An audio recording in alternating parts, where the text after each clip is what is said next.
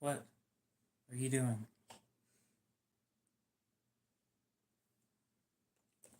I don't need everybody seeing my Office Depot receipt. Oh, did I tell you that? What? You know how when we were on, or you were on stream, and it said 2250. Yeah. For this, when I bought it, it was 1750, and it went through for 1750. Yeah. So it was literally seconds after I bought it that it went up. Yeah. I gotta copy and paste the link for stream. What is this? It's a receipt that never got finished. The person who it was for didn't end up needing my services or whatever. Thought I charged a fair price, but 15. well, the person who lent me this to clean, or paid me to clean this, thought that my prices were pretty fair. Yeah. Fine, Facebook it is. Have I told you? Messenger. Have I told you my fantastic idea? What? For when school starts? No, you haven't. That I'm gonna get an iPod, most likely, a cheaper one, because I saw somebody buy one for $167. You will not catch me paying over $30 for one. Okay. That was an insane price. Agreed. But I'm gonna start now. Like, it's already going.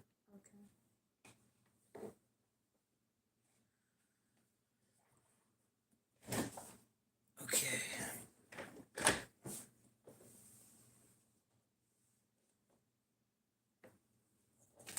The one thing I'll need help with, I need a green microfiber cloth. From in this package. Yep. You mean this green microfiber cloth? Sure. Whichever one shows up first, that works great. Why does it need to be green? Because I don't like green and I don't mind getting it dirty. Do you like yellow? No. But I think I've used most of the yellow ones. Most, not all.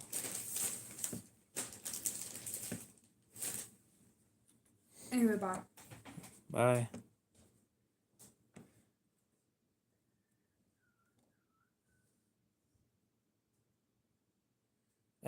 Glad to hear you got a knife, but not great circumstances to get one, I guess.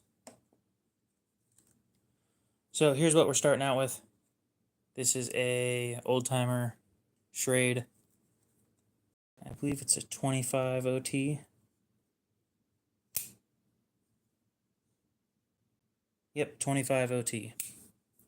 OT stands for old-timer, so if that wasn't obvious. And we're going to be starting off with polishing the bolsters.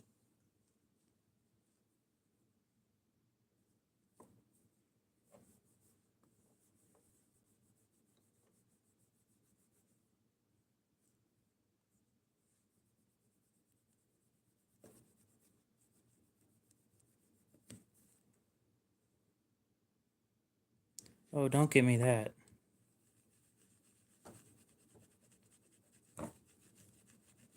That's more like it.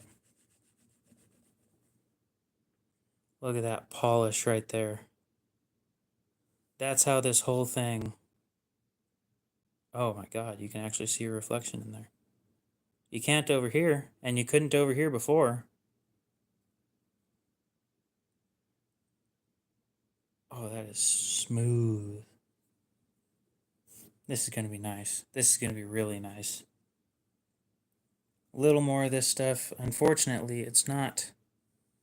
There's something up here. I'm going to wash that off with the isopropyl alcohol real quick, and then we'll start with the metal polish again.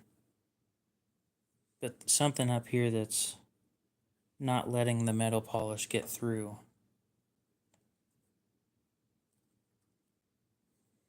somebody paid me to clean it. I have ads on Facebook Marketplace.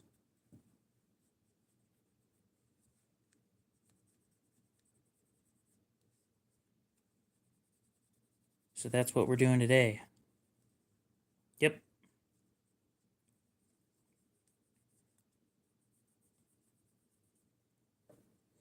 Since it's one that I know I can't take apart, I didn't charge full price, but I think I charged a fair price.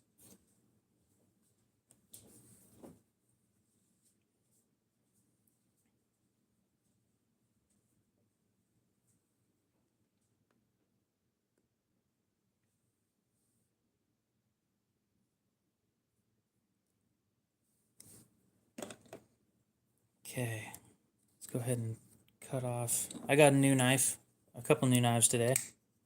Pair of two that needs cleaned. That's the other knife that we'll be cleaning tonight. Needs sharpened too. It is not sharp. Anyway, let me cut off this tag real quick.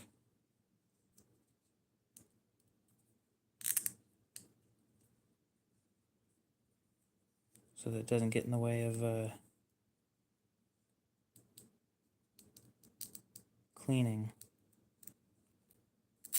Specifically the polishing part. Garbage. Okay.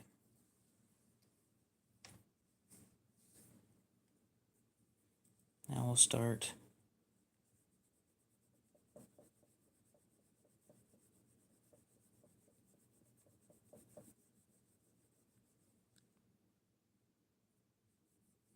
There's something going on up here in the on the front bolster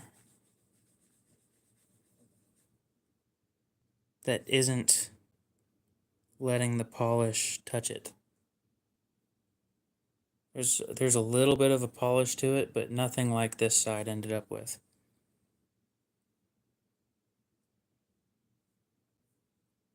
I'm wondering why that is.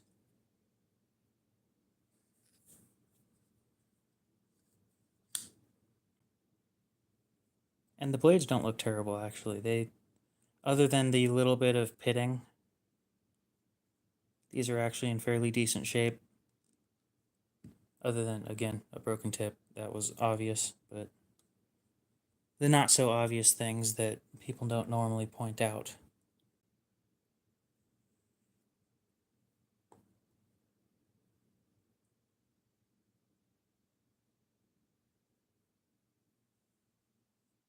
You bought a knife tonight? I did too. I bought two knives. You know how I told you guys that that money was going straight towards saving up for a Sebenza? So, it didn't go straight towards a Sebenza.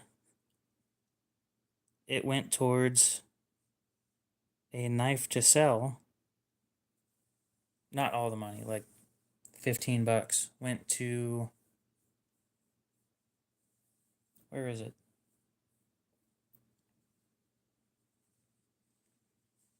It went to another Rat 1. I bought another Rat 1 in D2 to sell.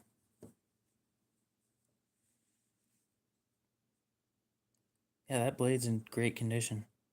Once it's sharpened, everything should be perfect on this thing. Now, this blade looked a little more rough. And we can just sterilize that and sharpen it. I've seen a few of the Spartan knives. They're a little pricey for me, especially when they do. I think they just moved away from S45 VN, but all the stuff that I've seen of theirs is S45, and it's pricey for what you're getting, if you ask me.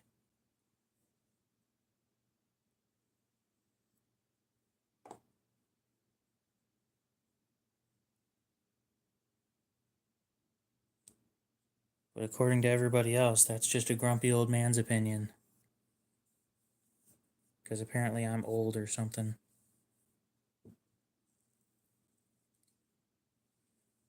So I told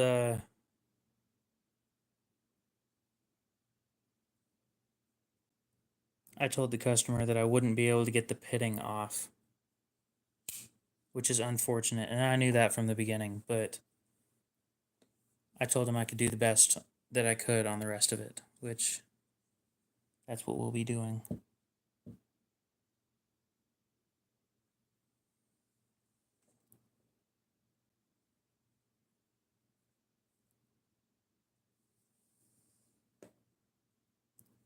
Spartan over Benchmade any day, but I don't like Benchmade, so huge bias right there.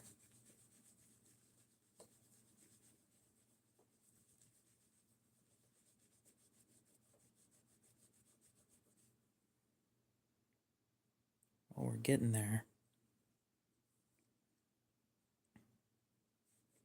Do you have notifications turned on?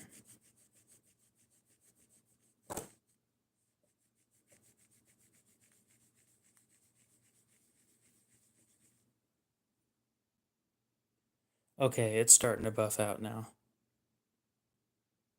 You can actually see the reflection of my phone. A little bit of elbow grease and it all works out eventually.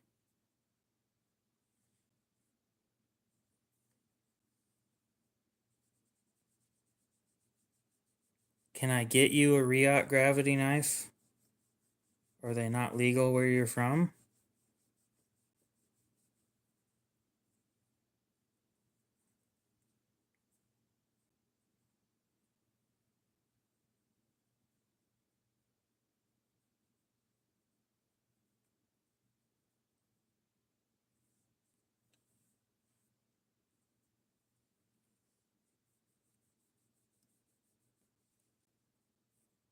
Yeah, the worst part about doing all this is how long it takes to polish these. But that's just how nickel silver bolsters be.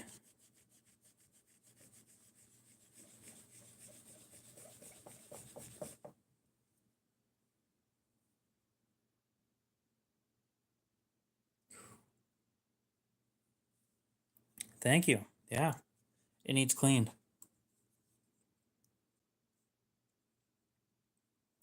And sharpened.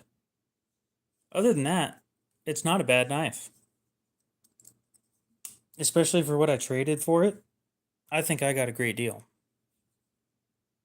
Mostly because I really didn't want to try and sell that Hogue.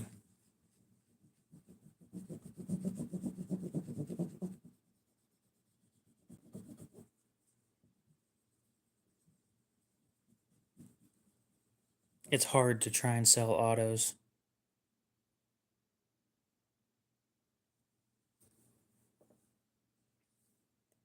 Put a little more of this stuff on there.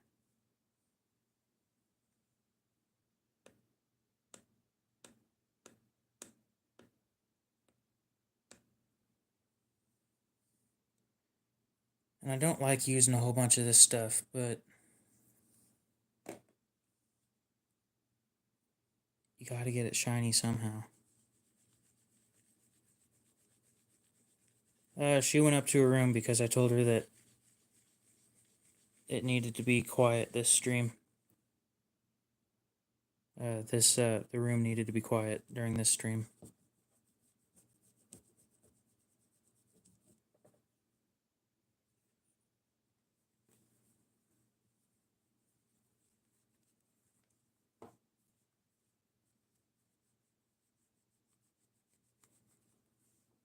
She was here at the start of the stream.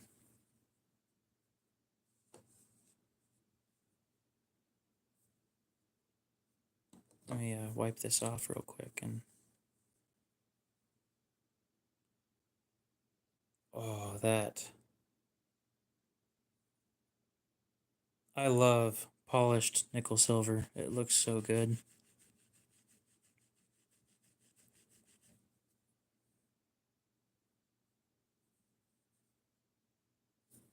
Yep, probably reading her nerd books.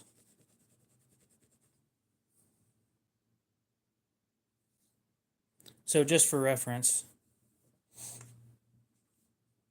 Yep. Actually, it's not mine. So for reference, this is how shiny it is after polishing. And this right here is how it is before.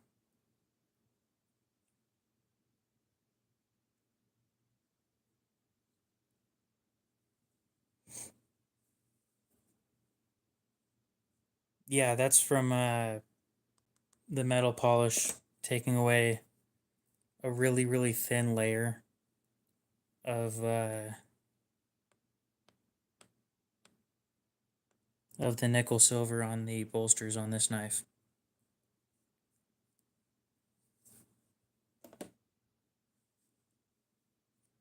So again, here's how the other side looks right now, right?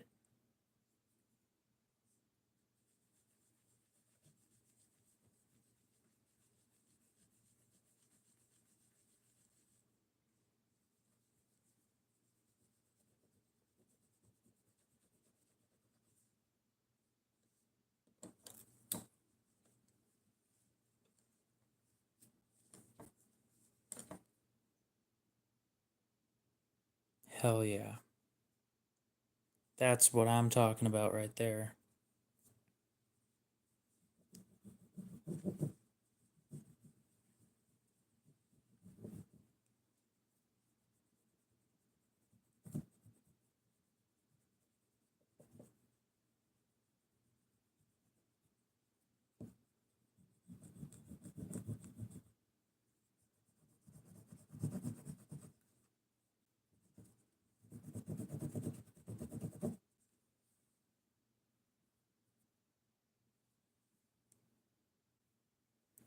So I'm having a bit of trouble polishing certain spots on this.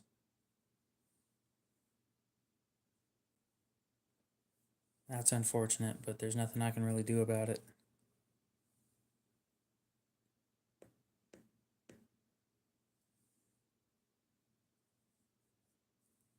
It's certain spots where I can't put enough pressure.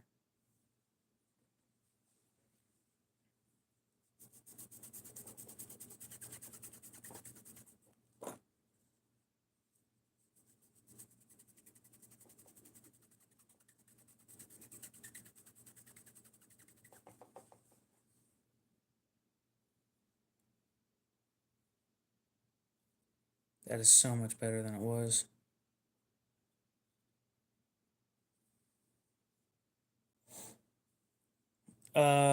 Deep carry clip. And it disgusts me knowing that the previous owner carried this thing on the left side with the tip down.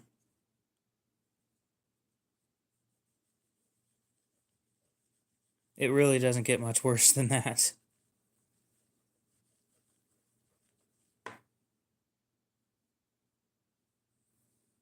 The second biggest downside of that knife is an SRS knife. I don't know what that is. This stuff, I'll be moving over to Flitz when I can afford to do so, but at the moment, this is all I've got. My dad used to use this stuff for, he had a truck with a blown 454 big block, and he'd use that to polish the blower.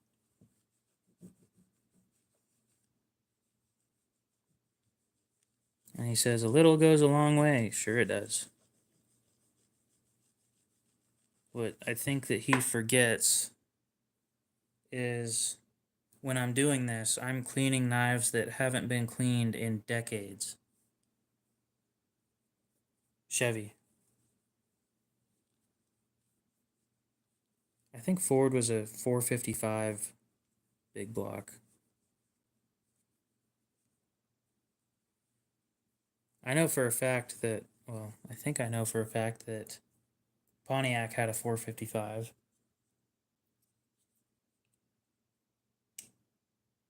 A blown 454, that means it's got a supercharger.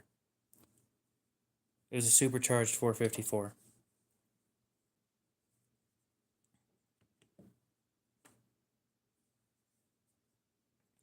Okay, so now we will work on the insides.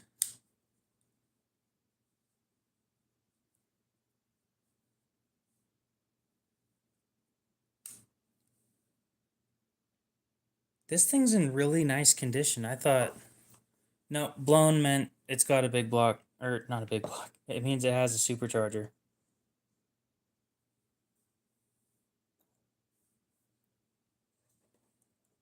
I'm going to be honest, based on the one picture that I got of this thing, I need a buck knife. You're right. I don't have enough buck knives. I don't think 4 is enough. I need 20.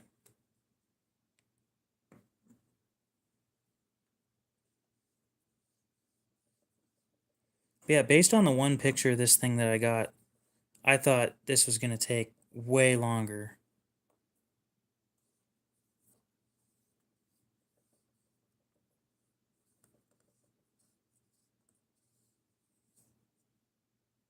Yeah, look at all that. Just black sludge from the inside of this thing. And this is why you clean your stuff.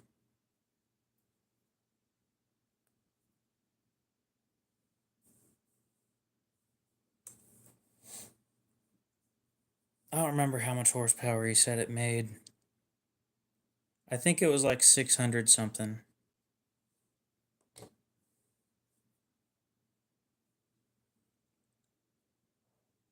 Shit, if I bring my Chevy to a Ford dealership, they'll put a Whipple on it? That sounds great.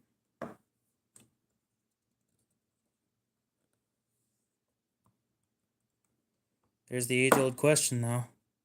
How much is it going to cost?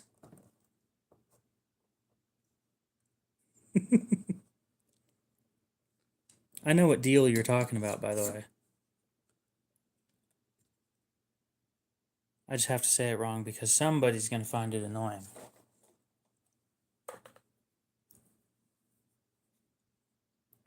We do need to do another live sometime. What do you think about next week? I'm not saying that the tandem lives do well, because they really don't, but it gives us somebody to talk to.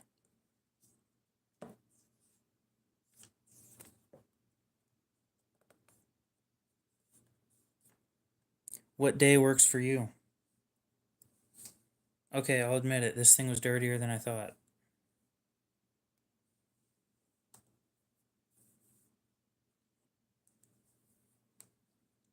Again, Fridays and Saturdays work for me, and since I don't have a knife show going on, it should be all good.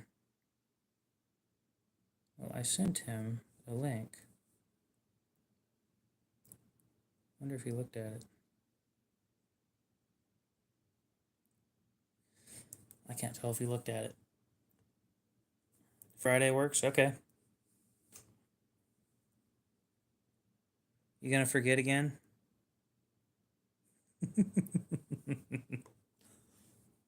I have to pick on you for that, because I reminded you the day before. And you're like, oh yeah, we can do that. And then just completely spaced it.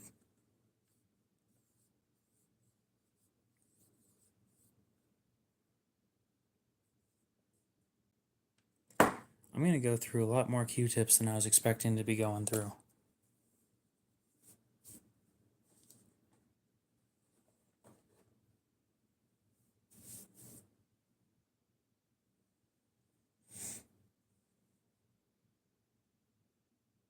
Don't you be picking on a Chevy like that, Hunter. A Ford would do the same damn thing.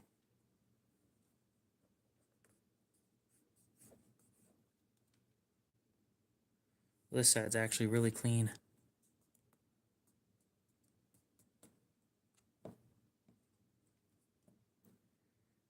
Well, the powerhouse that's sitting in my truck makes its peak horsepower at, I think, 5,500 RPM and peak torque at 4,000 or 3,800 or something. Oh, but what's the powerhouse that's powering your truck? It's a small block Chevy from the 90s. It makes a total horsepower output from factory 28 years ago of 200 horsepower. and like 300 foot-pounds of torque. So not great. And it gets shit for mileage too. You've got an inline 5. You're weird. You like inline 5s, don't you? It's a PM2. It's going to be cleaned next. But got to do the customer's knife first, and then I'll be doing my stuff. No, I'd be happy with my truck sitting around 500 horse.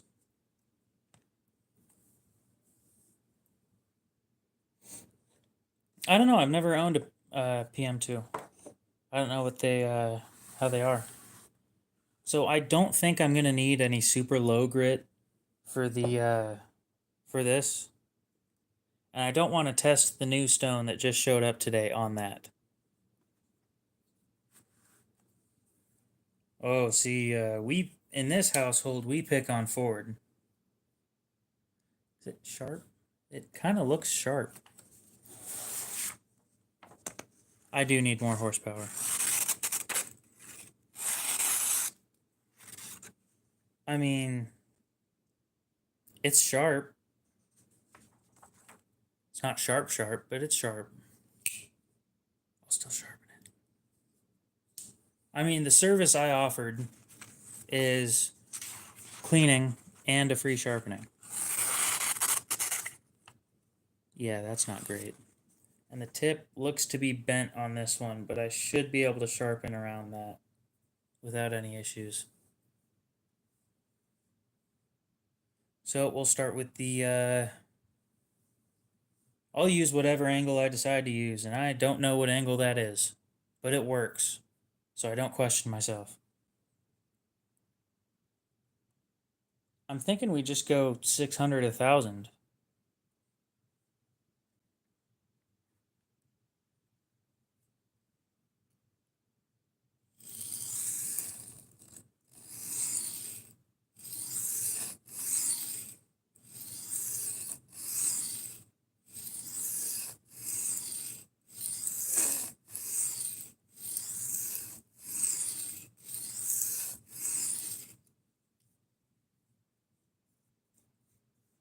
Yep, we start with 600 and move up to 1,000.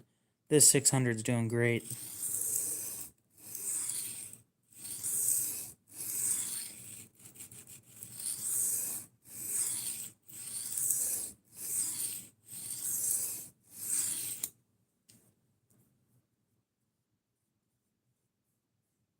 No, I think we might need 400. Real quick. Look at the side that I haven't done anything to yet.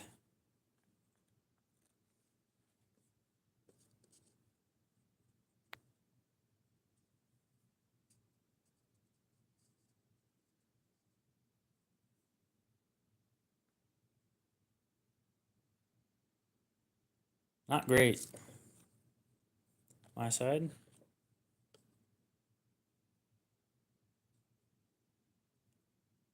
Yeah. Yeah, my side's way better than that thing. But we'll continue with the 600. It was pretty bad, yeah. But that's the factory edge. On a carbon steel Schrade old timer.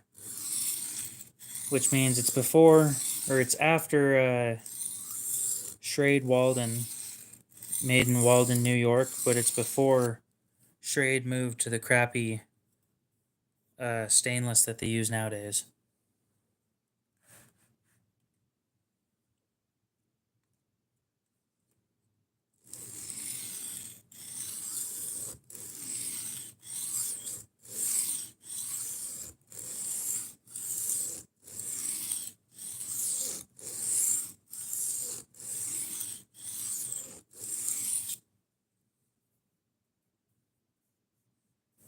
Better.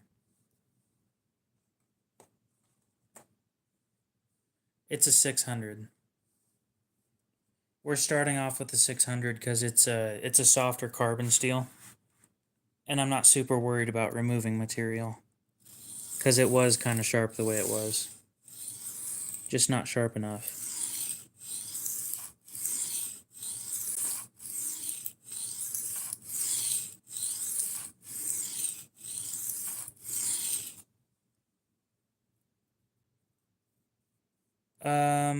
Aiden sent it to me. He got it from Neve's Knives Co. I think. Neve Knife Co.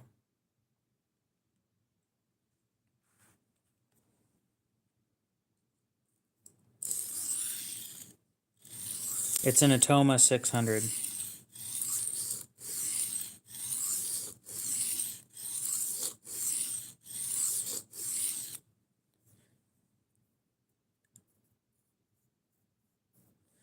The one that we're working on right now is a folder, yes. It's an old-timer folder. It is a very, very nice stone.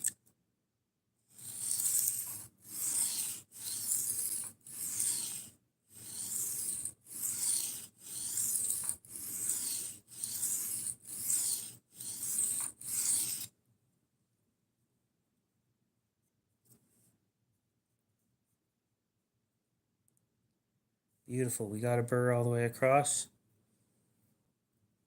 It has 2 blades, yes. So microscope time.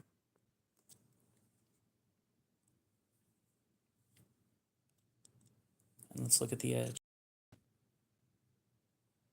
Zoom in and look at the edge.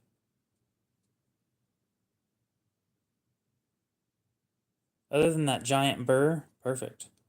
But we're moving up a step in stones right after this to remove the burr. And that needs wiped off.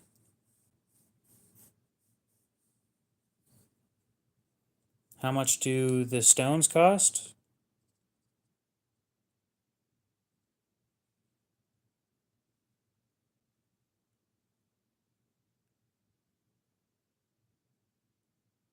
Yep, again, other than the burr, that's looking great.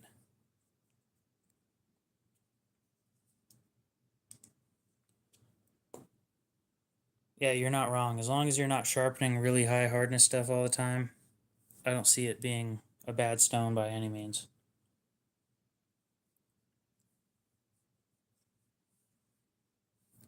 Okay, so now we're working on the 1000 grit.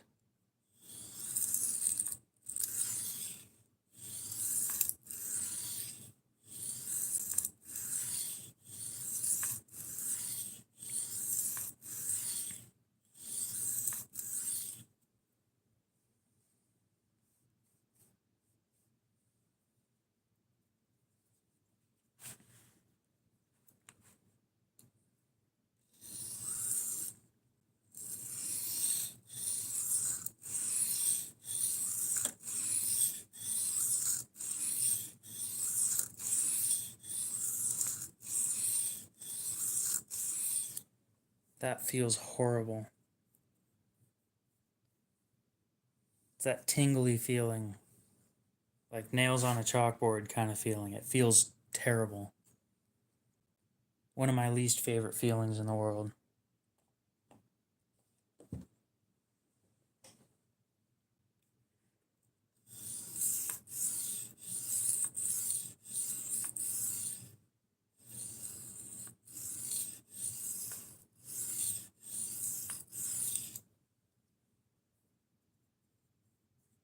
Beautiful. Got a 1000 grit burr all the way across. Swap sides again.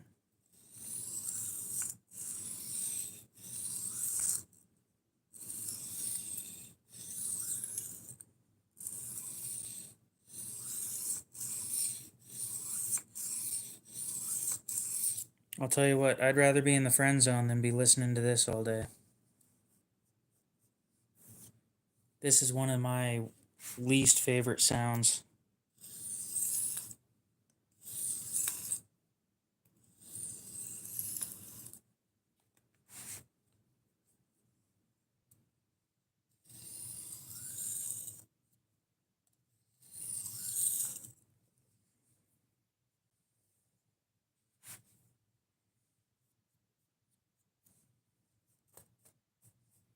You're too young to be worrying about that.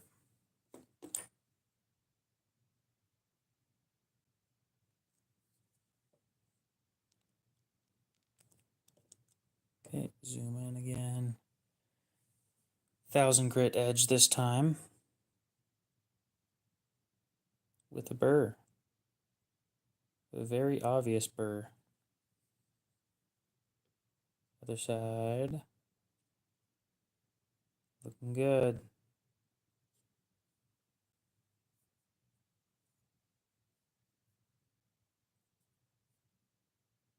Okay.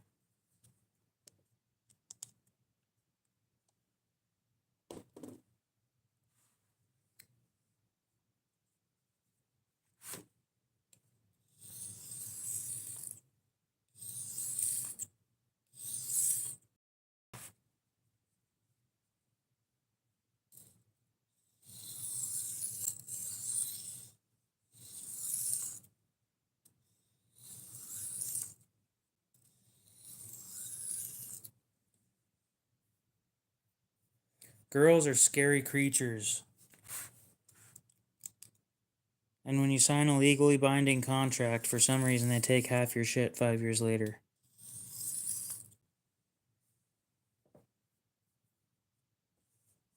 Somebody's gonna find that funny.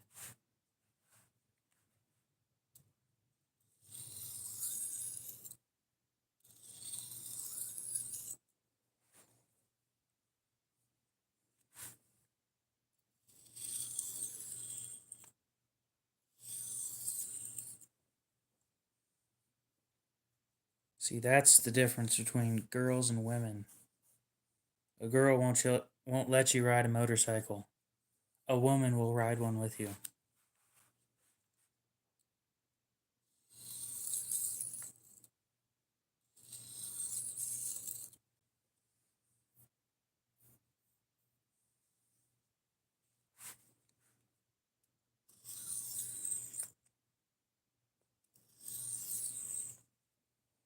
Okay.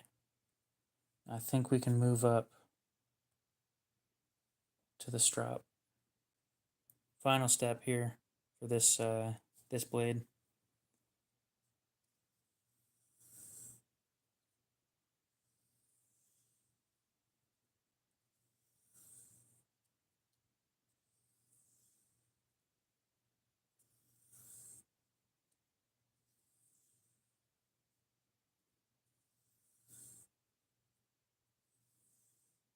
Paper test. So there's the difference. The tearing that it was making earlier versus a clean slice all the way through. Maybe it needs a little bit more of a touch up on here, but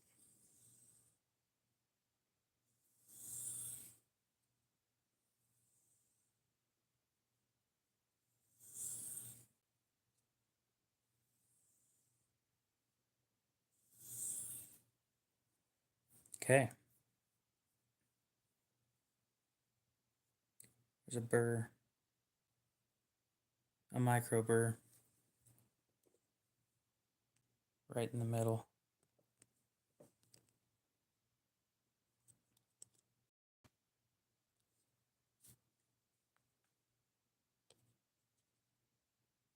Yeah, you guys can see that micro burr. I did an apex. That's what that is. Did I apex on the other side? I apexed on this side. Burr is not good.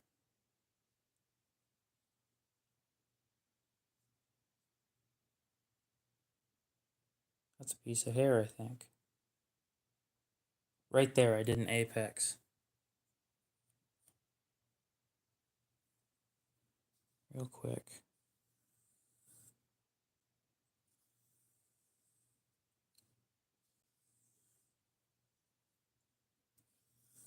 Can I just rip the burr off and not need to apex?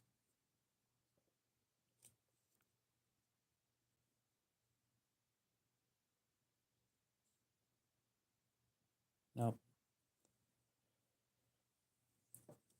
Well, it means that you're on your way to getting the knife sharp, but it means that it isn't sharp yet. So, although a burr may be sharp, it isn't the product that you're after.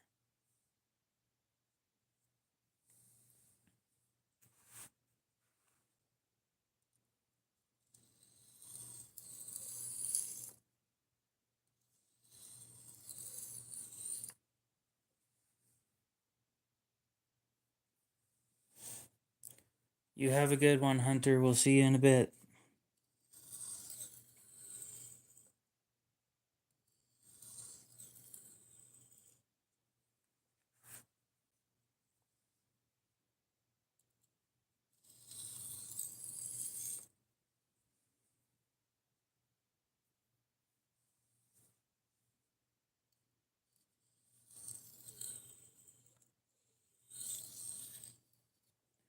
The only real downside of working with these carbon steels sometimes is they don't like to play. Oh, you're really close to finishing? Nope. No, you're not.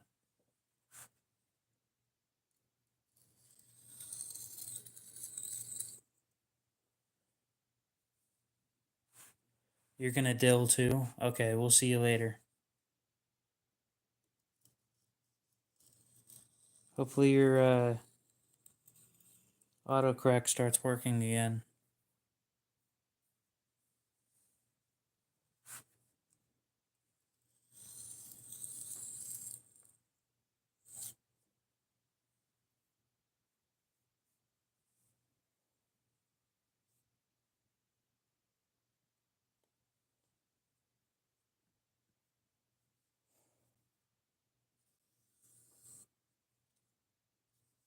I mean, don't get me wrong, I like a good dill pickle as much as the next guy, but I didn't know that dilling was a verb.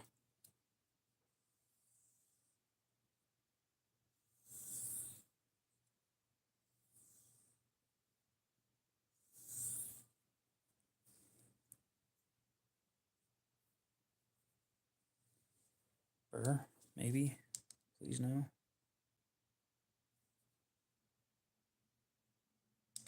That's one that'll come off in use. And the reason I know that is because of how weak it looks. It's super, super tiny. But that's how a knife should be right there.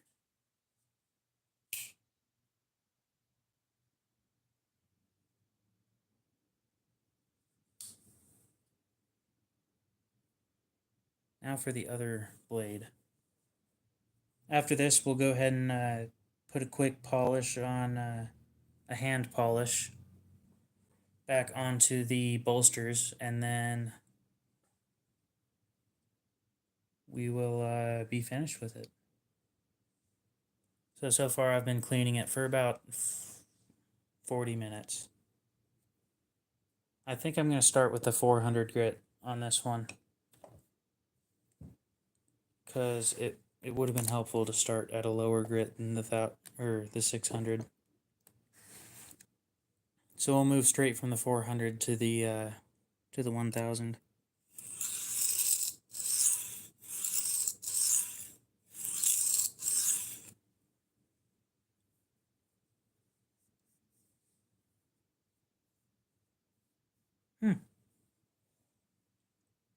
Well, that was quick.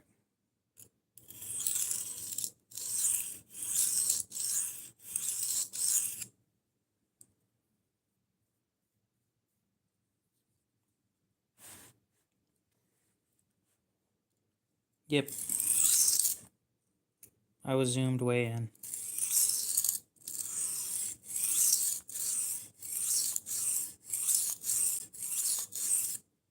And it's an old timer.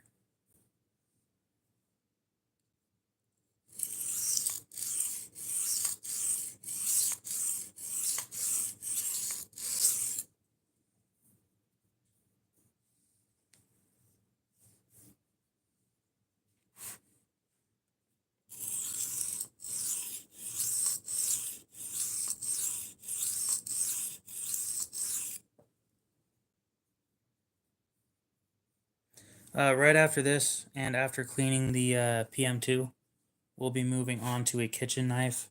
I'm going to be testing out the vitrified stone that got sent. Thank you, Aiden, for sending that.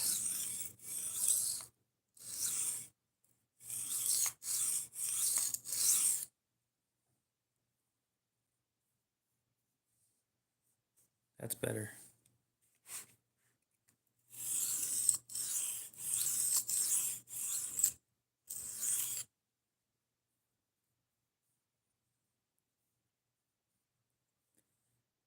Thousand grit.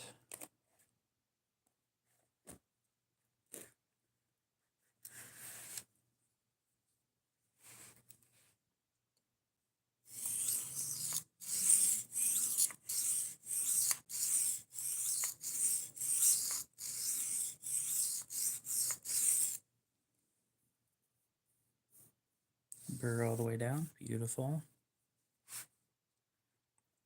I asked if he wanted it reground, and he said no. Not that there's anything I could really do with it anyway. The only way I could regrind it was if I took the 140 to it and kept sharpening until it had a new tip.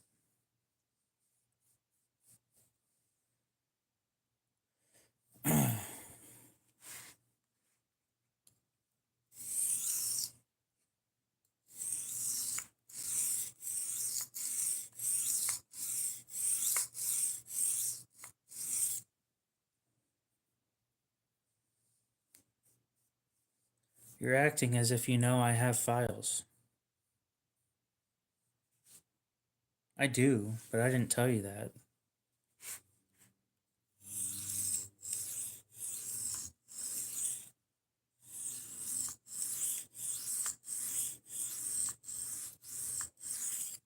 Trust me, I asked if he wanted anything done about it. He said no, so I left it at that.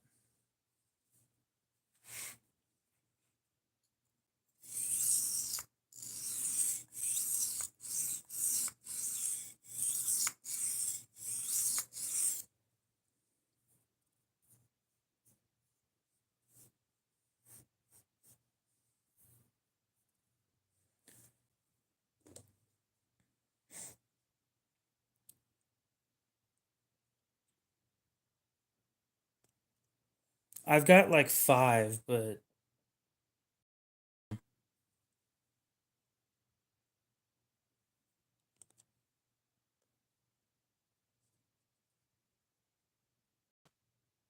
yep, a burr, just like I thought.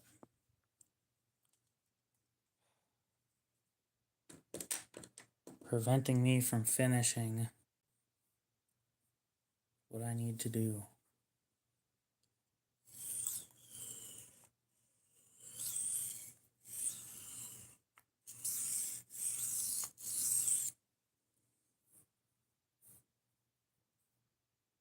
That didn't do it? Bullshit.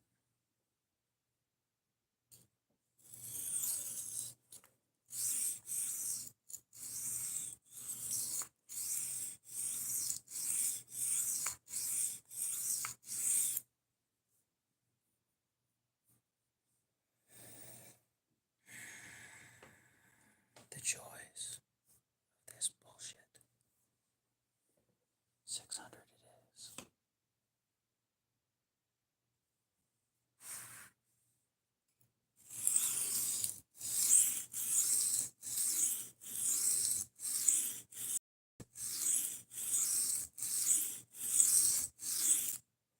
Look at me, I'm a special knife, and I don't want to deburr for you because I'm being annoying pain in the ass.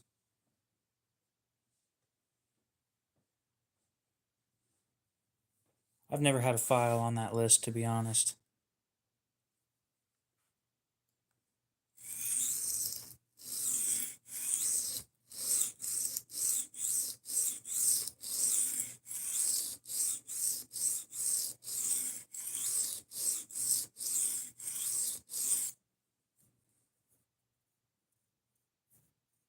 That's what I thought.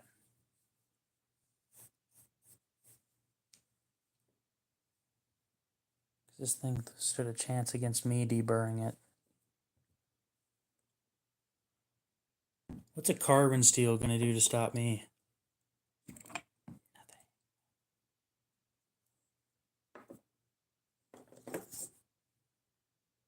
Candle time.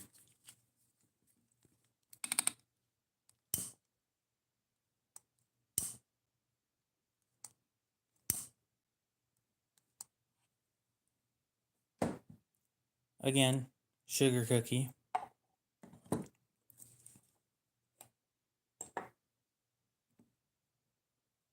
All right, we'll see you later. Have a good one, Hunter. I'm gonna go turn the AC on. Freaking hot in here.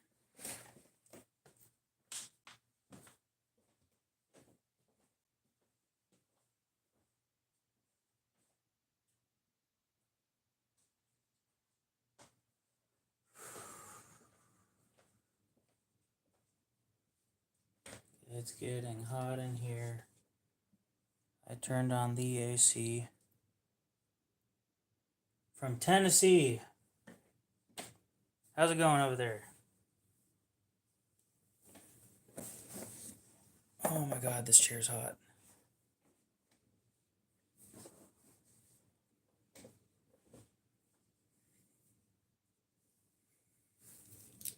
You're right. A well-made file isn't valuable. Invaluable. Isn't valuable.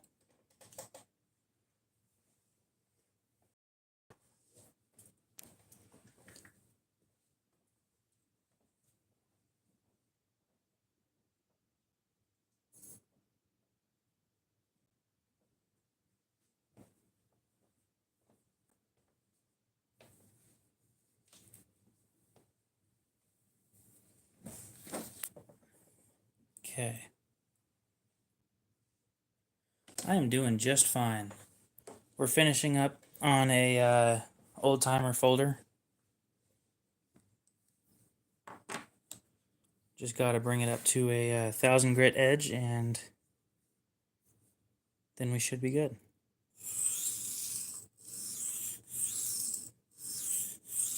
Then we'll be giving one last polish to the bolsters.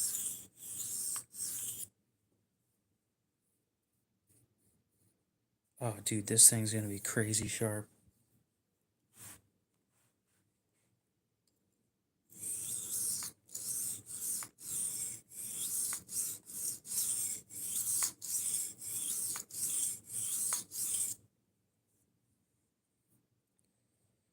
The only downside I find about these older, not older, but the carbon steel knives is most of the time they don't hold an edge quite as well as the modern stuff does.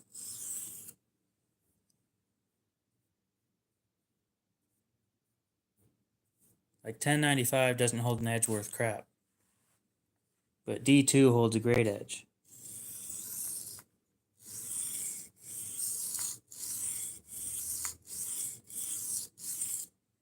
Scratch that. It holds an edge. Not a great edge, just it holds it.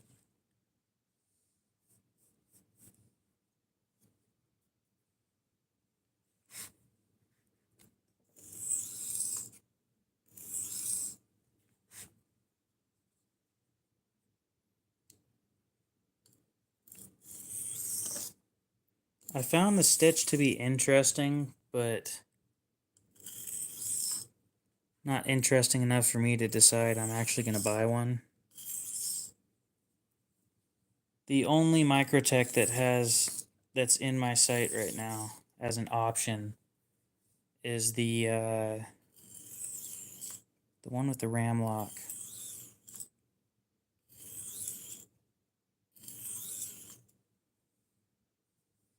Oh, which one is it? Somebody will correct me on what it is. They'll say, hey, is it this one? And I'll go, no. Maybe it is.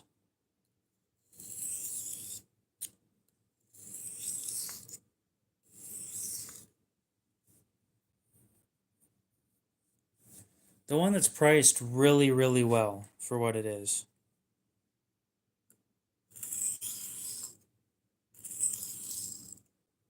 Uh-oh, we got a Benchmade fanboy in here.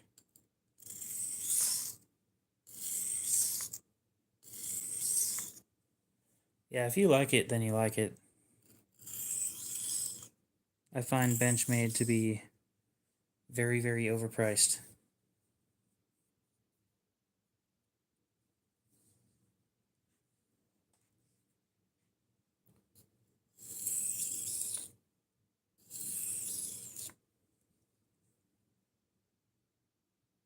Yeah, Wally.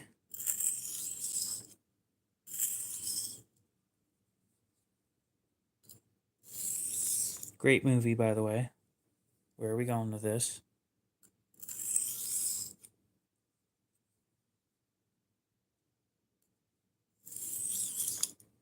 You just like all the controversial names, don't you?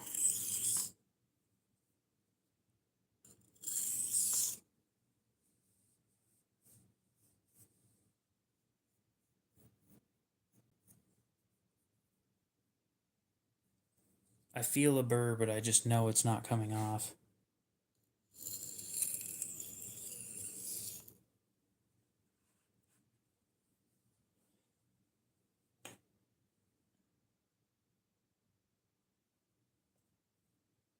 Yeah, the one reason...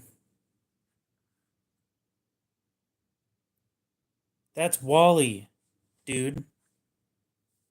Go look up Wally and tell me that the shit that you're talking about isn't Wally.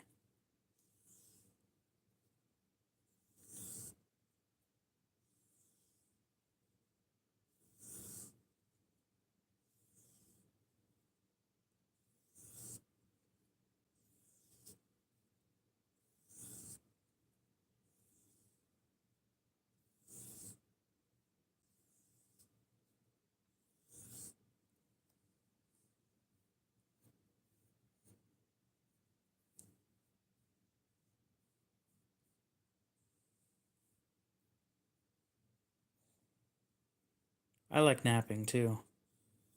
I don't get enough sleep as it is. Ha ha ha.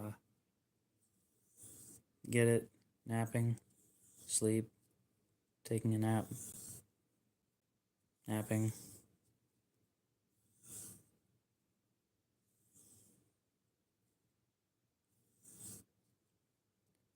I know somebody found it funnier that I actually explained the joke, but a lot of people didn't. Okay. Edge test.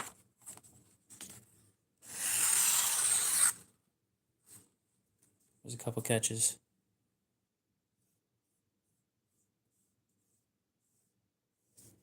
Yeah, I've never tried making like arrowheads and knives out of glass and stuff like that.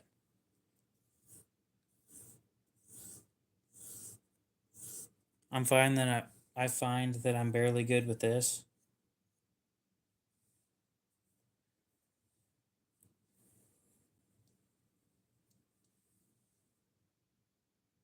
You know what, crab with a knife?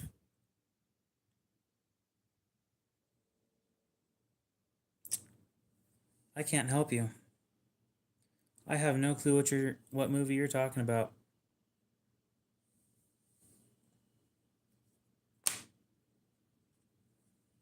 I give up.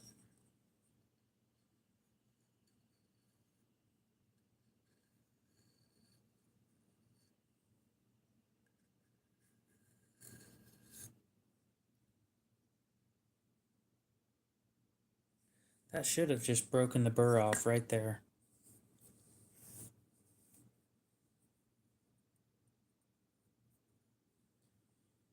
Now, oh, the tip broke off.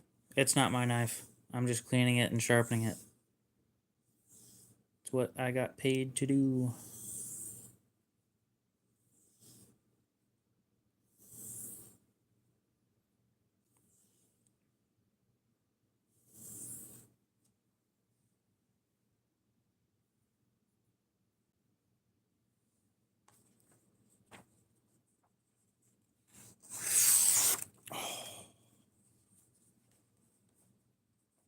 That's what I'm talking about right there.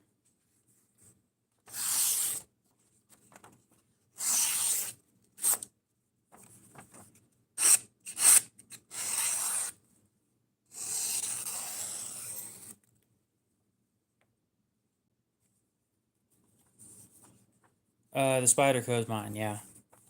This one isn't. The Para 2 up here is mine, though. That's about as sharp as I can get it right there. So we're going to move all this up here out of the way. We're going to pull this back out. Do that last step of polishing as much as I can.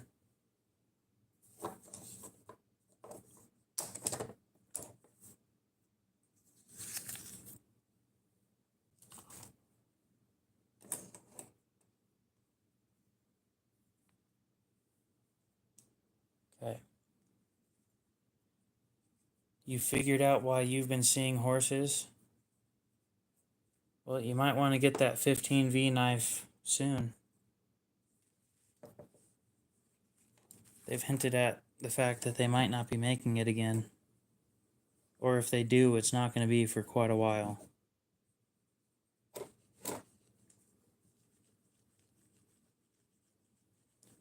No, I already asked why because I don't know why.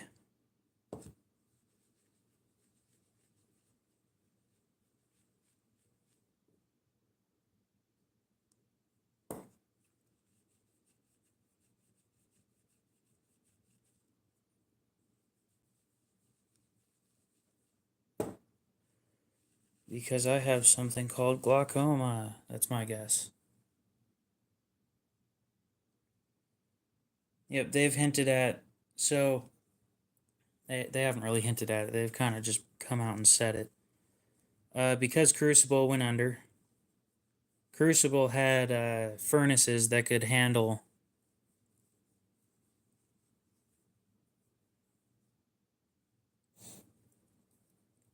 Alright, well, you have a good night too, Scott the old welder. Okay, that knife's done. So it's time to move to the Para 2, or PM2. Oh, and we get to test out the new stone now. So I'm gonna go grab the new stone. We'll open it on stream, and yeah, and then we'll clean up the Para PM2, Para 2, whatever, and then look it up. I don't know how to explain it, and obviously you know a little bit more about it than you. Oh, never mind.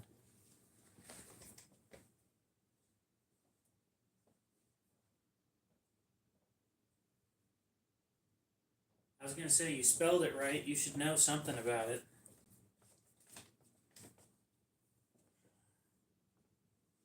Then I remembered autocorrect exists. So this box is big. So big that I actually have trouble fitting it on the table because of all the shit that I have on the table.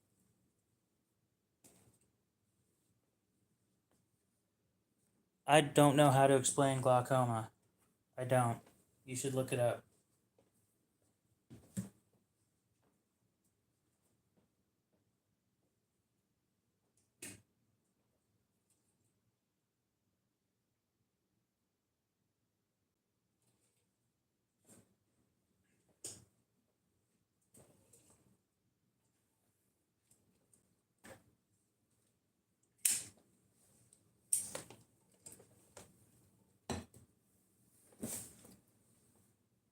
So I already opened the cardboard box. I didn't open the box that's inside the cardboard box. I opened the cardboard box to make sure it doesn't have my address in there, so when I open this thing on stream, I don't dox myself like an idiot.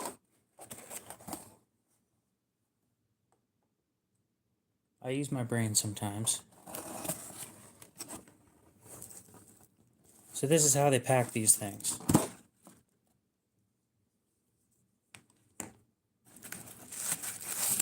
one of these on each end.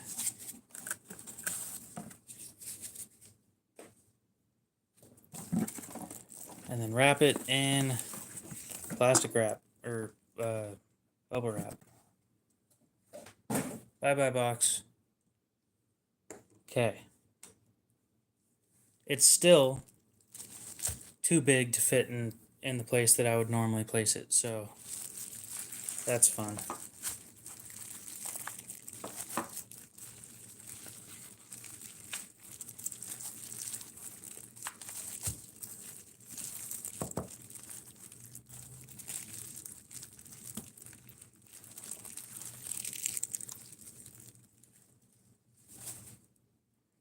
Okay.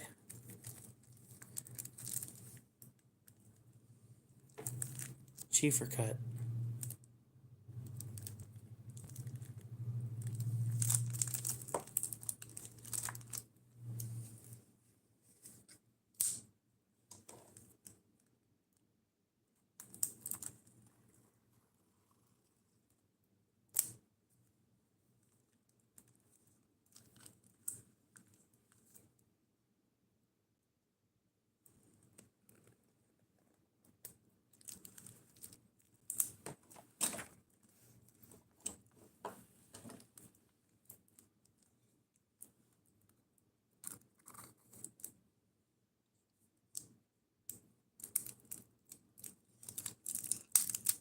Okay.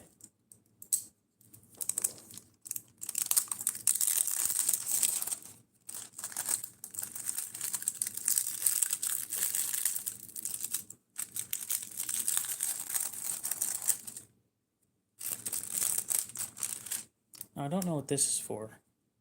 Okay, it's just a microfiber then. I still don't know what I'd use a microfiber for.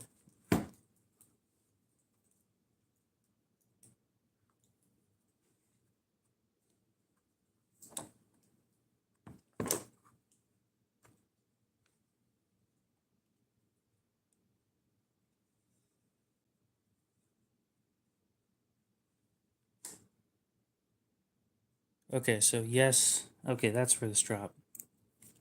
I was going to say, if it's a single direction stone, then that's going to be interesting.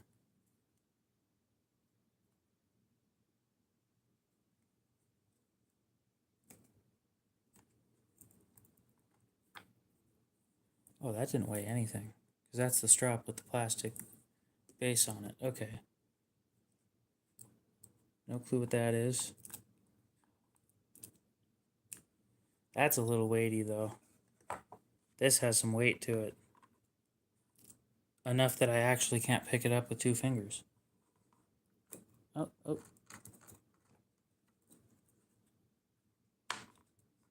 Let's pull this out, whatever this is.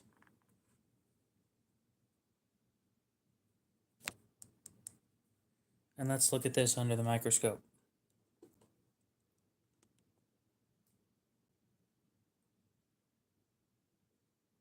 Hey. Get on camera. That's what I thought.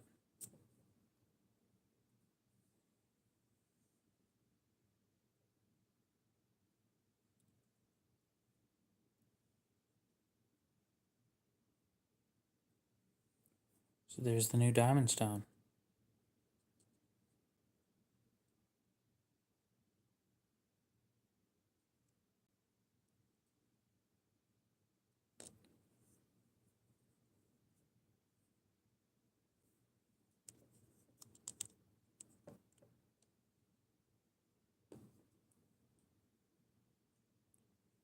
At least, I think that that would be a cut of the diamond stone right there. I'm gonna have to dump this out.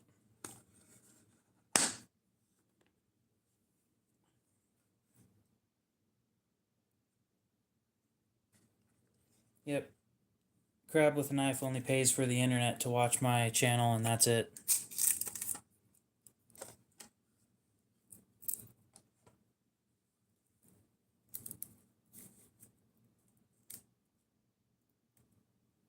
Huh.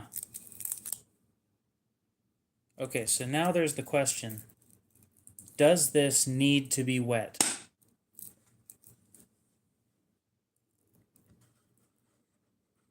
And that's a serious question.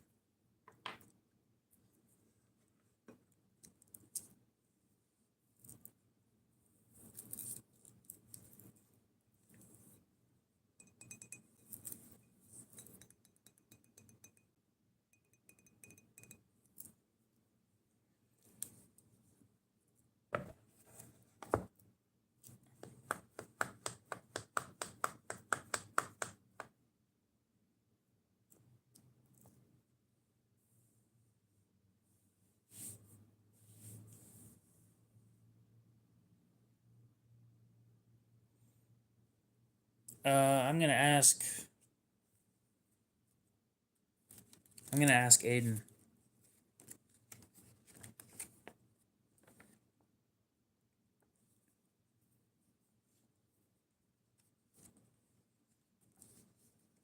Or maybe read the instruction manual.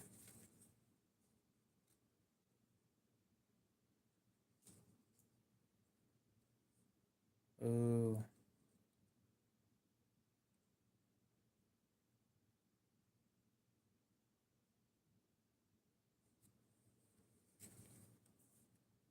This has to be soaked. No. Oh, this isn't good. Usage guidelines. Step 1.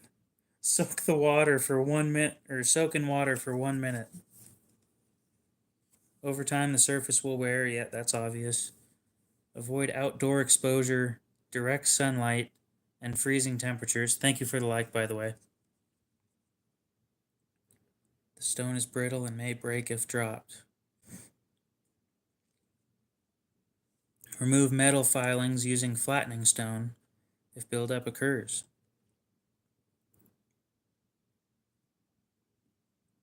When the stone wears down to 0.5 millimeter thickness, it may crack. This is normal. Replace with a new stone. And you wonder why I like the embedded diamond stones instead of this. Sharpening board. Designed for removing large, soft burrs. Pre-coated with 25 micron diamond abrasive. Or 0.25 micron. Effective for 50 knives. That's it. Replace after stropping 500 knives. Excessive burr buildup can reduce effectiveness. I've noticed that.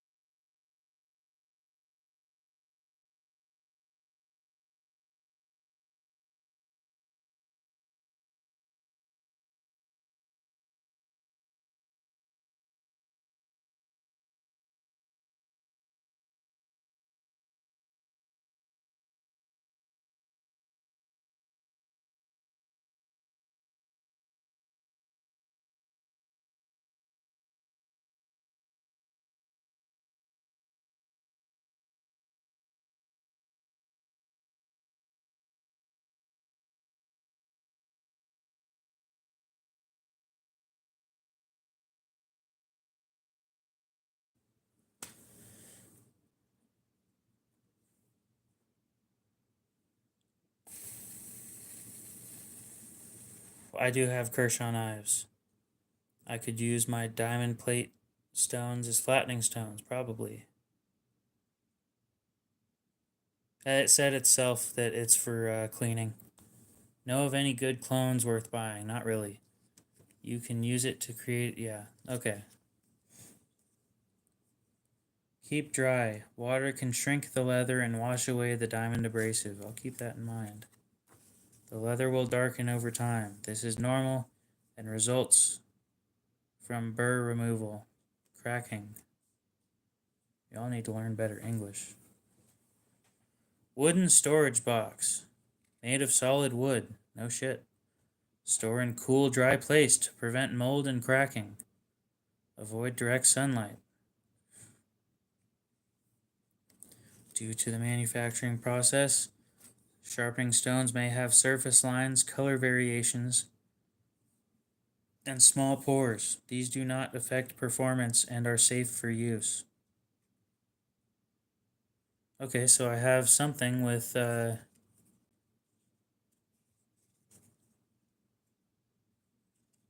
diamond paste now. Cool. I don't need to know why sharpening makes my blade duller, because it doesn't. That's for people that suck at sharpening. Oh, this thing needs to be wet. Damn it. Did you get the shivers? Yeah. Does my thumb feel normal? It's just as cold as all the other appendages. This is scaring me. Gimme.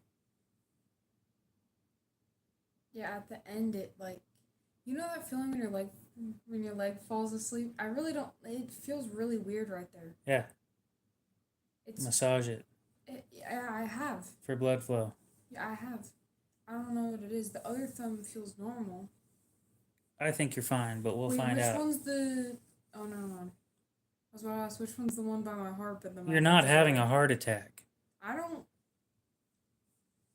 I'm scared. Be nice to little sis. Make me. Yes, yes, support me. We actually have a few knives to clean tonight. What's that green thing? It's a new sharpening stone. I thought it was one of these. No, that's what this is. Can I touch it? It's plastic covered, so Why'd you buy a new one if you already have one? I didn't buy it. Did you get donated to you? Yeah. Yeah, you know what it's like when your leg goes numb and Yeah. you're on the bus or something and it's there's bumps and everything. Yeah. Yeah, that's what. I'm gonna be honest, I wouldn't worry too much about it. I think you're fine. I'm just gonna move this out of the way for a minute. This thing needs cleaned, and that needs cleaned. And honestly, I really don't want to soak it in water, so. But it tells me to in the instructions, so I kind of have to. But first, we'll start with cleaning. I didn't know that went 360. Yep. That's pretty cool. It's 180, but yep.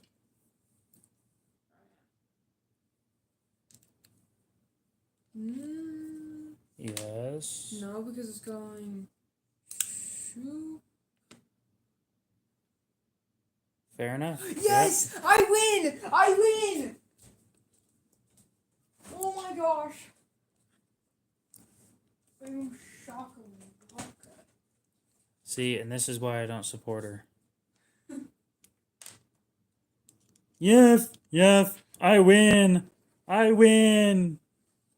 Boom, shakalaka! I didn't sound. Never mind. I probably shouldn't say that. Here, I didn't sound special. What do you mean special? I didn't sound special when I said it. You made me sound like I was going like. Argh! I'm mocking you. Yeah. Okay. When do you think those shoes or those things are gonna die? My shoes? Yeah. Or my sandals? Those aren't sandals. Those are. You know what I meant. What are they called? Slippers. Slippers. Yeah, they'll start with S. When do you think those are gonna die? I don't know. Why? I don't know. I never wear mine, so mine are gonna die in 100 years. When is the Earth gonna explode or something? Or the moon's gonna... Or not the moon, the sun's gonna explode or something. You just went... So here's how this conversation's going, right? I haven't responded yet, but it went, yes, I support her, so I would watch her stream if she streamed. And somebody else, or Henry said LOL, and then he said, and you could tell her that. And then goes, she is a meanie. I am autistic. That was mean. How, my brother... You have autism. Yes, I do.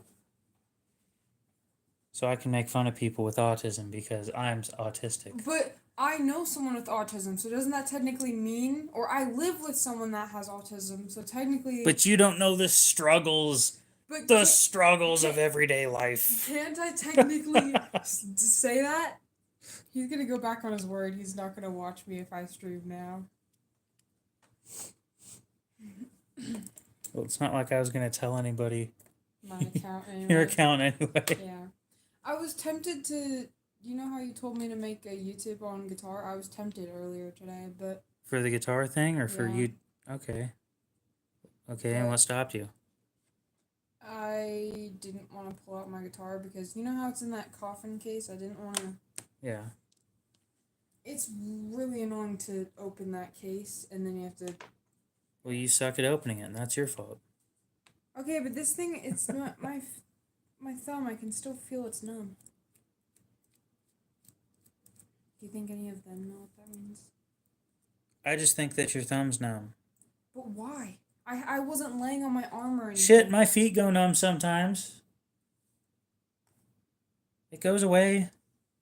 What if it doesn't go? Also, wait, look at this. You see how it has that bump? Does your fingers have that too? Because all of mine do. They have those stupid little bumps in the middle. Yeah. I thought that said Tylenol.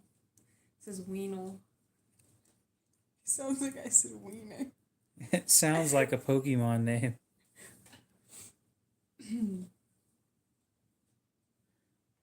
That makes me think she doesn't even know how guitar is tuned.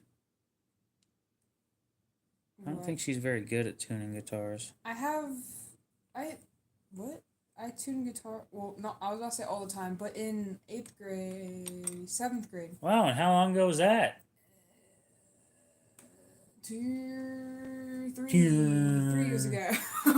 But I tuned it every other day for half a year. Yep, I talked to a lot of knife makers earlier today.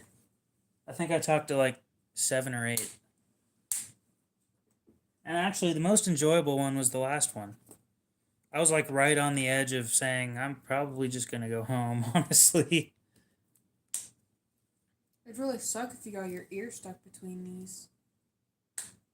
Ugh. You know, actually, if you can't do it, I'm not gonna try.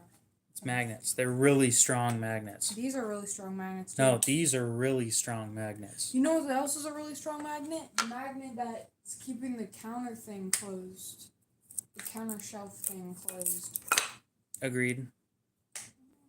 How much did that cost? Or did it get donated too? It got donated too. When you say, oh my gosh, what do you mean by donated? Like someone just gave it to you out there, or? Someone bought it and had it shipped to us instead of them. Yeah. Shakur? Yep. Yeah, the things aren't always perfect. I was just kind of curious if he noticed it or not.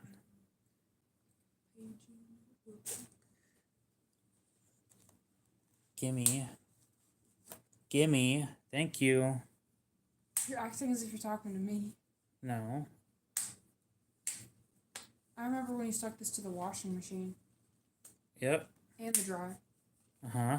Mainly the washing machine, though. You know why? Because you went to the bathroom. You took it off before you went to the bathroom. Yep. Ah! That did not hurt. No, it did. I got stuck between the web and my thing. Because I was going like this, and I meant to keep it up, but then it went down, and it just... Yeah, I'm done. Tell her I said I'm a magnet for girls. Okay. Juiceberry is a magnet for girls. There you go, I said it. That's great. Yeah. Yep. I don't know how I'm supposed to respond to that. Yeah, I don't know how I'm supposed to respond to that either, honestly, but... What is that? A set of bearings. Yep. That's a tiny pocket clip. That's a pocket clip, right? One of the balls is missing. Oh, no, it's not. It's not in the right place, though. That's not good. Do That I have is- a set of washers that's that thin? I hope I do.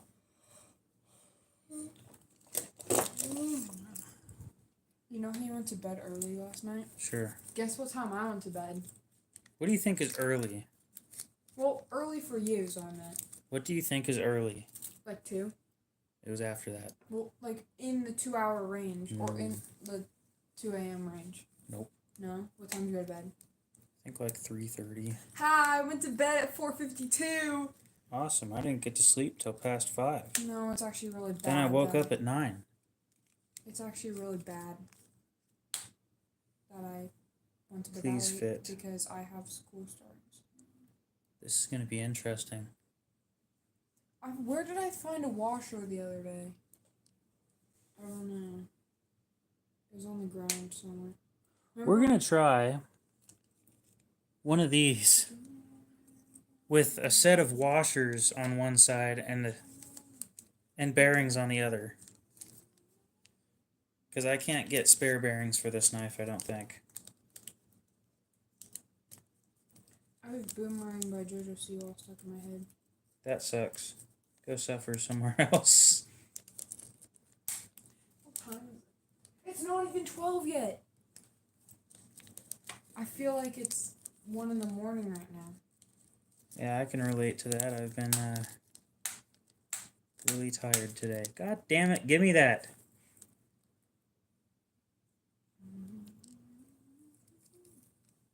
Am I still in school? No, I'm not.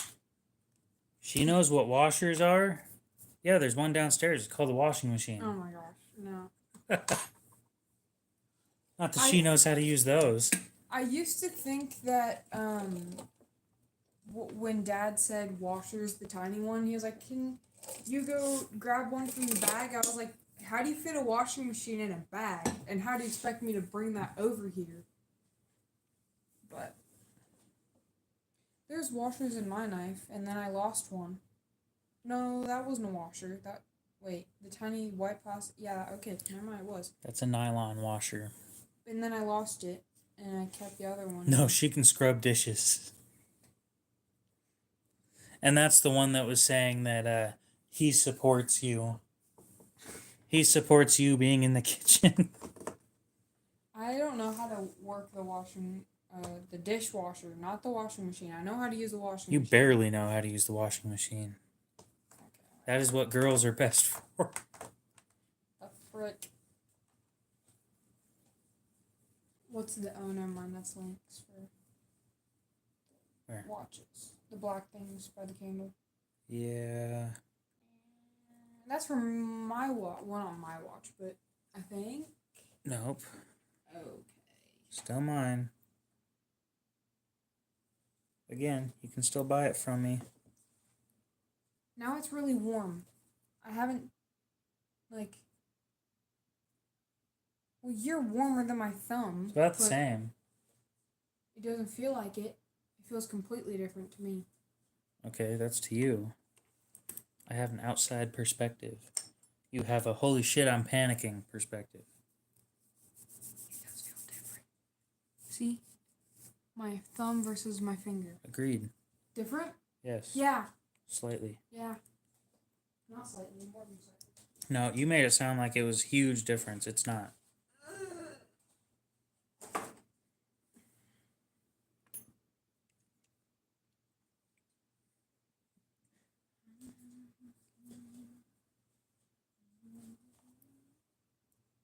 Okay, it doesn't feel very numb anymore. Good. I'm okay now. You want to know what the warmth was? What? The blood rushing back into your thumb. But the question is, why did it go numb in the first place if I wasn't even laying on my arm? Because what I do sometimes, which I should actually really stop doing, is I lay, like, I'm like this, and all my weight is on my Yep, and bicep, that would block. and that blocks all the blood flow, and then my hand turns purple. And then I'm like, oh, why does my hand feel tingly? And then I look down and it's purple, and I'm like, oh, yeah, maybe I should get off my arm. But That would definitely do it. I've never fallen asleep like that before, so that's good. Because I don't remember the guitarist's name, but he fell asleep or something like that, and he lost the circulation in his arm, and he couldn't play guitar for a while, and yeah. Yep. Dad would know. I don't wouldn't. know. I wonder if they're awake still. I wouldn't be surprised if they were. Probably, but I doubt they're watching.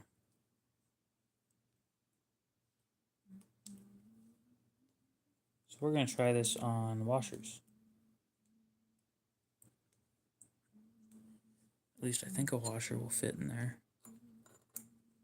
I'm so excited for my package to come Ooh. tomorrow. Yep, gotta have a second one. I wonder if this is going to work out properly.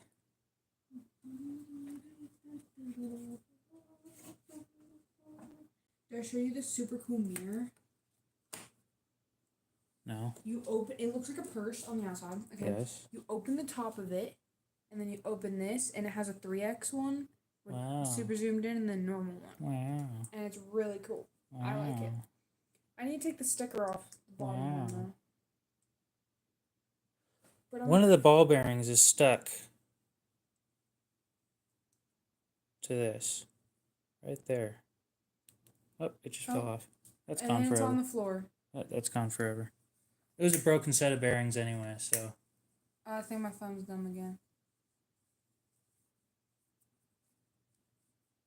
It's fine. I hope it's fine. I don't want it to be like Bob's thing where he lost walking ability. She's a panisser. Cassidy, you're a panisser. What is that? I think he meant to say panicker, but he fucked up and spelled it wrong.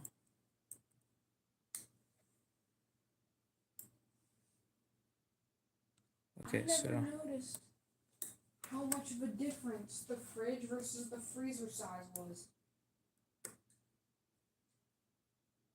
That's why we can fit so many more pictures on the fridge than we can on the freezer. Agreed. I'm glad you just noticed this. Well, I never look from over here because I'm not really in this part of the kitchen ever. Because I'm not thinking about food when I'm over here. Most of the time I just go to grab the milk carton and then, yeah. And then drink half a gallon in like 5 minutes and then stick it back.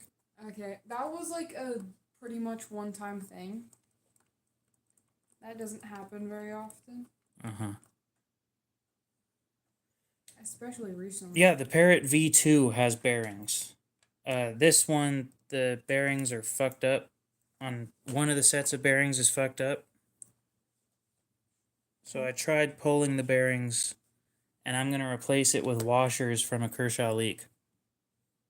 Can I play with that blue knife? The blue knife? No. Why? Is it expensive? No. Is it broken? No, that one's just more likely to hurt you than just about anything else on the table. Well, can I just hold it? I won't open it. It's hard to open. That's why I'm saying that. I'm not going to open it. Can I just hold it? No, that one. Oh.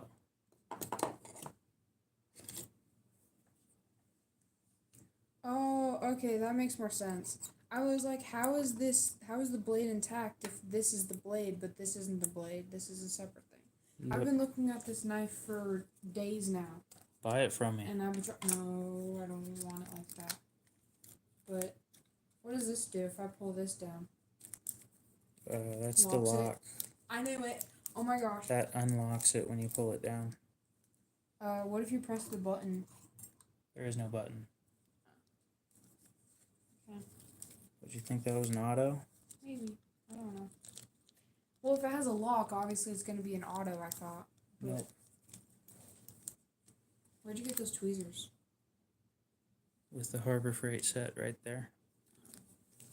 So I'm using all of my spare washers for the Kershaw leak to try and make this work. How much was this knife? How much was that knife? Yeah. I'll sell it to you for $40. $40! Well, they sell for like $60. Why are these so much? Is it because of the serrations? Brand new, it's $100. Bro, what a freak. What a freak. Yeah, and you wonder why I don't hand you shit all the time. What? Because it's more expensive than you think. How are these so expensive? Okay, it's still mind-blowing to me that a knife or a watch can cost. Guess how much that this much. is. Can somebody look up how much a pair of 2 costs right now? Please and thank you. Nobody's going to look it up for me. So this is a pair of 2? Yeah. How much was the pair of 3? Do I get to know? The regular pair of 3 is $199.95 last time I checked. Okay.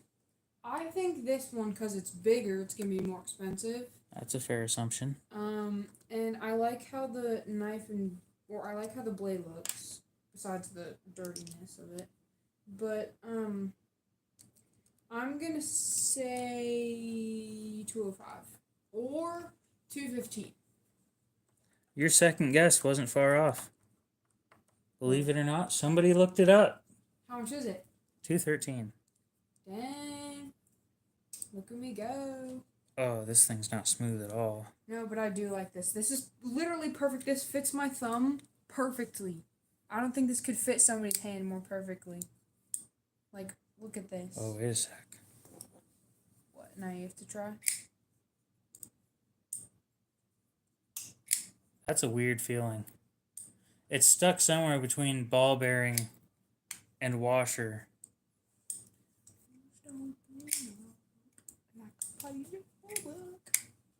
That's such a weird feeling. I don't know how to explain that. I really like this. How much did you sell this for? Or you're not going to sell $150.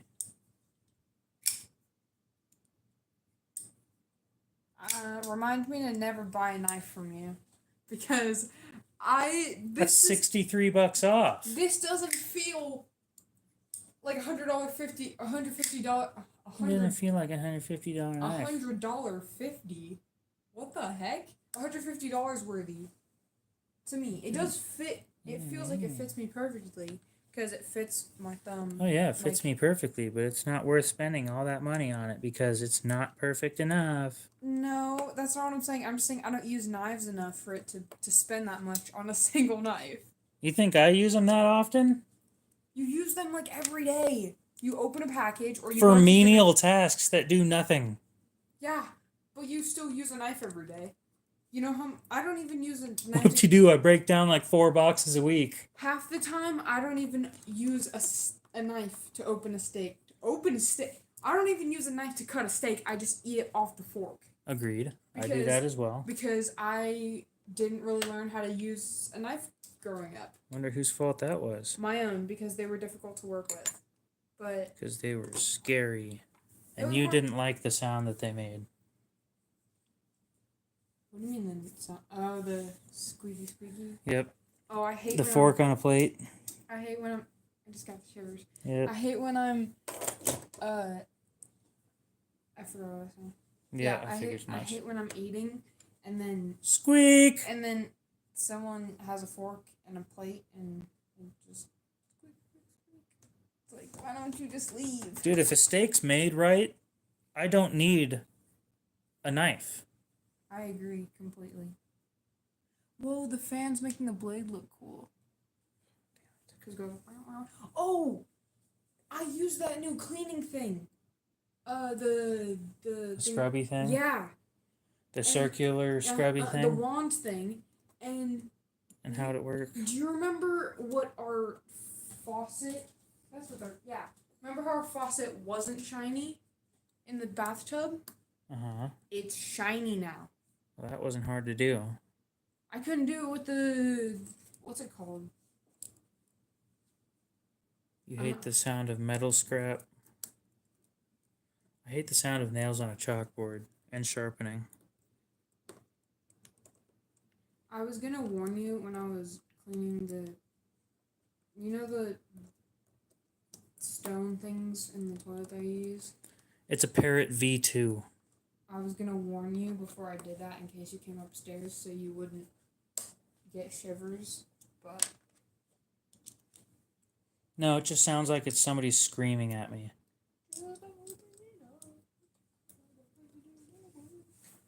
And yeah, it is a Parrot V2 in D2 with now 1 washer, or 3 washers and 1 set of bearings. You're lucky that your candle wick actually stays above the liquid. Why would I give a shit what Gordon says? Like, bitch, it's my steak. Gordon Ramsay? Yeah. He said, yeah, you do. You're not getting the optimum mouthfeel out of your steak. What? Are you saying that, like, I can't eat it like I'm a rabid animal and go trying to eat it off the fork? It's my fucking steak. This thing ain't great. Without the set of bearings, it's missing a whole lot. It's taken the wearing in to really get used to it, and it's not fully tight either. You know what I experienced that I thought Real quick, I want to show everybody what I'm talking about. What happened to the bearing? okay. The set of bearings. One of the balls fell out.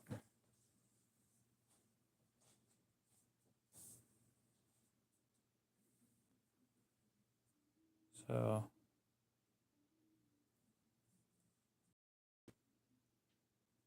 oh, my fingers look like sausages.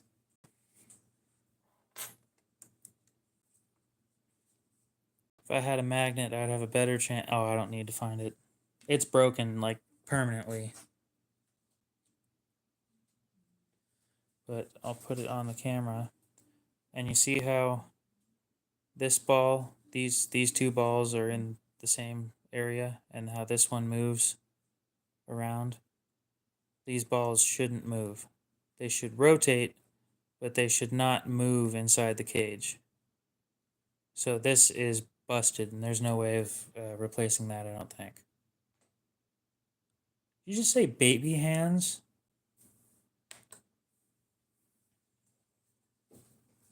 I'm surprised you haven't gotten any jokes yet.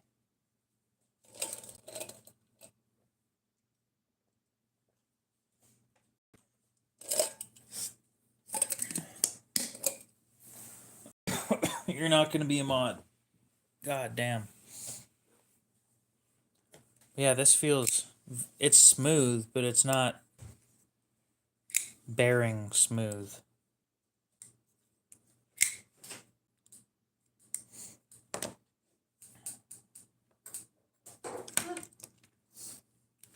Okay, next up we're taking apart the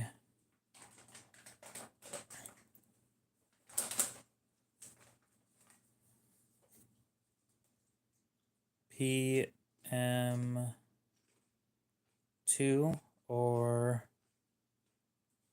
RAT1 D2. Oh, are you doing a poll? Yes. I love those.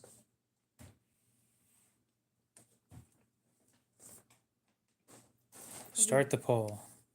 Have you gotten any jokes on what you said earlier? About what I said earlier? You know how many What? times you said balls? You know, being in science class was the bane of my existence because every time I had to say... The balls are loose. You know how many times I found a different way to say ball? It was like... Spherical objects. I would go that far. Anything to not say the word ball. Because it was... Yeah. Wait, the nerd doesn't like science? No, she doesn't. No, I hate science. She hates science, but I do like it. The reason I don't like it is because I'm really not good at it and I can't obtain any information from that subject. No, she can't retain information from the subject. What did I say? Obtain, which means you can't get it. I meant, yeah. Retaining is you can't keep it. They both end with tain. Yes. Like a nerd. No, a nerd knows subjects. You hate every subject but math? Damn, that sucks. Yes, I love math. Math is my favorite subject. Come on, guys. We got 4 votes and it's 50-50.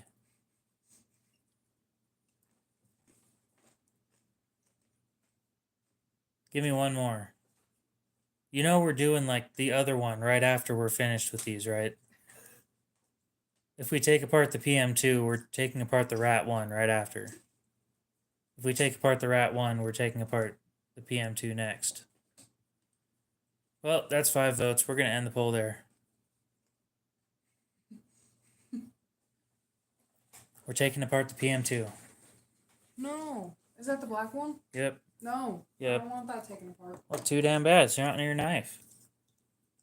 If I pay you right now, I actually don't have the money. So Yeah, you don't have $150 to drop on this. And I- balls. I have $50 to drop on it. That's a down No, I was payment. about to say, is that a down payment? Does that count?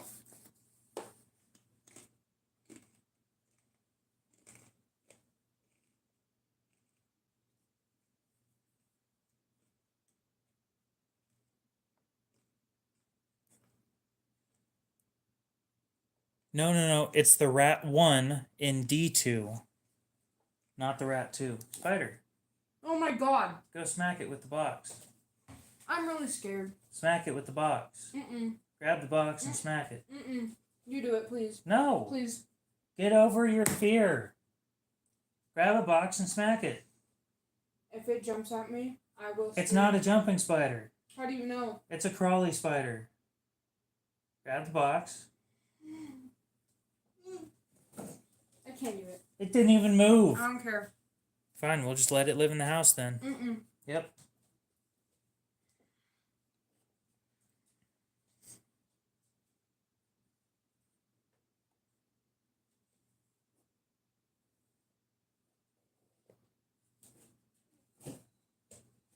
No way, it didn't move. I really don't want to do this. Now smack it. But then it's going to get all its guts in the carpet. Smack it.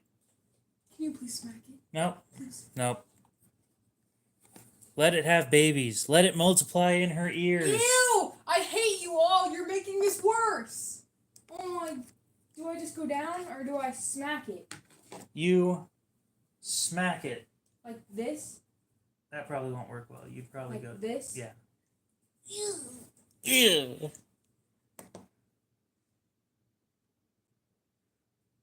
Mm. 3, 2, 1. Okay, one more time. Fail. One more time. One more time. 3, 2, 1. Oh, you got it. Oh my god, it's not dead.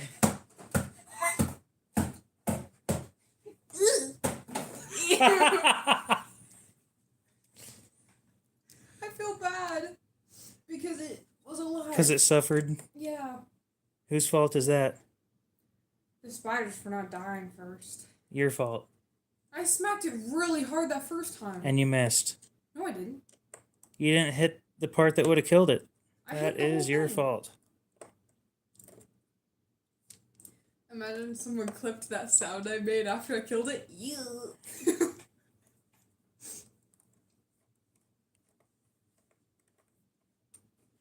Daniel Evans, please just start a conversation with hi instead of, for God so loved the world, he gave his only begotten Son, that whosoever believeth in him should not perish, but have everlasting life. What the? Just start a conversation with hi, please. I promise I'm not trying to make fun of you guys, but That's funnier. you're gonna join some random stream. Just say hi. Hey, do you mind if I post a little prayer for you guys? That's a great way of starting it. And then somebody like me will say, up to you, go ahead. And then you do whatever you want. And then you continue on with whatever you were doing. But that's the way to go. Imagine if it was pregnant. I'm talking about the spider. Just so everybody's clear. Wow. So you just killed thousands of babies too. There's that. No, because once you kill it, then they start like sprouting out of it. And it, Ugh. no, because it's disgusting. Can you do me a favor? Do you have to fill up your water Yeah. with ice? Yeah, no, just water. Yay! I don't have to fill it up with ice. With Weiss. It was alleged? Sure it was. What does that mean? No proof. Or not no proof. Um, Never mind. no, my sister's not pregnant. No! I hope I'm not pregnant. Where did I just put the lid to that? Right here. Fucking moron. No, it's clear. I understand. It's white. It's not even clear. It's clear. Once upon a time, it was clear.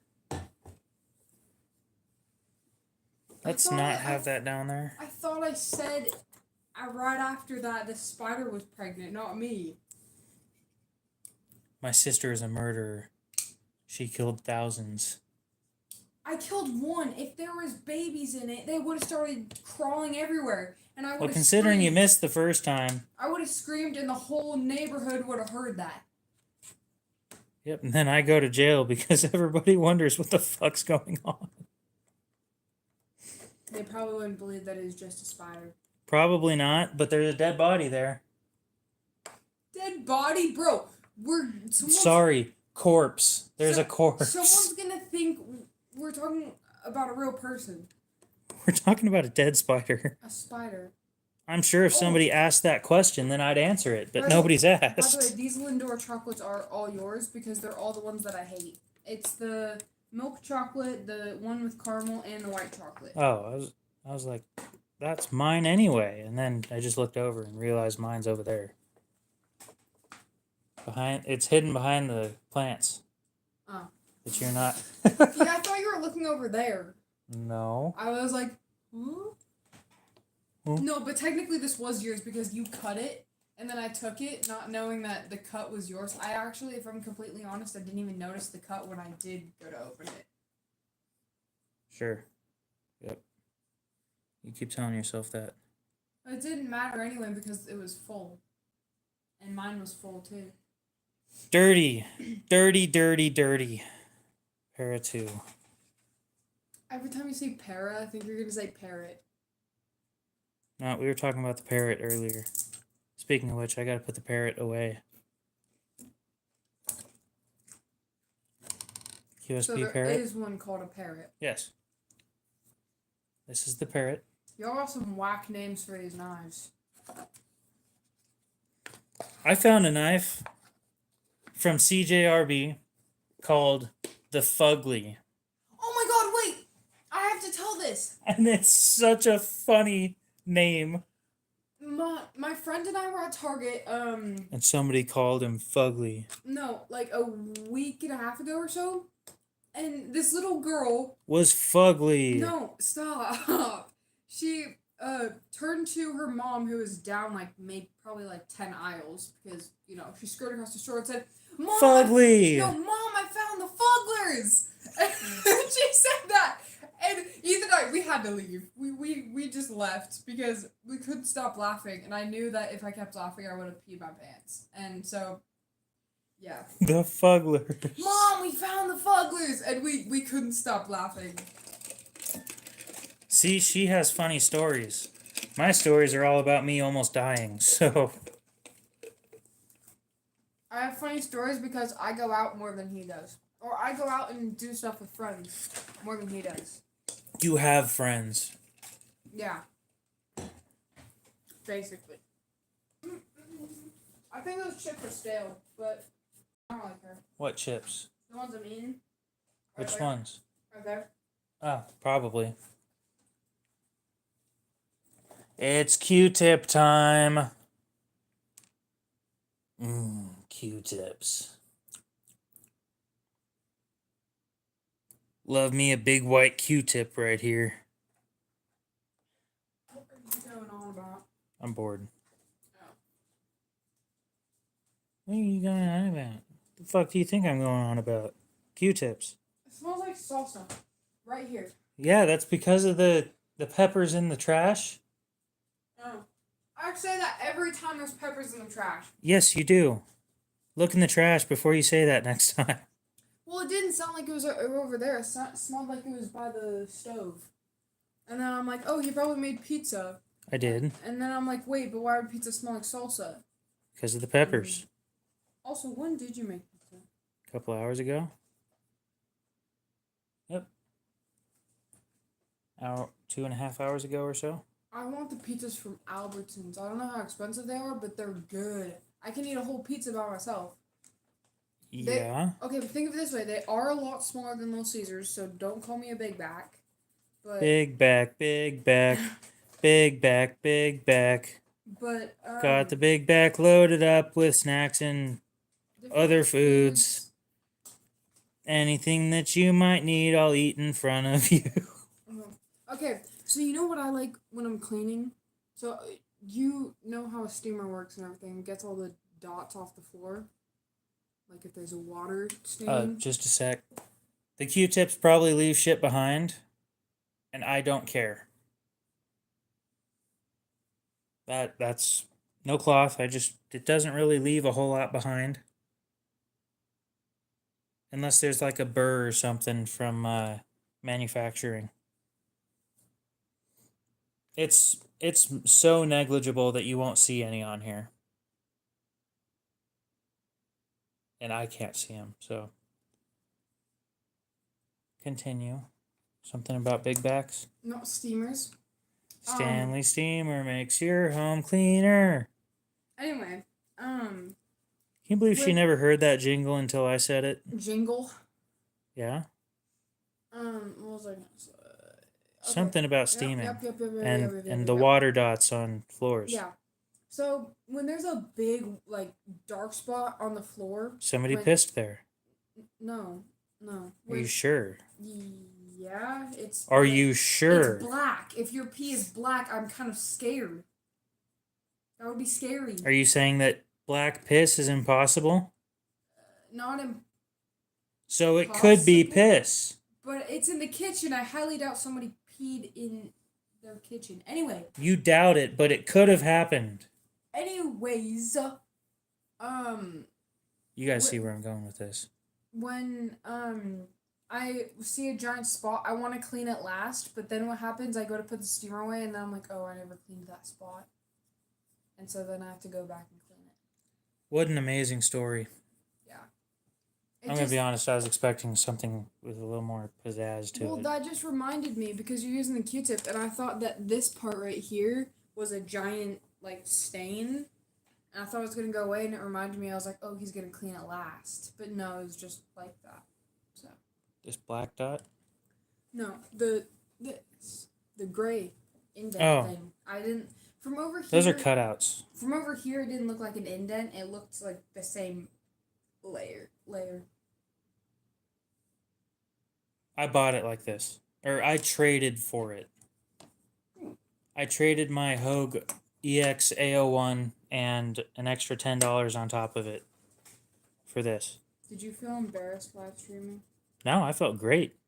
I was having a great time the whole time I was there. That's nice. Yeah. Kind of wish there were more knife shows around here. That was a lot more entertaining than I thought it was going to be.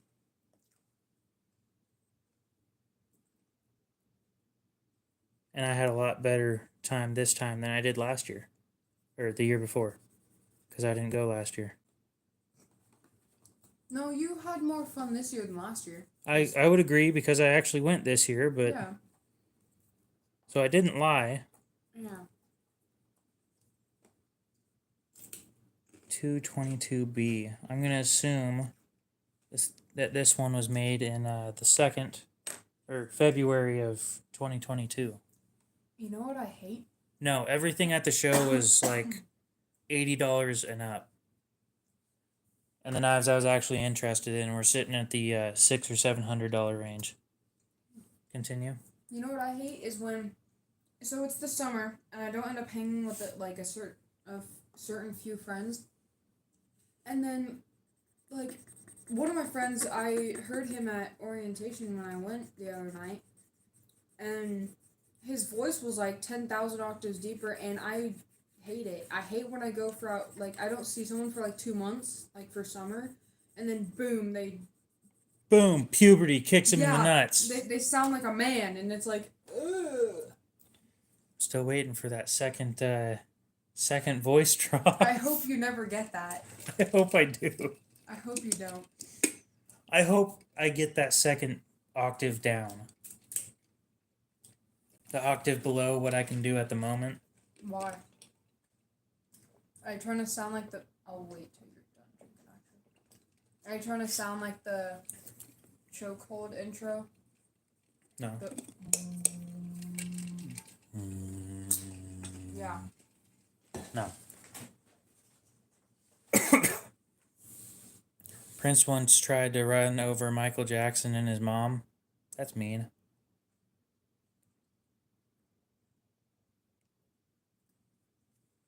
Where did that come from? The comments. Oh. That was so cruel about the flat grind and hollow grind explanation from the knife maker. He just seemed like he wanted... Yeah. Everybody there, they do it because they enjoy making knives. They don't do it for the money.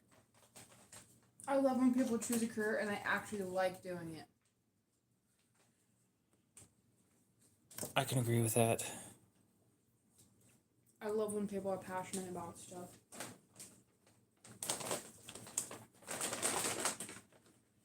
I hate when chips are like this. Round? No, when they're full of air. That's the best. No, because it's so messy when you eat them. Eat it in one bite. Some of them you can't eat in one bite. I'm sorry, chat moves a little fast sometimes. You're in a choir band. Trucks and motorcycles count as cars. No, they don't. You ever been run over by a moving car? No, I've been hit by a parked car. Oh, no, I've been hit by a moving car, too. I was about to say you have. Yep, that's why your bike's bent. Yep. Also, I know that I was asking a question to him, but I have got my foot ran over and my pinky ran over. Your foot was run over by a car. Yeah, my foot was The pinky was not a car. No, but my foot was ran over and it was underneath the car for at least 12 seconds. And it was not fun. No way. Guys, did you know that getting your foot run over by a car is not fun? Okay, so the reason why I was under there for 12 seconds at least was because she wouldn't fucking move it. No, so imagine this. There's this little girl, okay? How old do you think I was? Maybe 8 or so? Younger. I was still at daycare, yeah. So 6 maybe? Probably. No, but I was in elementary. Oh yeah, so 6. So my daycare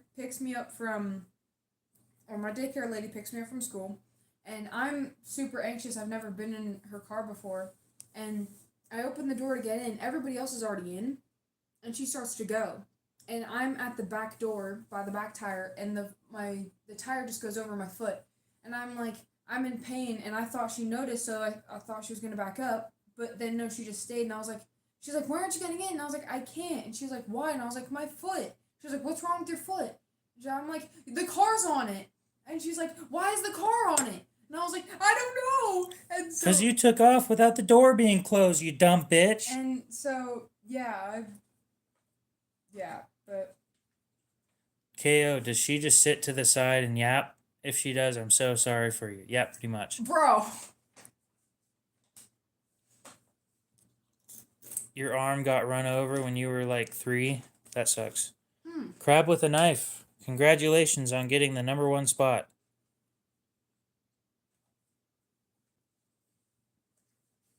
I'm currently just trying to get all the adhesive stuff off this blade. And then we'll sharpen it. Before we sharpen it, this is going to feel weird. Oh yeah, it needs it.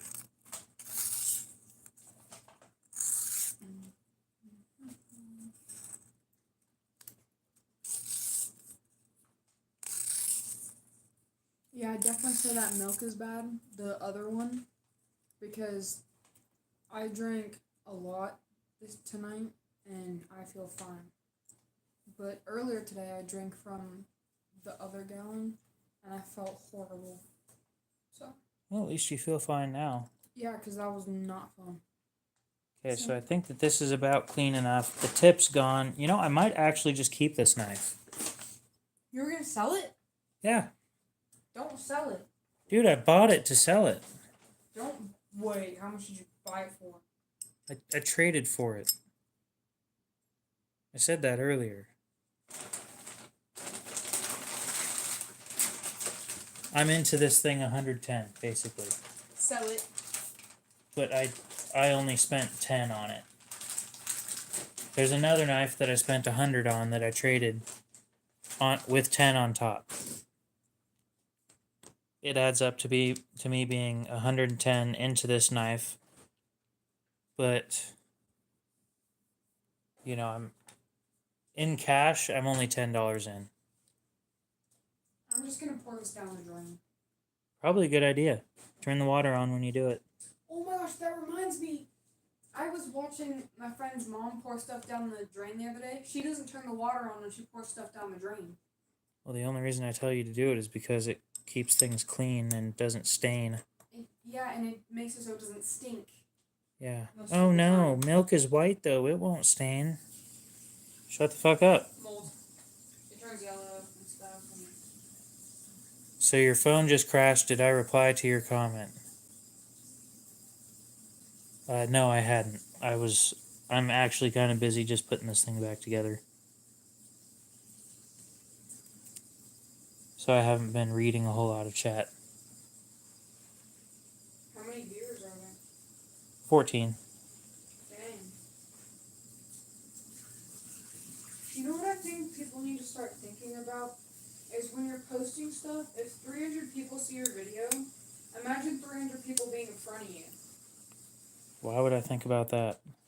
Like, if you ever think, oh, I have a low amount of views, and you have, like, 17 views, imagine 17 people watching you talk right now. Yeah, that doesn't bother me. Yeah, some people have stage fright or whatever, but... do you get what I'm saying? Yeah. Yeah. Like how 84 people is enough to fill up my favorite restaurant. What's your favorite restaurant? What restaurant do you think it is? 84 people, that's not a lot.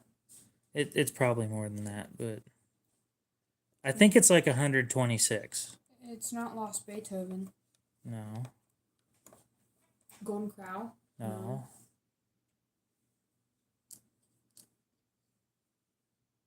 I probably know it, but... Yes, you do. You do?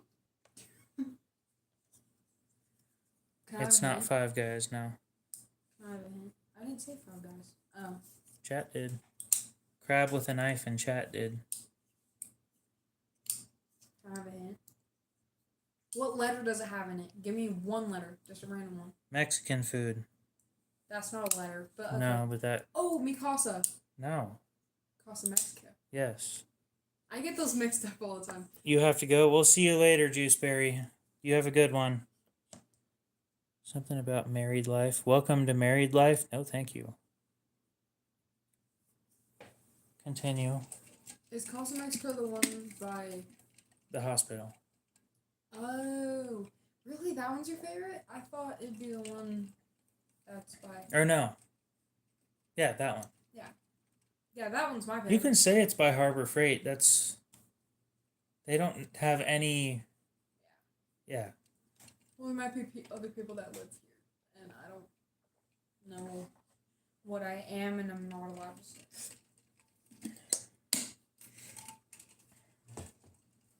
Well, considering nobody knows what street we live on, or the general location, really, other than Boise, they can pretty safely assume that the one place with the name that we're talking about is the place that we're talking about.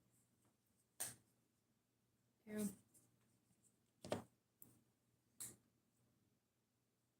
wonder how much those pizzas at Albertsons cost.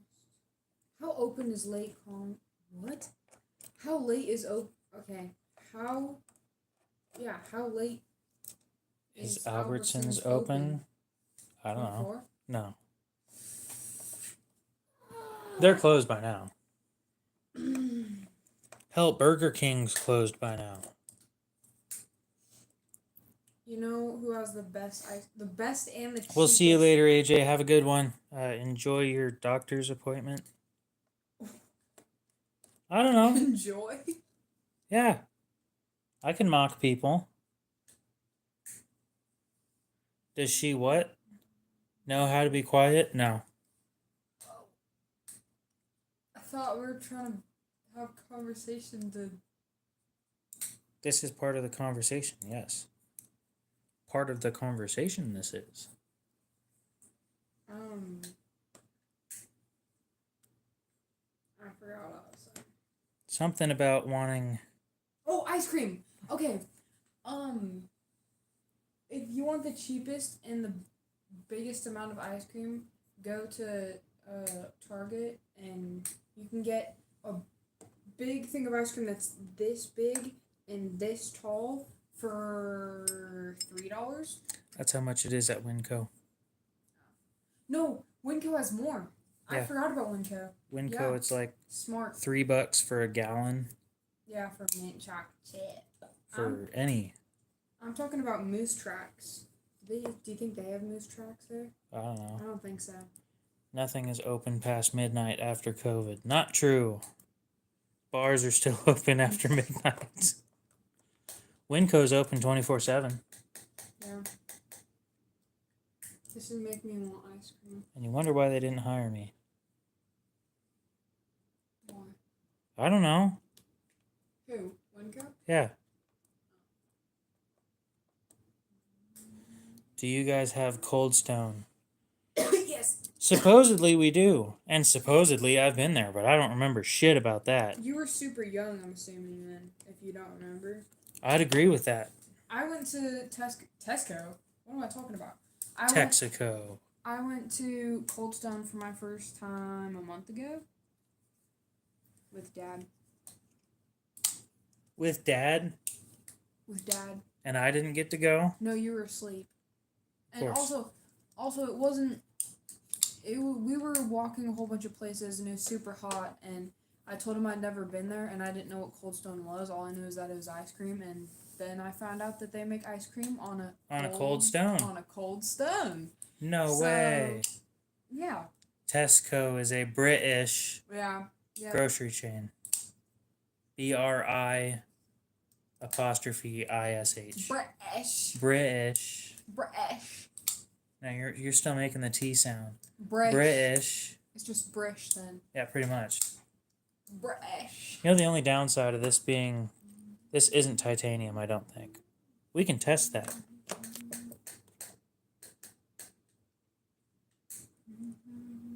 Shit, that's titanium. I thought that was steel. I'm sitting here thinking this is a cheap pile of shit. It's somewhere between a $7 and a $25 pocket clip. You know what we need to keep for the next time someone comes over that we hate? A gun? No. Oh, sorry. Wrong thing. Yeah, no. I'm talking about the 100% cocoa chocolate. Oh, yeah. Give it to them when they leave. Just be like, hey, yeah, go out to your car. I'll bring this chocolate out to you. Have it on your way home. It tastes amazing. And make sure they don't have any drink in the car with them. Ooh, that is... No water. Because water actually makes it worse because then it fills your mouth. So, no water, no milk, no orange juice, like nothing. Orange juices make it even worse. Make sure they have orange juice in the car. Because orange juice will make it worse. But, you get what I'm saying. Because that 100% cocoa is... I tried it again a few months ago. I haven't tried it since the last time I showed it to you and what's her name, but Yeah. I kind of want to try it again. Don't. Because I thought it was like, oh, I'm sure my tolerance is higher now. It's not. No, you have to eat it often for you to get used to it. It's called an acquired taste for a reason. It's a taste that you acquire over time. Like, I like 80% dark chocolate. I love 85% dark chocolate. I've tried 95. 95 isn't too bad. Yeah, the 100 stuff is just shit. Yeah. Does anonymous knives have an accent? I don't know. I don't know. So there we go. Fully functional. Cleaned enough. I can't get that shit off. This is so. And being that it's DLC coded, that doesn't surprise me. This is so weird. This sticker just. Oh, you have a slight German accent? Oh God. So you sound pissed off all the time?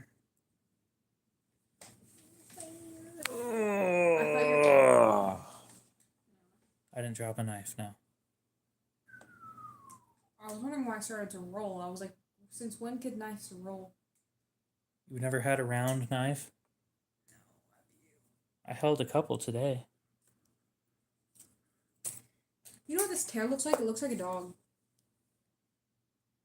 It does. Just kinda. Well, see it from over here. No, I saw what you were talking about. You see it from over here. Yeah. Looks like a dog. With the ears and... Yeah. So now we're going to sharpen. You love the taste of dirt in the morning? That's what I think everybody that likes coffee is like. I love coffee. Coffee is amazing. Wow, I love the taste of bitter bean water in the morning. I bean water? Oh, that's funny. I'll have my coffee black, but I prefer it with a little bit of milk. Just because I don't want it to taste like shit, I'm going to stick some milk in with it too. Oh, It's bitter bean water. Bitter bean water? Tell me I'm wrong. I ate coffee beans the other day. You regretted it too, didn't you? No, it just kind of, it had the consistency of dirt, I agree, but it tasted like nothing. There That's was weird. no taste. It was used coffee beans. Okay, So, yep, that would make more sense. But I was like, I wonder what this tastes like. And Mom and Dad were like, don't try it. And you tried it anyway. And then I was like, but I really want to. And Dad's like, well, go ahead. Like, that sounds like him. Yeah, he's like, well, go ahead. And Mom's like, are you sure you want to do that? And I'm like, yep. So I did it. And it didn't really taste like anything. It had the consistency of dirt, as I said earlier. But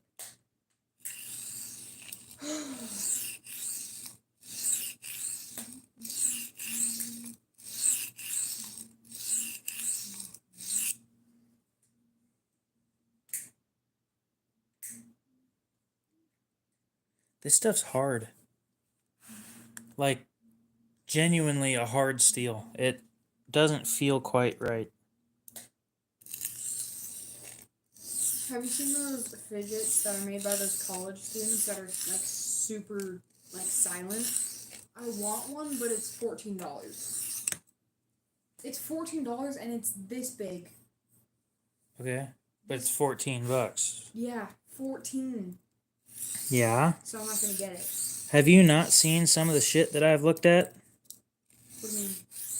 Like some of the knives? No. Some of the fidget stuff I used to look at. Like what?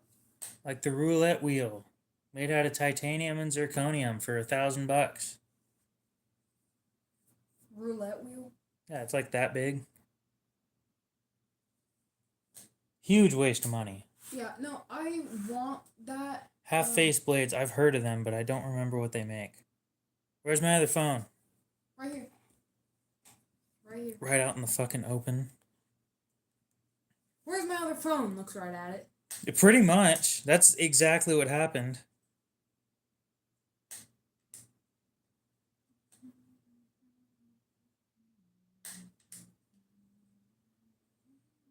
He wants me to send him the whole stream. Who? So the guy that paid me to clean his knife. Oh, real quick, we're going to look up half face blades. I've never handled their stuff, so take everything I say with a grain of salt.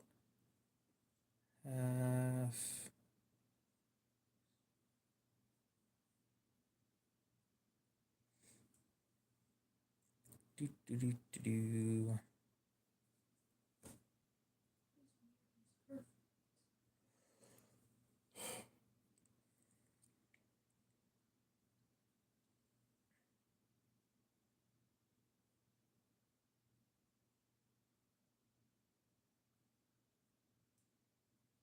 Do they make folding knives? Because it seems like all they do is fixed blades, and I don't really do fixed blades.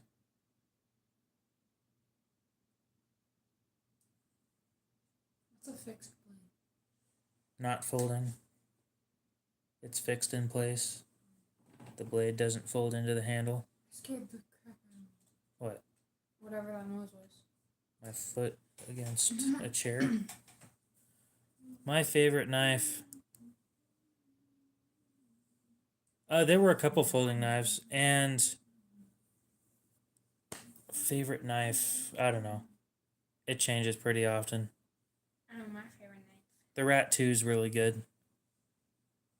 It was actually all one stream. That whole thing was all one stream. It was 5.5 hours long. And you got 12 subscribers? Yep, I got 12 subscribers and 1,600 views, which is a lot less than I thought I was going to get.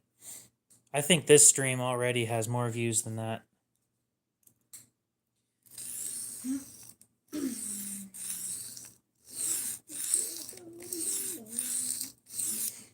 Okay, what do you guys think about me trying out the new stone right now?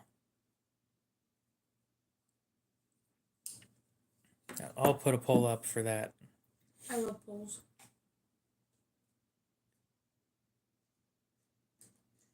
New stone. Old stone. Ask my community. It'd be funny. Pick one. It'd be funny if someone random joins. Start poll. And then it just says, new stone, old stone. What does this even mean? Look. That's interesting. Because it has a hole. New stone, old stone, new stone. Yay, new stone. 2 on the old stone, 1 on the new stone. New stone. Oh, that's 33% is for the new one. This is my birthmark. You can't see it. This is my birthmark. This is my birthmark. That's my birthmark. This is mine. You see it? Barely. Yeah. Kind of looks like, you know what I'm talking about? Those things that you touch and it looks like there's lightning on your finger? Those ball things? Yeah, that's what it looks like. One of the plasma ball things. Yes. Come on. We got 3 votes. Let's hit like at least 5. Come on.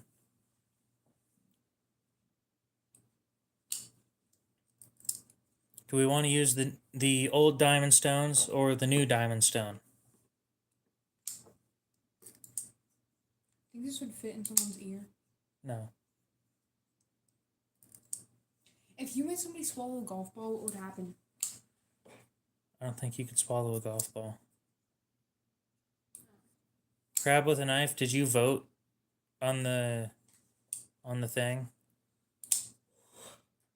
There needs to be a tiebreaker, yeah. You're into old slip joint knives? I've got a few.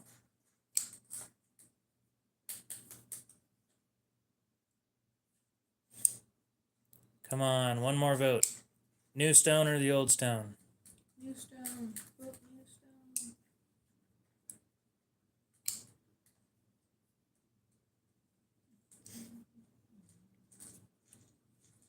And we finally get to test out stropping, by the way, with diamond paste.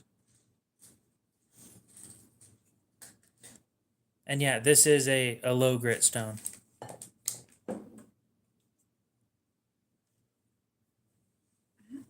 Well, I'll leave the poll going for now. We're going to continue with this stone. And when we get on to the next stone, however the question is answered, then we'll pick whatever it chose. I'm gonna go upstairs. All right, you have fun with that. Yep. Fine. Yep.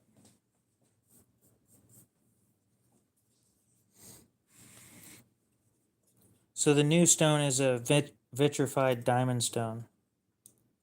What does that mean? I don't know. I didn't buy it.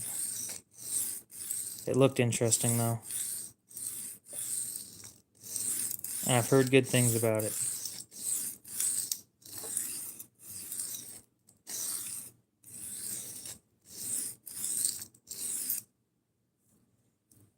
We've got more people saying, this shit's hard. It's, the heat treat on this, they did really, really hard. It's not what I'm used to.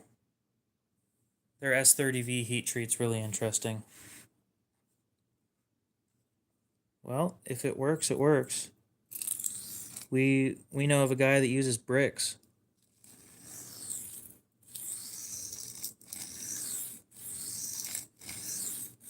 And he can get a razor edge from a brick.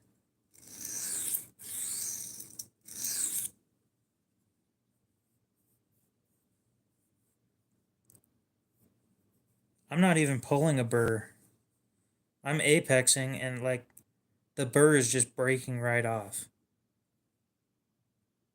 The tip needs reprofiled. Yeah, go look him up. It's Outdoors 55. His name's Alex. He's really good at what he does. He's who I learned how to sharpen from.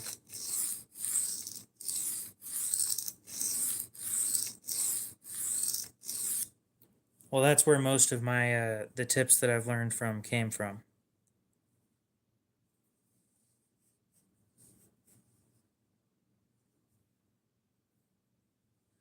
Is it at least sharp? No.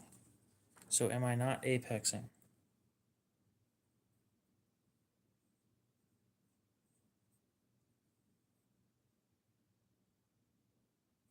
That doesn't feel sharp. It looks sharp.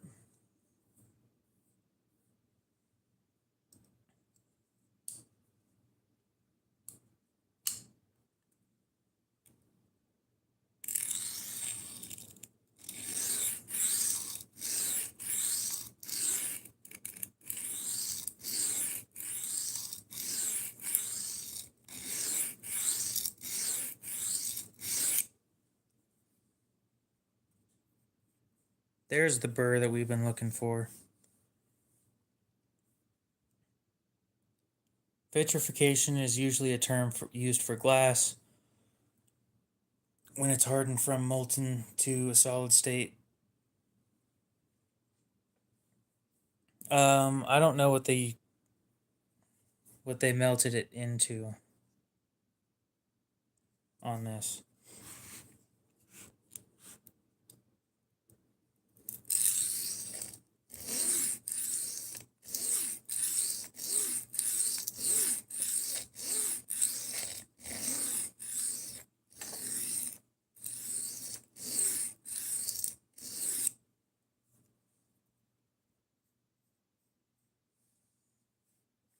Okay, so we got a nice burr.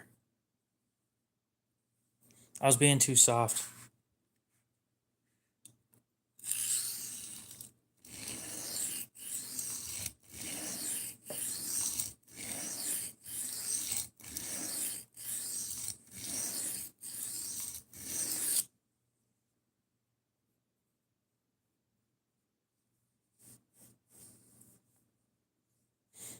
This right here on top is an Otoma 140, yes. Kit Carson. So it looks like we're sticking with the old stuff. So the new stuff, for anybody that's curious, is a vitrified diamond stone. 400 grit vitrified diamond stone. That would be the next step after this.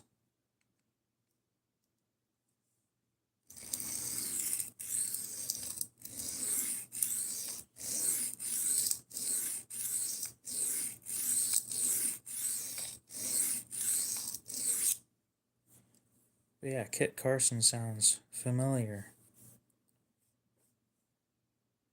Reminds me of a designer that does stuff with CRKT. You know what his name was? His name was Kit Carson.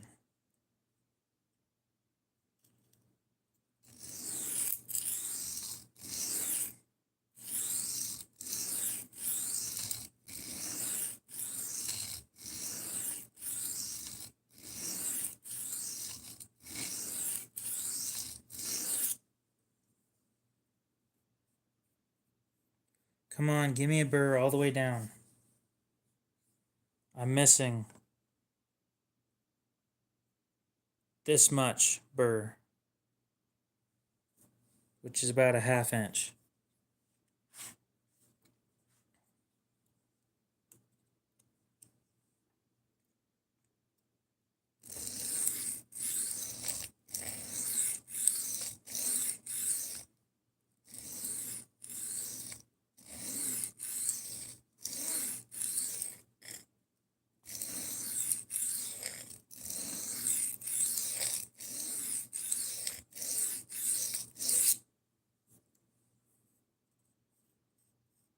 I like the diamond stuff, the nickel embedded diamond stuff like this.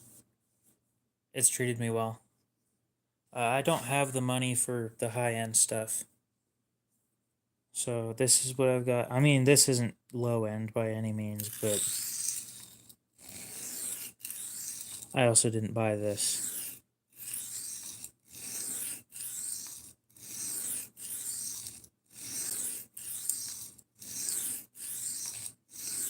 The largest channel supporter bought this and the new vitrified stone for the channel. For his entertainment, by the sounds of it.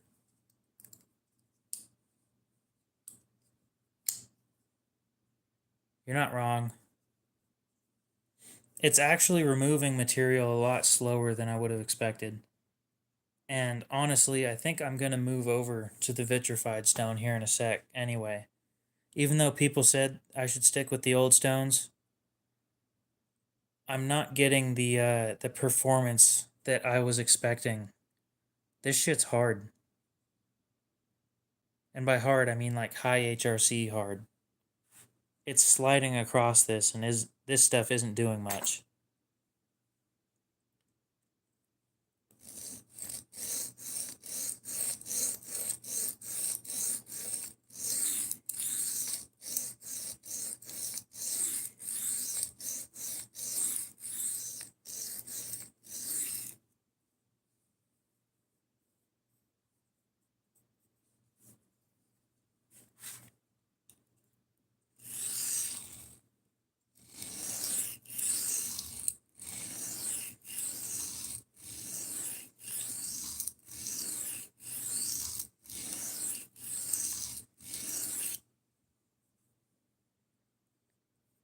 I am applying decent enough pressure, but it isn't a pressure problem. This shit's hardened harder than I'm used to by quite a bit. And if that's the case, I think I might end up keeping this thing. Because, shit, if it's got a high enough hardness, I'm having trouble sharpening it.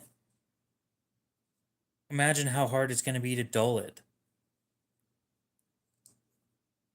I mean, these are 140 grit.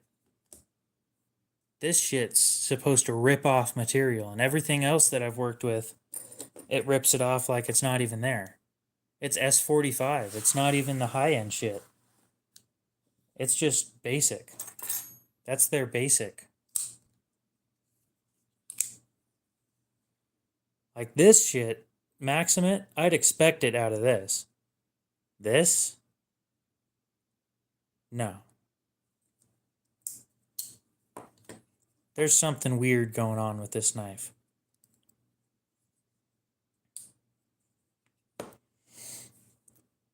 Okay, so I gotta look up the Chieffer cut knife. I'm supposed to soak it for 1 minute, but no less or no more than 5. I haven't gotten a Shapton yet. Yeah, I just haven't gotten a Shapton yet. I'd tell you if I knew, though. I'm happy to answer questions.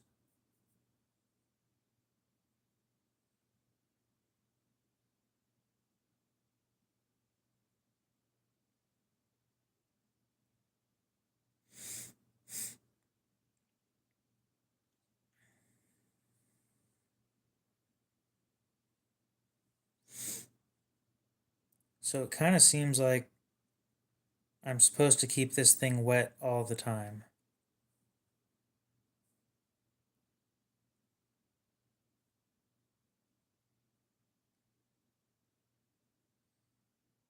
Diamond, stone, Stones.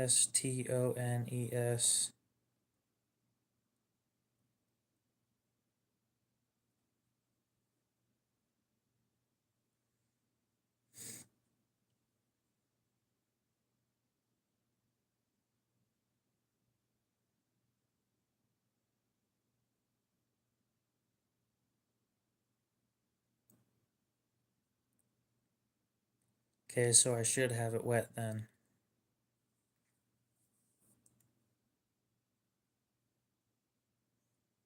It's sharper now than it was before. But it's sharper now because it has a burr.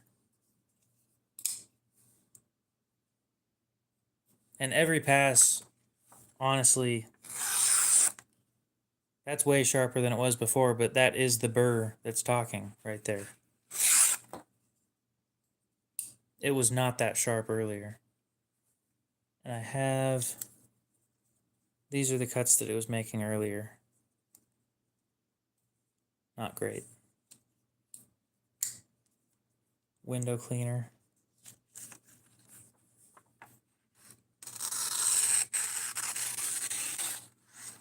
Yeah, it's not great.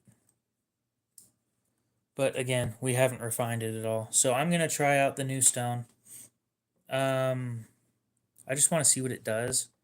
Now that I have something that it's actually not removing material quick enough, you know, we might as well try the new stuff out. See how it goes. So how do I worry about not getting everything wet over here? One, I need a water bottle to keep it wet at least. This is going to be weird.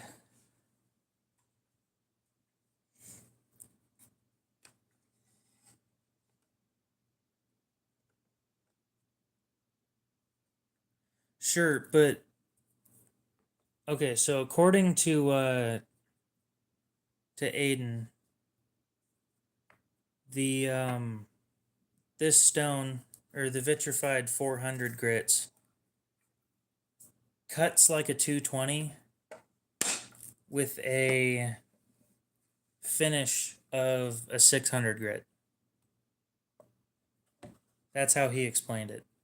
So I'm willing to give it a shot. I've got a mini Praxis. I've got 4 of them. It's a great knife. I gave my dad one for Father's Day last year.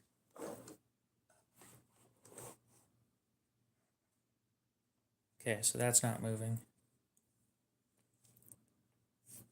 Off we go. Let's go get this thing wet. Where's my watch when I need it?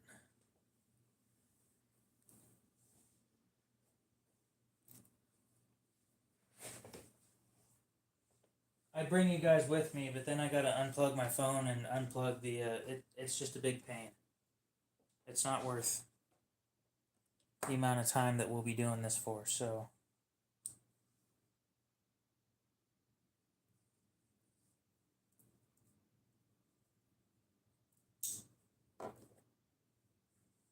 Ew, I don't have a knife in my pocket. Let's fix that.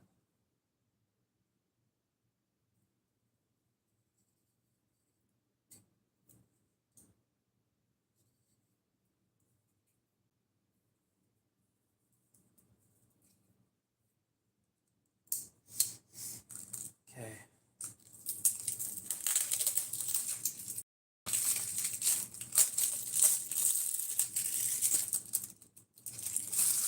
So by the sounds of it, I just kind of dropped the whole thing in water. So off we go.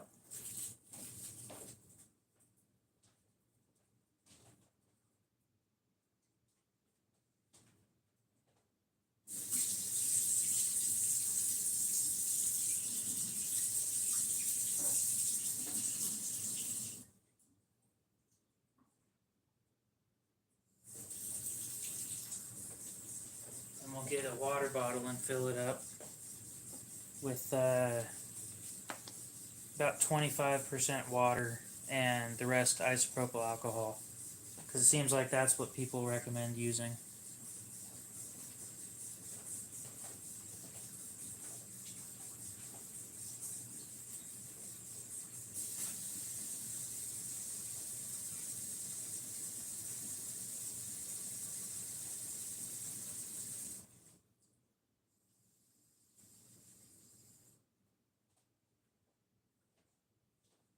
Okay, get some alcohol.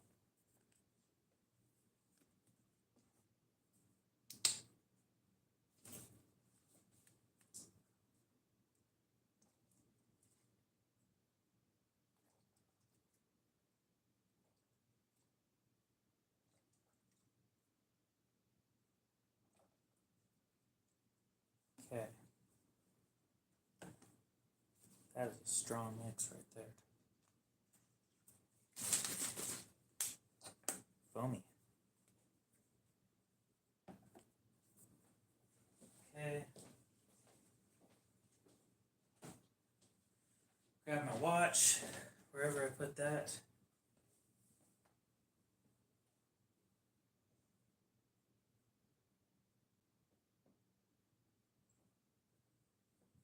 Can you see my watch on the table? Because I can't. I don't know where the fuck I put that thing.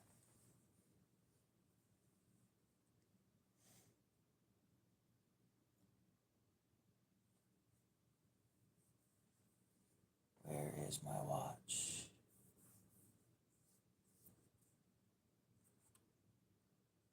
Fine, no watch for me. I'll just go cry about it in another room. Oh. It's in my knife box. Dumbass.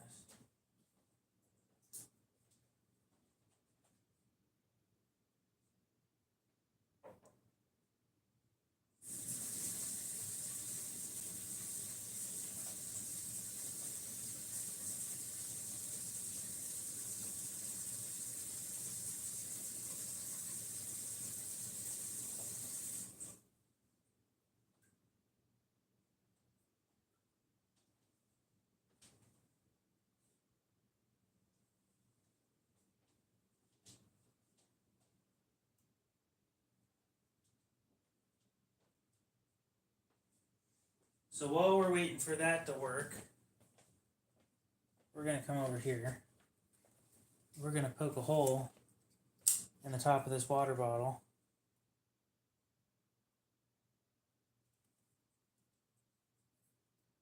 For the alcohol, water mix, whatever.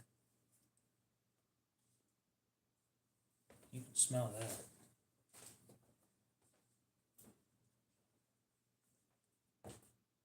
Okay, I need something to dry these off.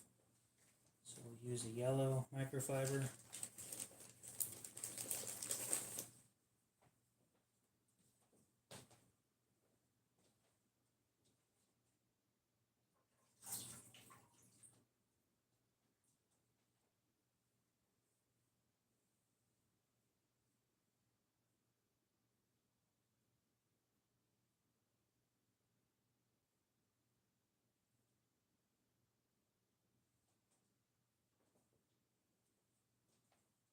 Okay.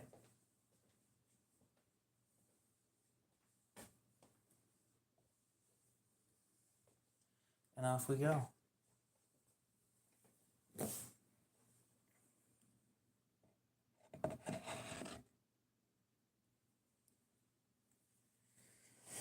Oh, I hope this works out well. Pair of two.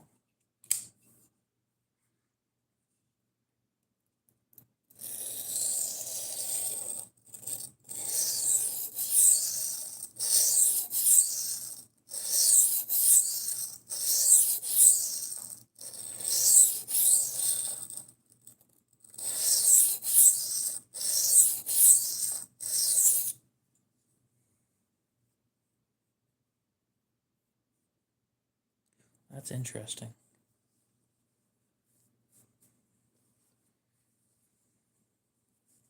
So how often do you put material remover, basically like the window cleaner, the alcohol water stuff, on it? Just whenever, or?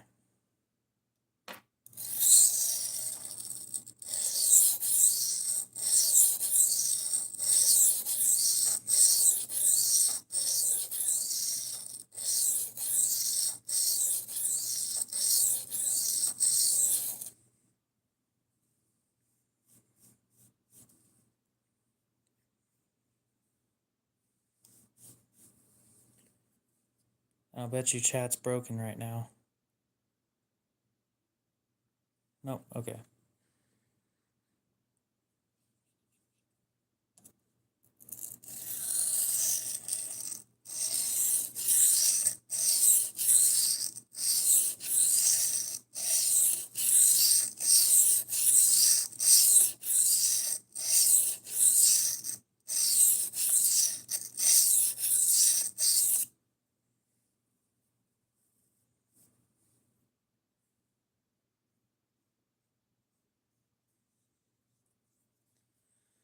Paper. Gimme.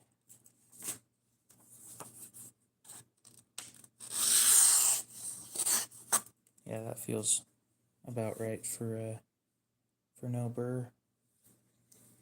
Microscope. I'm gonna cover.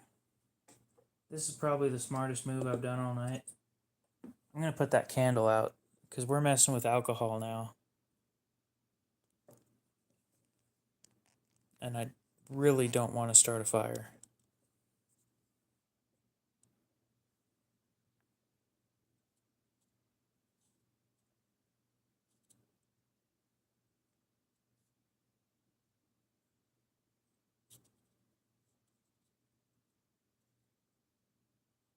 That's not bad looking at all.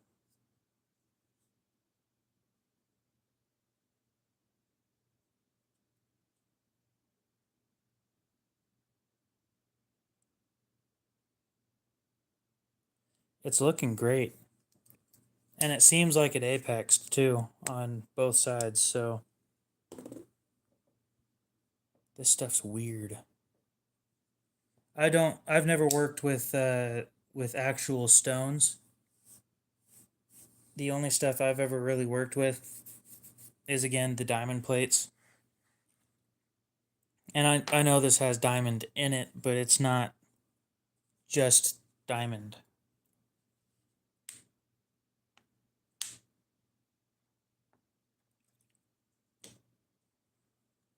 There's no buildup actually. It's clean. There's a little bit, but it's not causing issues.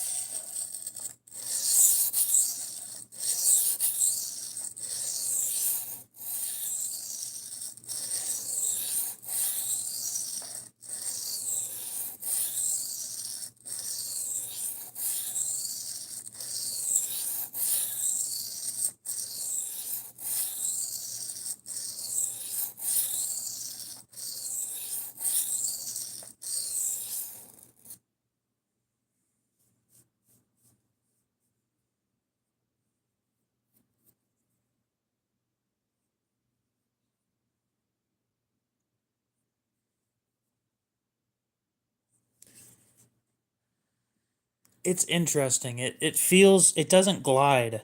It's not gliding across it like it was on the 140, which I can feel it biting a little better. It doesn't feel the same though.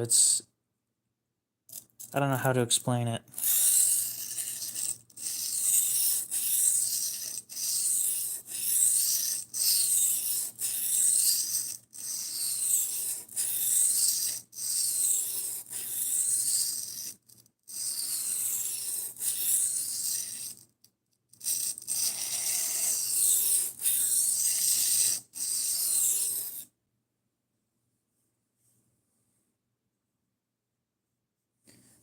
It has more bite to it than the 140 did, which is really weird because the 140 eats everything it touches. And for some reason on this S45, it just wasn't doing anything. Noticeable burr, but it's not. It doesn't leave the same burr that the low grit stuff does. Being that it's a 400, it doesn't surprise me. But when I think of 400, I think of a little coarser than it is. It's definitely different, though. I don't dislike it.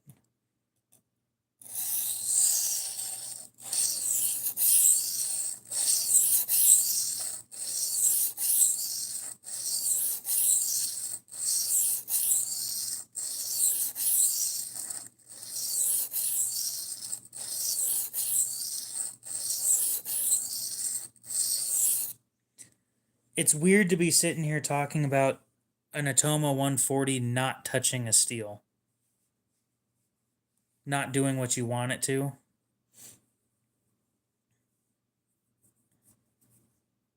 It does have a higher grit finish than I would have expected for a 400 grit. I'll agree with you on that.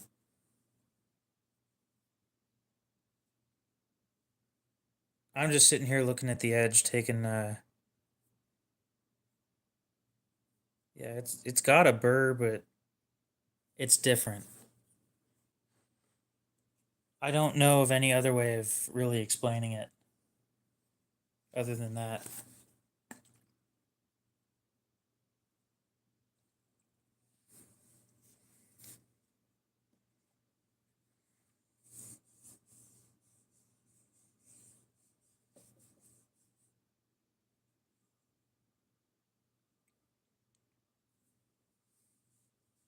So right now I've got a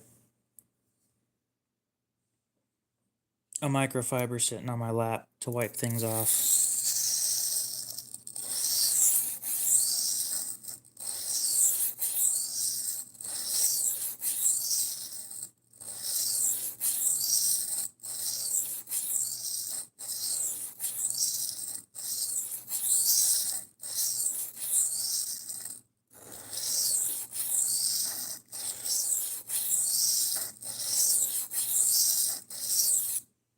And something else you notice when you're using this is you can feel it when you're screwing up.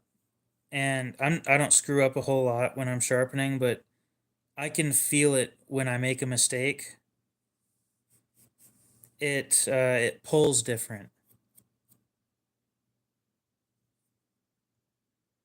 I don't make huge mistakes, but here and there, like there's no other way of explaining it other than it doesn't do it right. So you know when you're making a mistake. On the regular diamond stones, you don't know. It just kind of happens, and then you look at your edge bevel, and it looks like shit. Yeah, feedback. It gives me feedback telling me that you fucked up.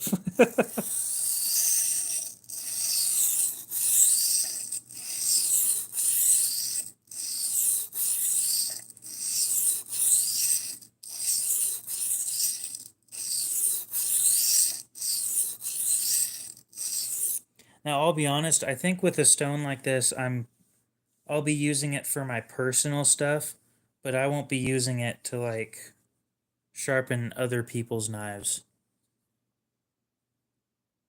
Partially because it feels too nice for other people, but that's not the whole reason.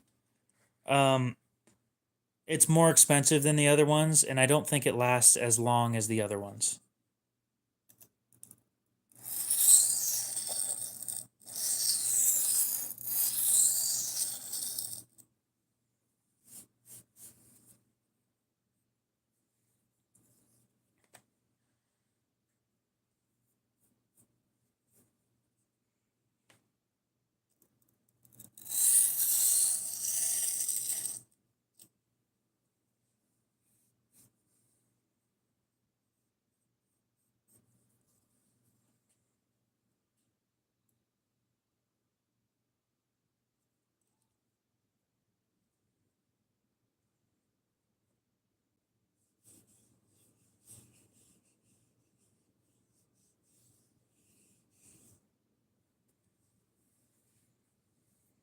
So now there's the other question of how do I dry the wood and the stone off?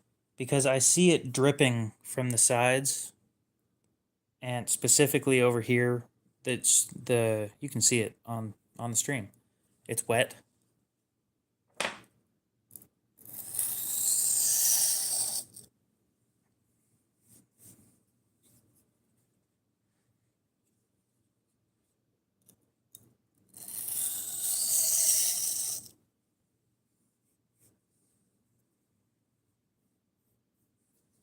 It doesn't feel terrible though.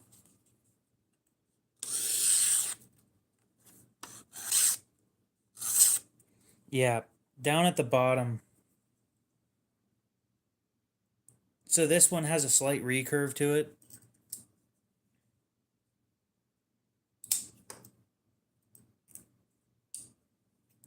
I know it's supposed to last longer, but I'm giving my excuse not to use it on other people's shit. It's also like double the price of every other stone that I have. So, and this is on the low end.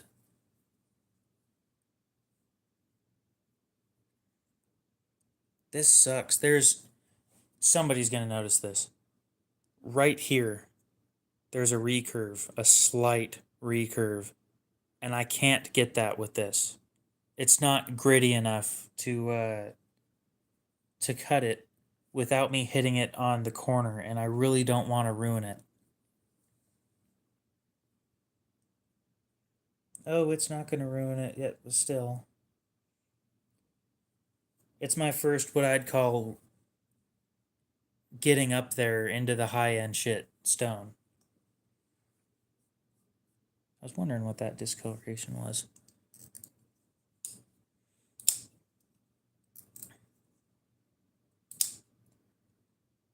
But it does feel weird. I'd like to try some other steels on it while we're here. I've got some 1095 here we can try out. I destroyed the edge by sweating on it. So it's stupid, but I started sweating while at the knife show today, and the sweat dripped down onto the edge and rusted the edge. A towel on the desk and not the wooden box. The wooden box actually adds clearance that I've had issues with in the past.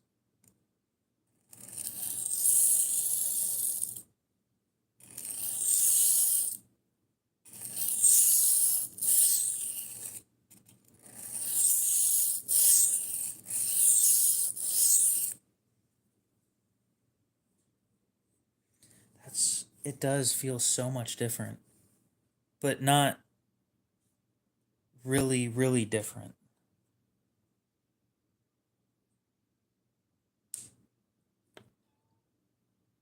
I mean, that's just kind of how 1095 is it whines about everything.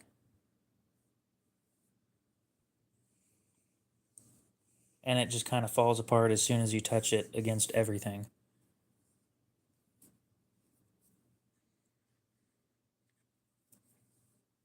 Oh, I've got plenty of clearance. From this to this is about a ½ inch. You guys don't see that, but it is about a ½ inch of clearance. You've got good clearance from the box to the top of this. Is it so bad to feel scared of ruining something nice, you know?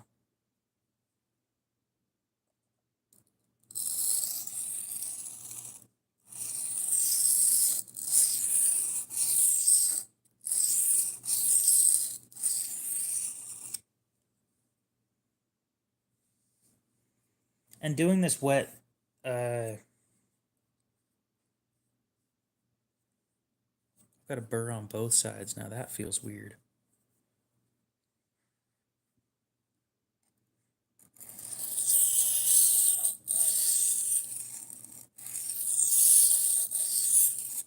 Now, something else you guys might notice about me that I do differently from most of the other guys that sharpen is I use both sides, and I use most of the stone other than like this section.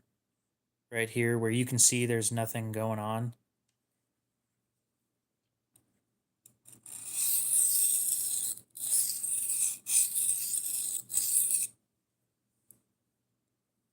The reason I do that is it's more comfortable for me.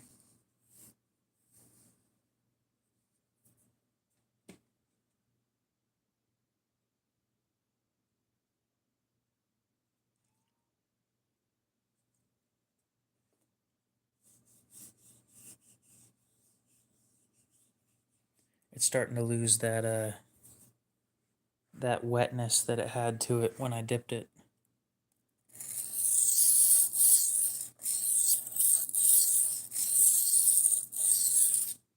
And I'm being really gentle with the 1095 because, again, with any type of sharpening system, this just falls apart. Honestly, it's like 1095 just doesn't want to exist.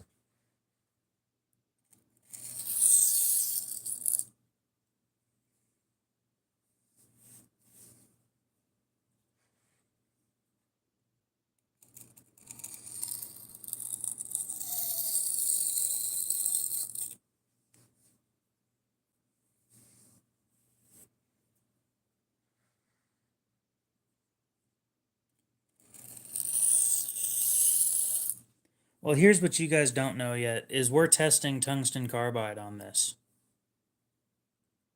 next week. And I don't know how it's going to do. So we're not testing steels, we're testing shit that it wasn't designed for.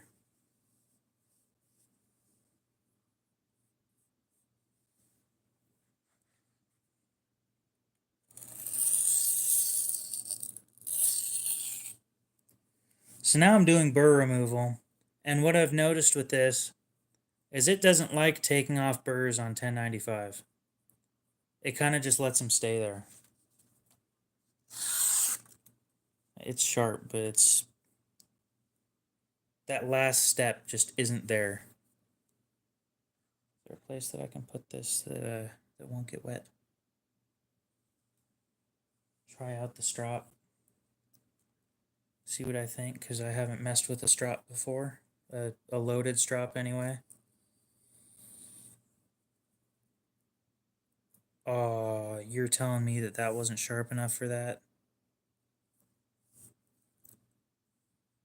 Couldn't even open cellophane packaging with that. That was sad. Spyderco it is. Yeah, that's what I thought. You can't tell me my Para 3 ain't sharp.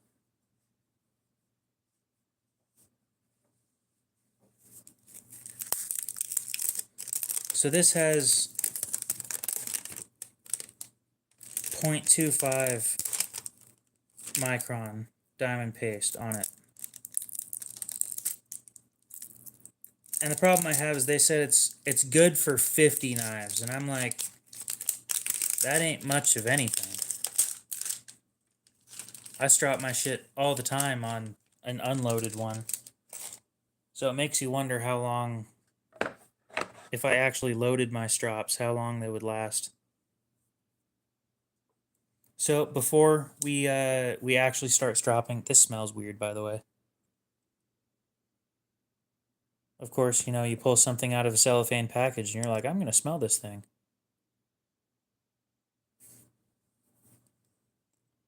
So let's look at, oh, there's the rust.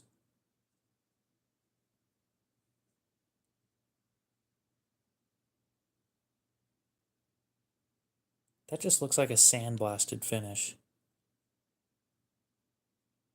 It doesn't look terrible though. So that's how it looks before the strop.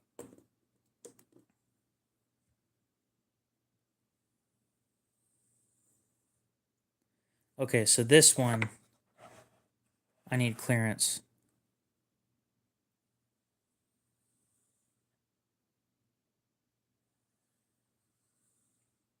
And that feels weird too.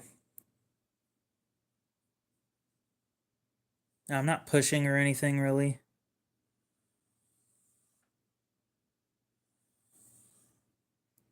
It's kind of just the weight of my hand, and that's it.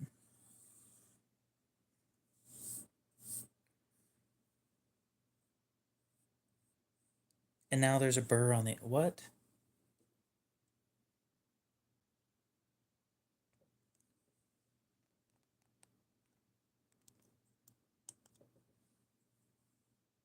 The other side has rubber feet. So this side wasn't stropped. And this side was. There's a little bit of leather left behind. And I didn't see much of a difference at all.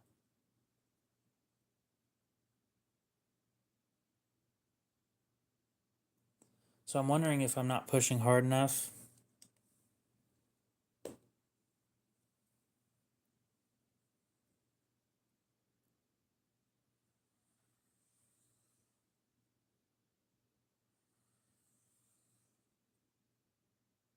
This isn't a very squishy leather, so I think pushing it a little harder isn't going to hurt too bad.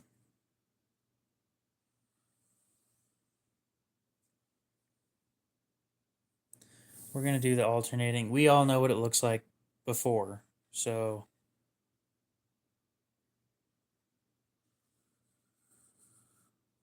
that's pulling.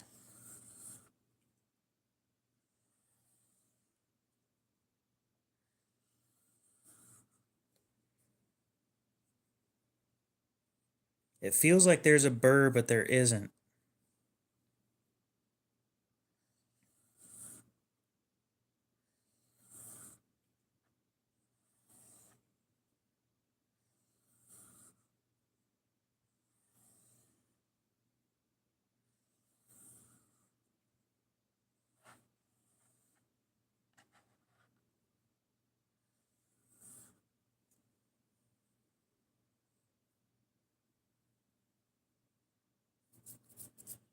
Okay, microscope once again.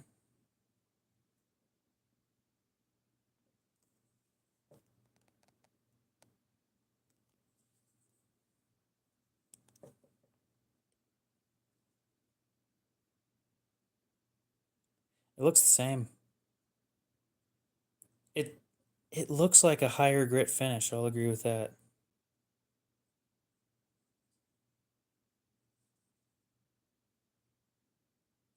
And I'm not saying it's a higher grit finish from the stropping. I'm saying it's a higher grit finish from compared to an equal grit diamond stone. They're completely different. So he wasn't wrong about that at all. And that shit's dry. Yeah, this is interesting testing, you know? It's my first time getting to test something like this. And don't get me wrong, the 1095 is... It's sharp. You know, but... I mean, there's no but about it. It's sharp. Oh, my back's killing me. Oh, there we go. Please tell me that was the pop that it needed. I'm going to go dip this again for about another 30 seconds or so. It's still kind of damp, but it's not as wet as it was when I pulled it out.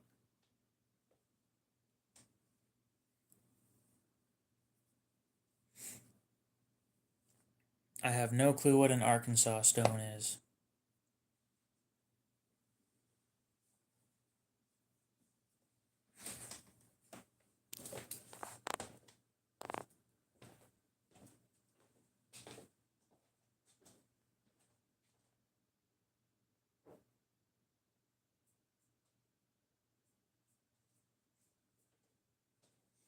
But yeah, they said you can't leave it in for any longer than 5 minutes.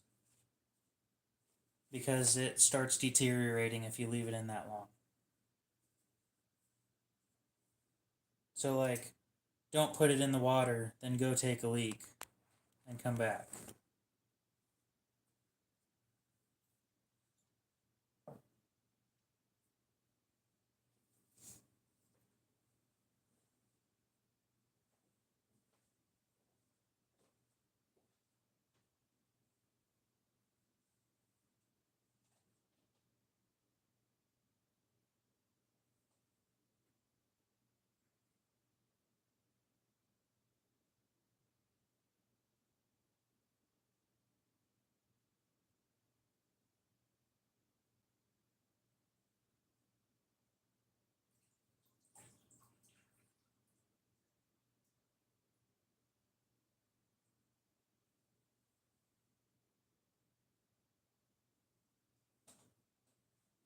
Now, something I think I might try out here in the future is the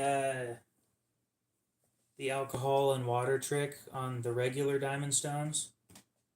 Not that I have a problem with them clogging up or anything. That makes sense. Well, it's dry now. Huh. That's better.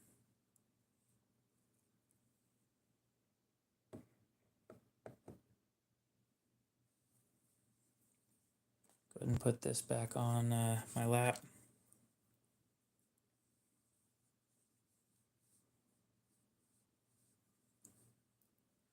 I might try that later. We're running out of Dawn dish soap, I'll be honest. So that's a later on thing. And I don't even know why I got it wet again, because I still need to reprofile this. And the reason I say that is I don't want that recurve there. And the one spot that I need to focus on is right there. That's it. That's all that needs to be knocked down.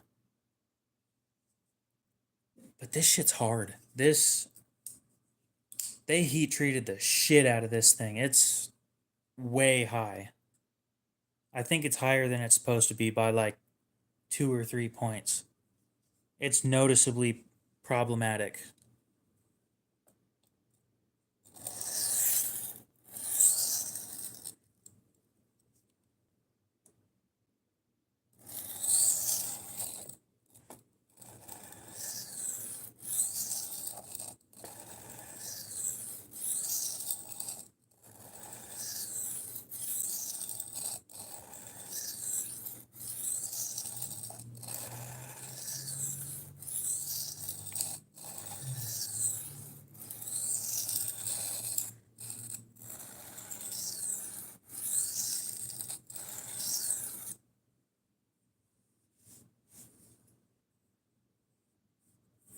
And my hands feel weird too when they're dry.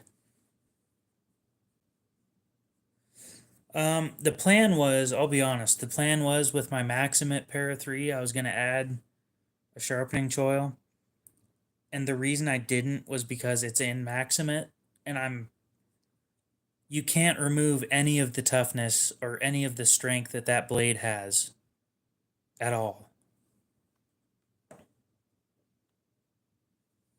It's a risky game right there.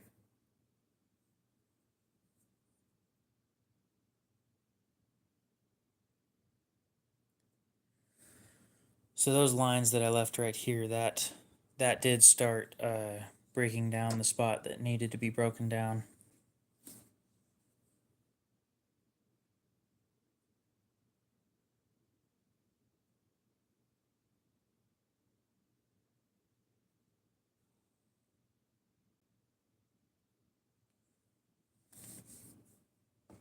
And I like, or my other Spyderco, my Persistence, I put a sharpening choil on that one.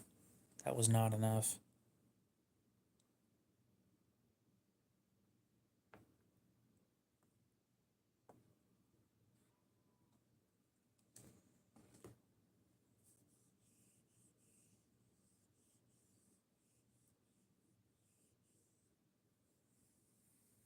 Oh, I just dipped it. So I just did the water alcohol thing.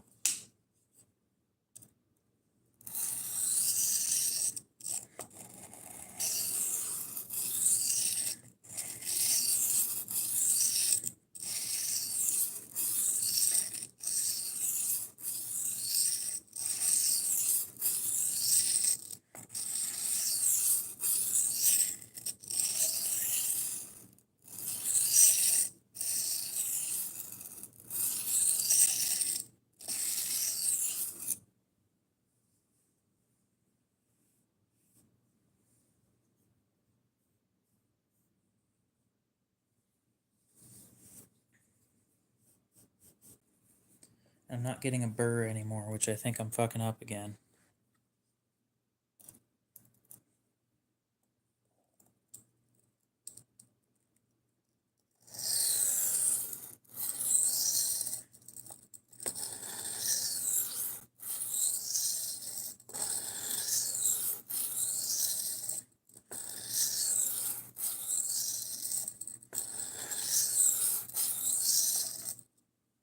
And I'm running out of water again. I looked it up, and it's kind of like window cleaner. I put like 25% water, and the rest of the mixture was 70% isopropyl alcohol. And supposedly that's supposed to help with the same thing with the Dawn dish soap, basically. It's supposed to help pull things out in a way.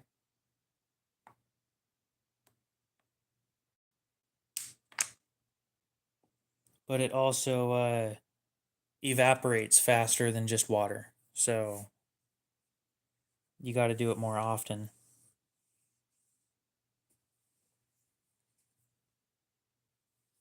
And it really dries out your hands too when you do the rubbing it around.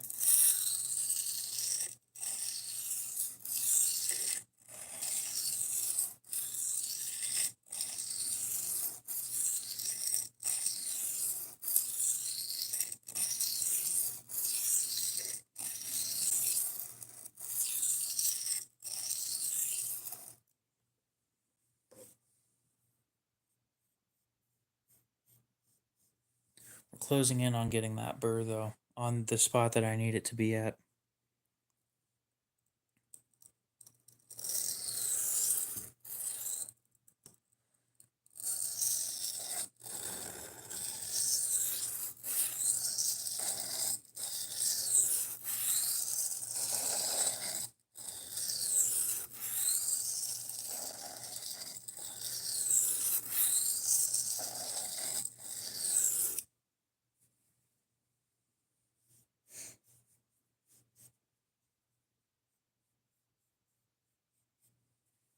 I don't know anything about this shit, so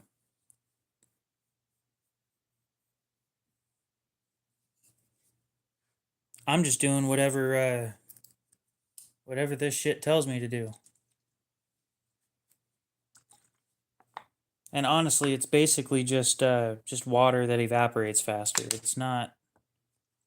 There's nothing really more than that.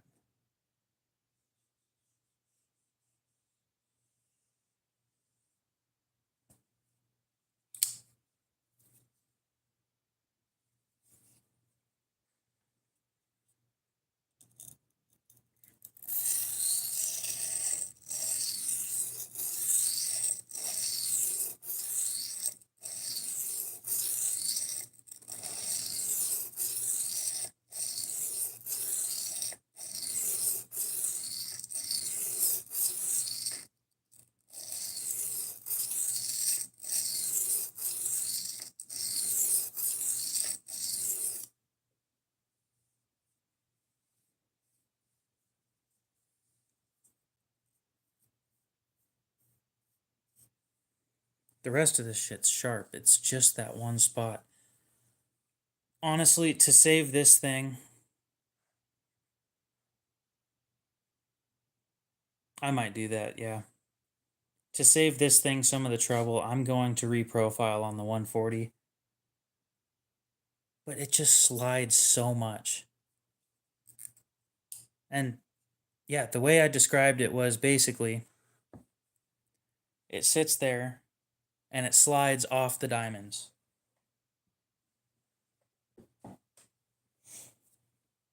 Now, I'm not saying it's anywhere near as hard as the diamonds, but what I'm saying is it acts like the diamonds aren't doing much.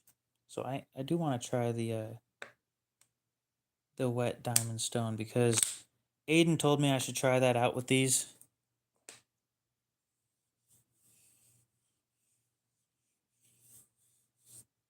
So, I'll try new stuff.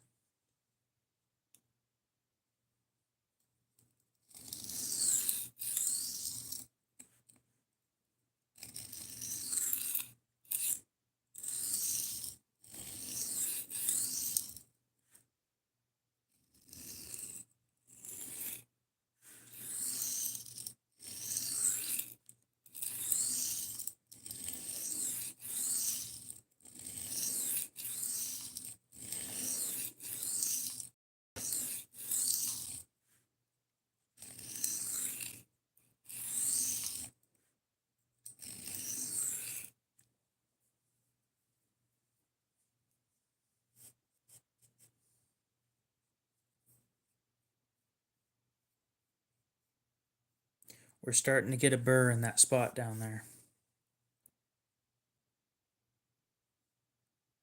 Yeah, whatever the fuck they did to this stuff, it is weird. I'm decent. I'm not going to call myself good. I'm not going to toot my own horn too much, but I've been trying to learn this stuff for a while. And it just gets more and more expensive.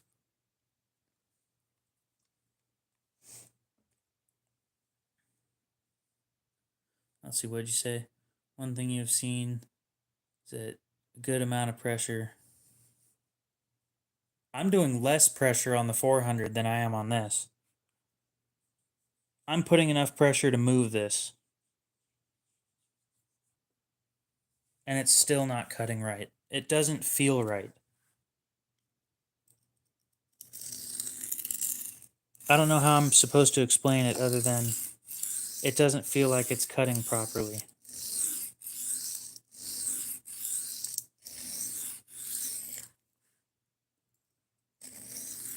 That's how you explain it. It feels like it's laughing at me and making fun of me. I don't know how you explain a diamond something doing that, but it feels like it's trying to mock me. That's the best way I can explain that. How else are you supposed to explain this shit? It's sitting there like you'll never get this finished, by the way.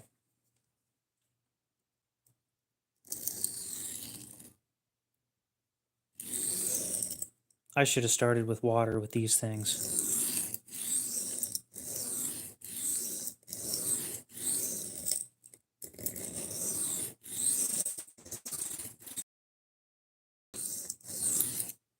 Now, from my angle, the stuff that you guys don't see is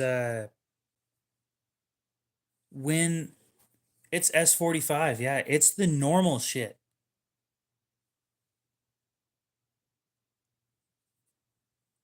Yeah, I'm trying to get that one spot, which I'm closing in on it. So something you guys don't see that I see from my angle down in this area, I'm looking at it like this. Stop auto-focusing, you pile. Is without the water, you don't see exactly when the apex touches the stone. But when you have the water on there, you can see exactly when the very tip of the edge touches. And that helps with that helps so much with consistency.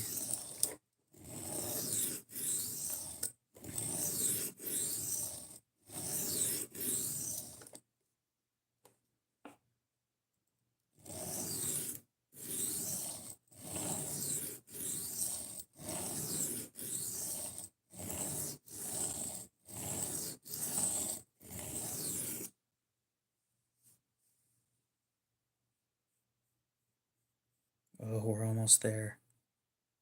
I can see that recurve disappearing. Hallelujah.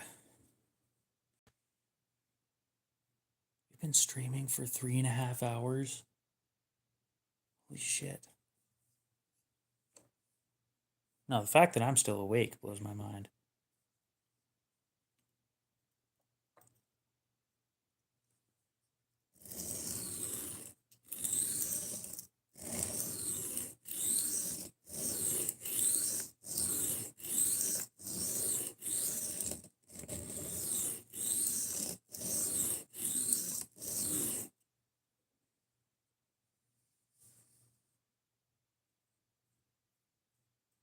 Oh, come on, you stupid, stupid knife.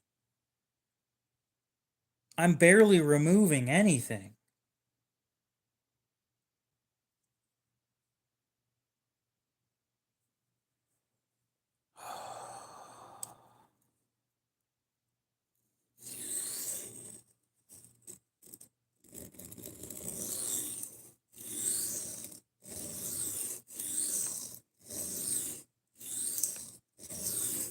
What does Spider Coast typically have their S45 at?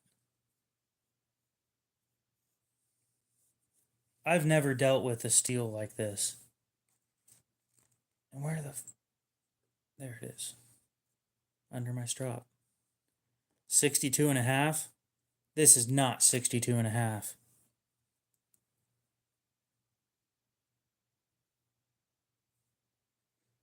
There's something else to keep in mind is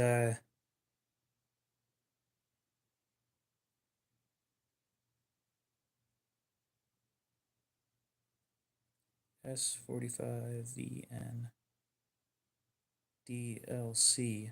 Because the DLC, so they say 60 to 62.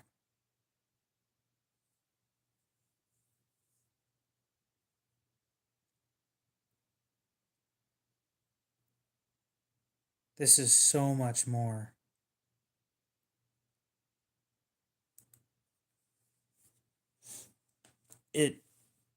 It feels like... I'm trying to think of ways to explain this that make perfect sense.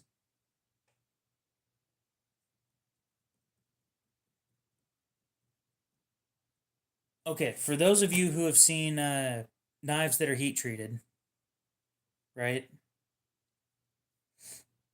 And when they test them on YouTube and stuff, and they slide a file on it, and it just skates right off like it's not even doing anything. That's what this feels like on the diamond plate. Like it's not doing anything.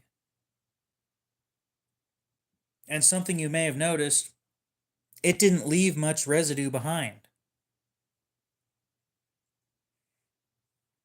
Typically, when I've been sitting here for, how long have I been sharpening this thing? I think on this stone I did like 20 minutes. On the 140. By the 140, on most steels, it'll just rip them apart and there'll be nothing left. Not literally, but figuratively. You're removing a shit ton of steel really, really fast. And there's a black sludge that shows up that, it always shows up when you're sharpening. And it's just not doing it here.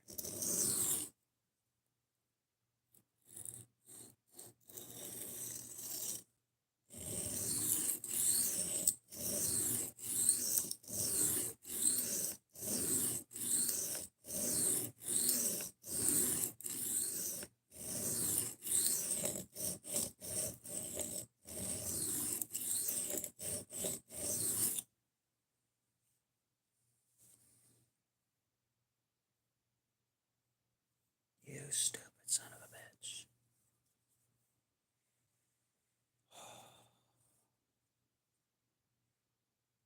Do I give up?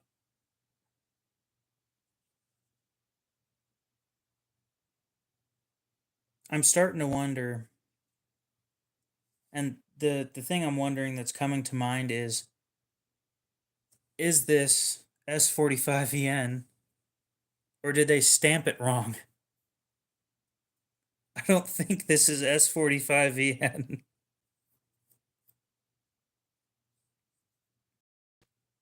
I've never had this much trouble with a steel before. What, so I just go through it until the blade's gone at this point?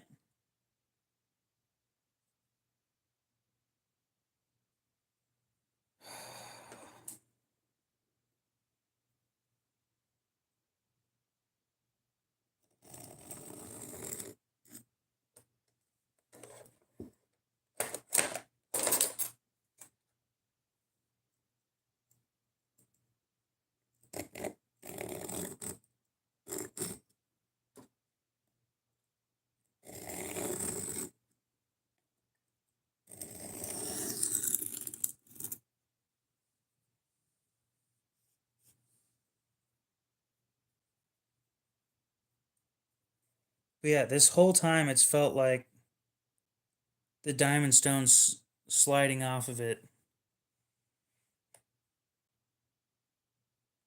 It raises a burr, right? The Chiefer cut raised a burr just fine. It's the wrong spot. It does it everywhere except for the spot that I want it to.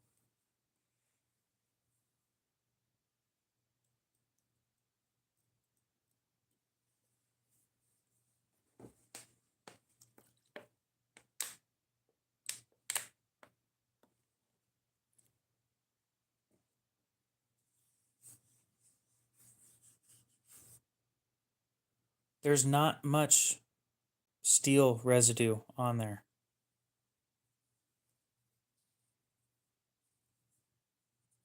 I'm just gonna brute force the one spot. I can still see the.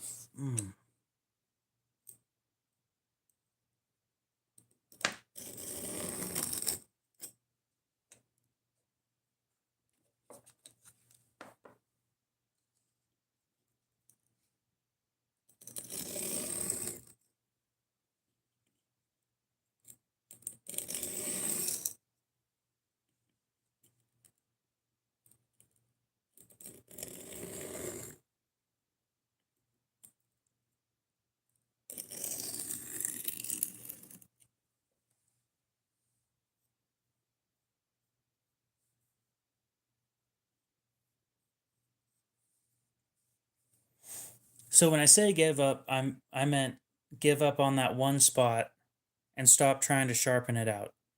I understand that I probably shouldn't give up completely, but I'm more referring to I got the rest of the knife sharp. Do I really need that spot to be as sharp as the rest of it? Because I feel like I'm just wasting the blade at this point. Not that it's removing much of anything, but continuing on, if it keeps acting the same way,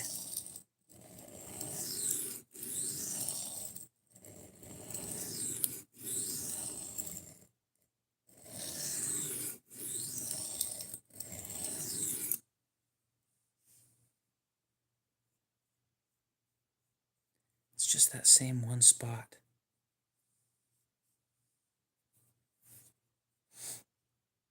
What is in this stuff? I'm going to look at it under a microscope real quick. We'll see if I can hit that one spot just right.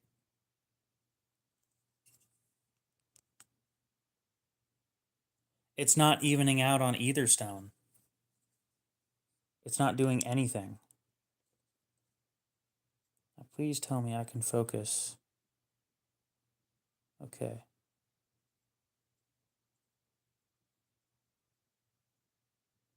There it is.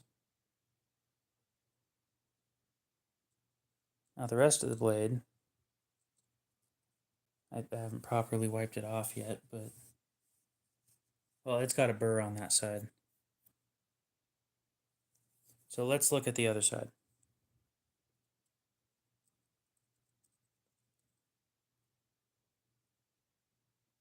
It's got chips up until you get to all the other spots that's sharpened nicely. So somebody chipped it. Yeah, the burr is huge on the other side. It's huge. I could take that off super quick with the chiefer cut, but I just want that one spot gone. It's so much to ask for. I'm gonna wipe this off real quick. We're gonna go dunk the chiefer cut back in the water again, and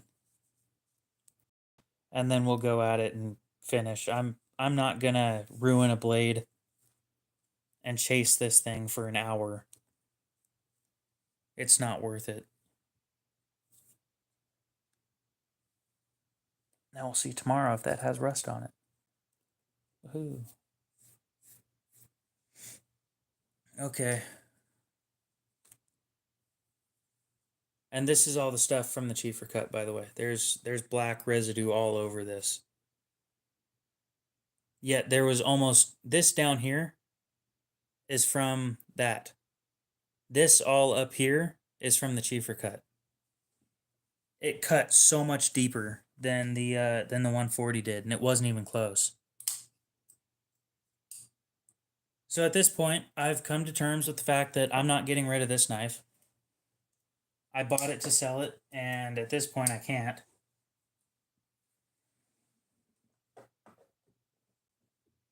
I kind of like it too much now.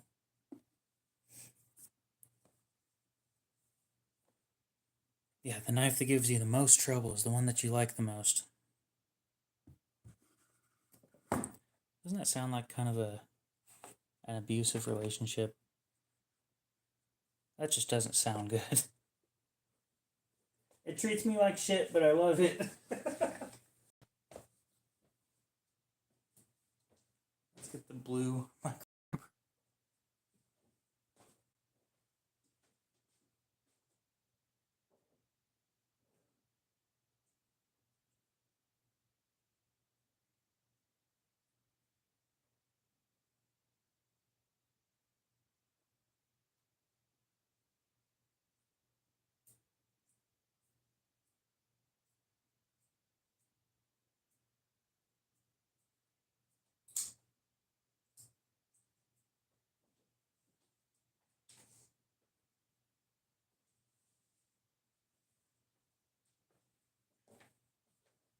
Dude, I gotta see if they'll like send me shit for free.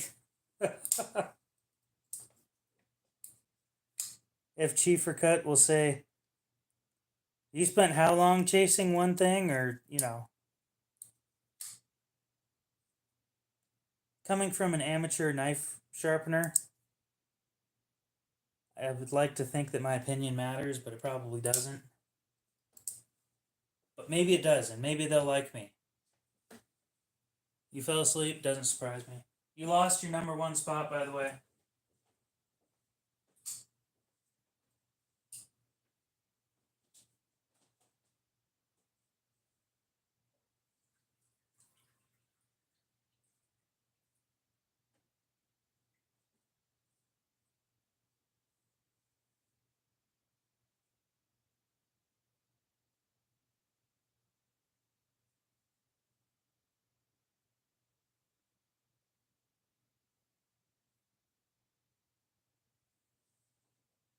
Okay.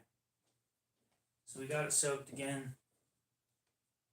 We'll come back and we'll go after this all over again.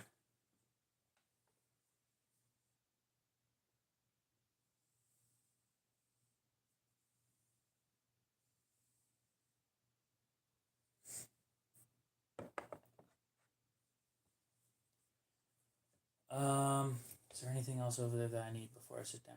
Kitchen knife. I did want to test this with a kitchen knife.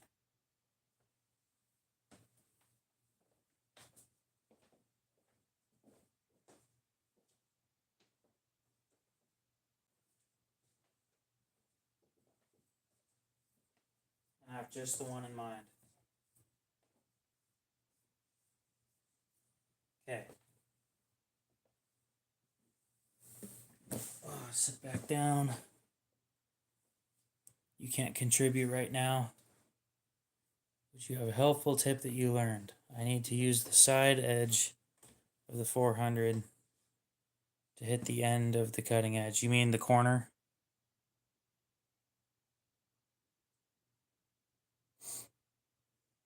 flight was so long. Where'd you fly to? Seems like everybody's flying right now. You mean the actual side? Or like over to the side? Because I do over to the side.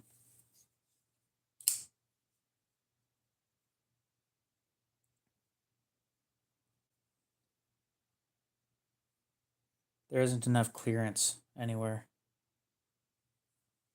to do that. So, Henry, can you do me a huge favor since you've been so helpful? Can you look up? I just want to verify that I'm not going to be getting in trouble for doing this.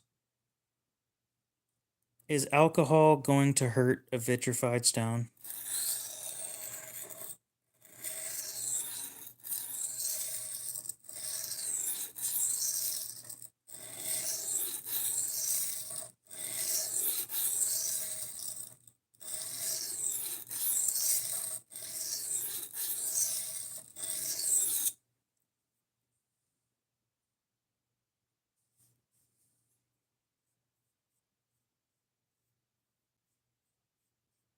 Well, the 140 helped.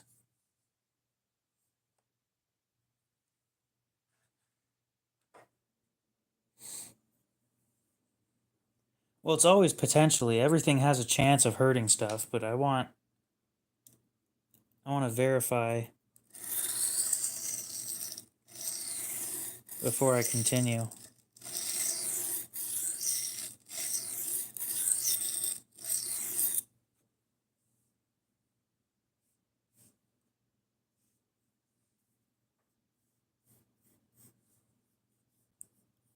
Dude, that just rips the burr off. There's nothing left.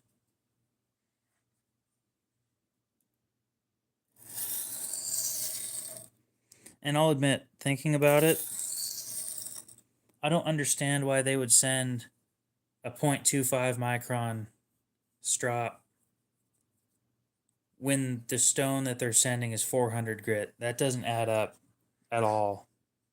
You brought it up earlier. That makes no sense.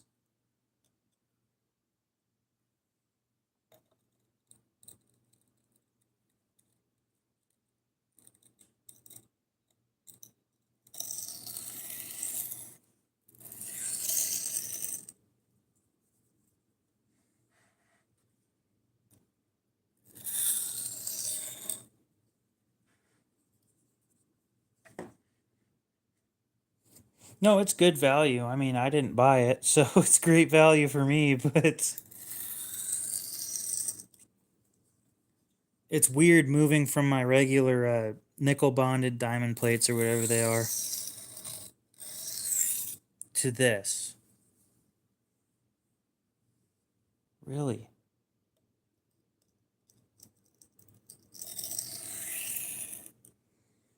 I saw one post somewhere and that was it.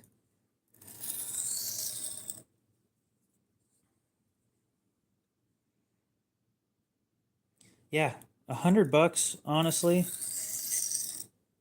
For the experience I've had, that doesn't sound terrible.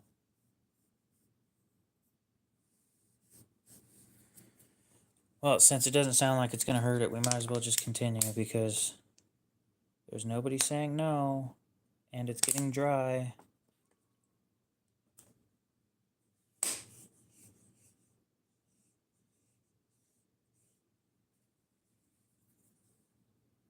I could feel it getting drier too. It's a lot more feedback than I've ever received from a stone.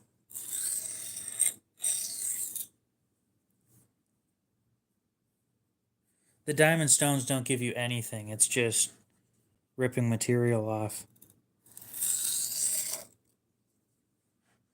We'll sit it straight and we'll do the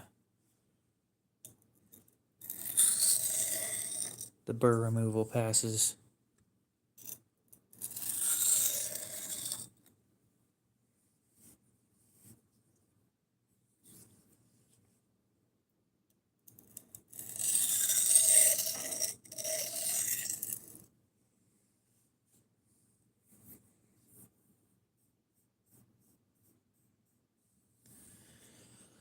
microscope because I feel it, but it's so small.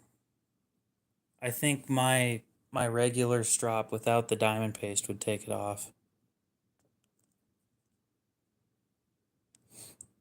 I use diamond stones for everything, so this is my first time not using a diamond stone, really, or a diamond plate.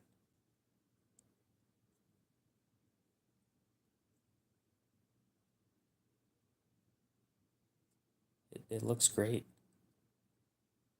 Tiny burr. Tiny burr. I think we're good. I think that's after I strop with the just the regular strop.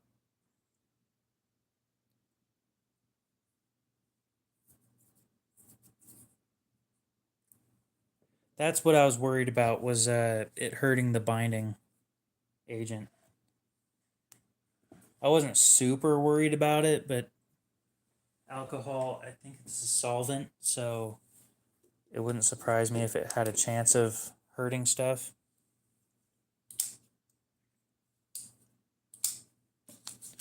So we'll go ahead and just strop with the regular thing. Let's not cut myself with a kitchen knife on stream. I don't see any. Okay, at the tip, there's a little bit of a stray mark.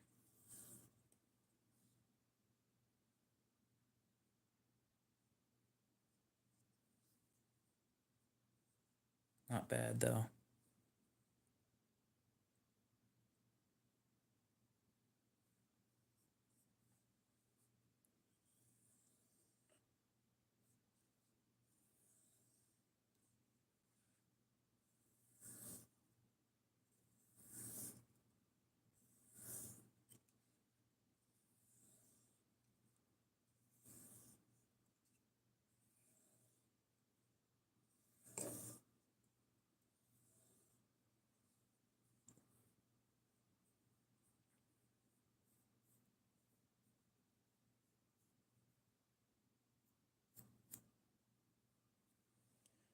It's chips. That's what it was. I can feel it now that I'm actually looking at it. It's not a recurve. It's somebody used that spot wrong and there's chips taken out of the edge. And at this point, it's going to need like 5 or 6 sharpenings for it to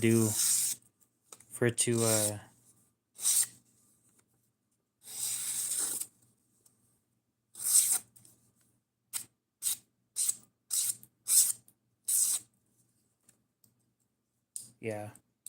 I think it's fine the way it is. And now that I've got it cleaned up and the action's nice and smooth, I think this is just going to be a great knife. I might just keep it. I think I'm going to keep it. See, it's great cutting until you get to that one spot that we were talking about that I've been chasing this whole time. It's still sharp. I don't know what I've been bitching about this whole time. I mean, I know exactly what I've been bitching about, but... So, do you think I should go to a higher grit? Or do you think I should just stick with this? I'm thinking the cheaper cut finish and not moving up to the SATC. That was such a pain. I mean, seriously, what's an extra, 400 grit gonna do?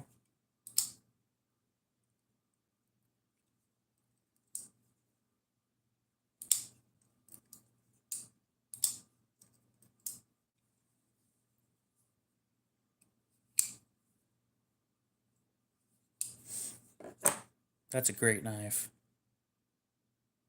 Dude, I can't wait to carry that thing.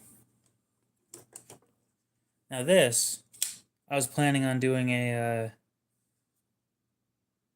was supposed to take that apart, sharpen it, and then start working on the Rat 1 in D2. And it took so damn long to finish that. I'm just going to strop this up real quick, and then we'll move on to the rat one. Yep. It's from my sister hitting the cutting board with it.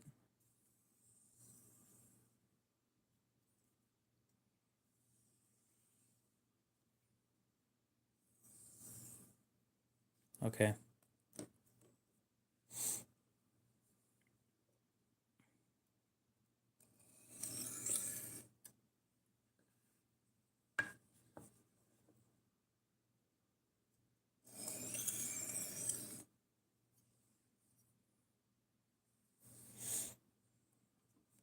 I'm hoping one pass was enough to take care of that, and that was it.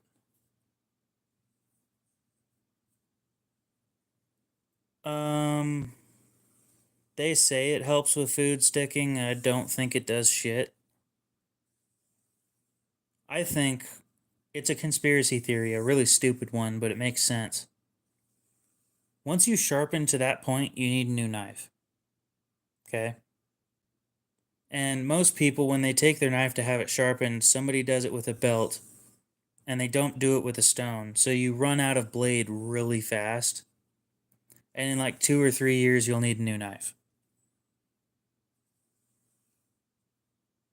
So I think that's my conspiracy theory. In reality, I sharpen this thing like once every 3 months, and it doesn't need it. But I start on the 600 and go up to the 1000, and then I strop it, and that's it. And being 3CR, it doesn't care.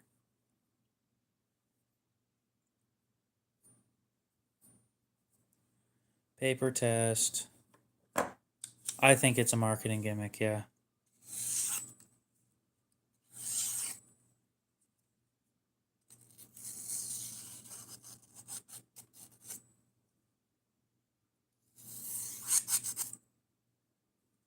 I'm going to call that sharp enough. Because I'm not putting any pressure on it. I'm kind of holding it with 2 fingers and... Kitchen knives, man. These, the thin geometry of kitchen knives is just so much different from a pocket knife. And it sticks out like a sore thumb. Not many of my pocket knives will do that. And not many doesn't mean none. There's a few of them.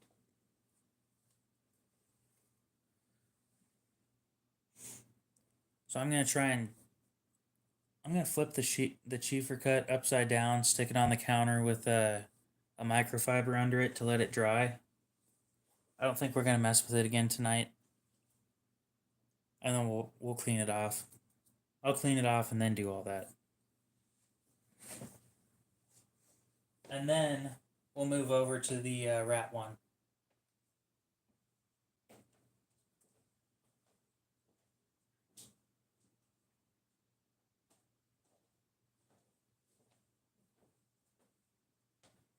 Blue. Give me that.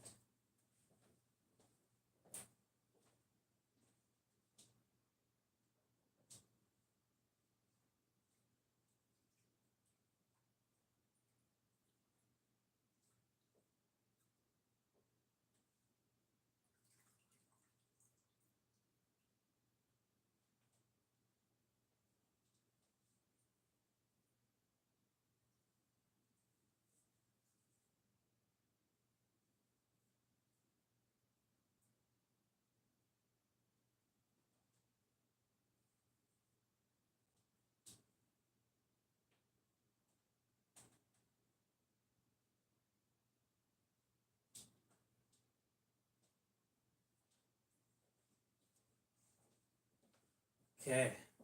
I think we're all done with that. Now let's move on to... No, I was over and washing it off before we start with the next phase of the stream or whatever. Go ahead and put these away. take the, where's my little stabby trash picker upper? Let's not throw that.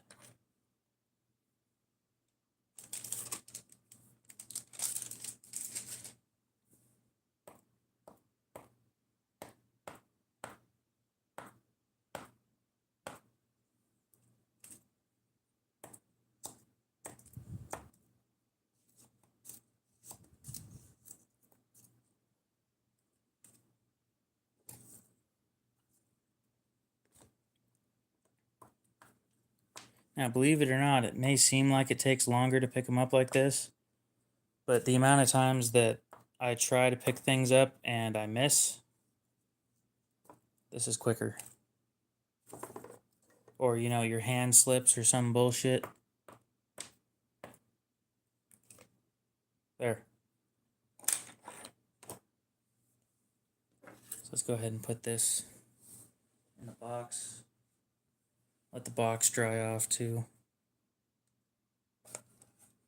These magnets on this thing are wild.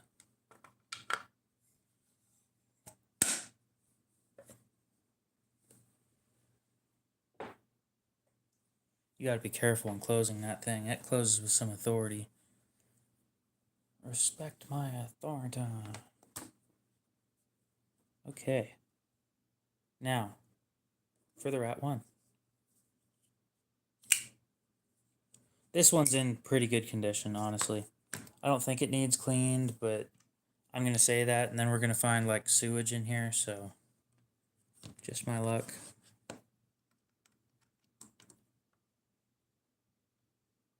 Come on. Yeah, baby. Yep. That's what I thought. You better come loose. 3 in a fire or some bullshit. I've dealt with enough non-compliance from my knives today. Talking about you, Spyderco.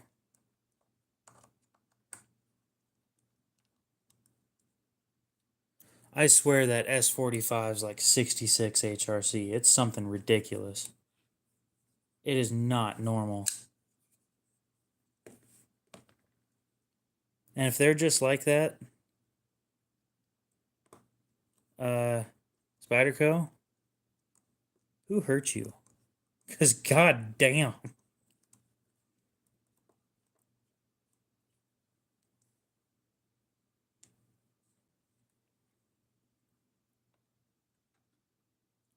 If you want this, it's going to be up for sale. I'm just hoping to God that I don't strip any of the screws or any of my bits.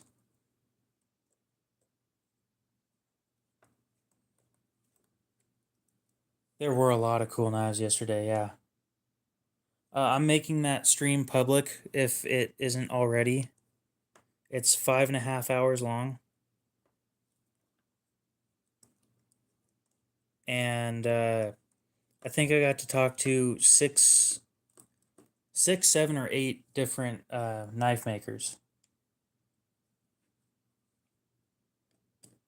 Yep. I spent a lot of time there. And the whole time I was talking to other knife makers. It was a great time.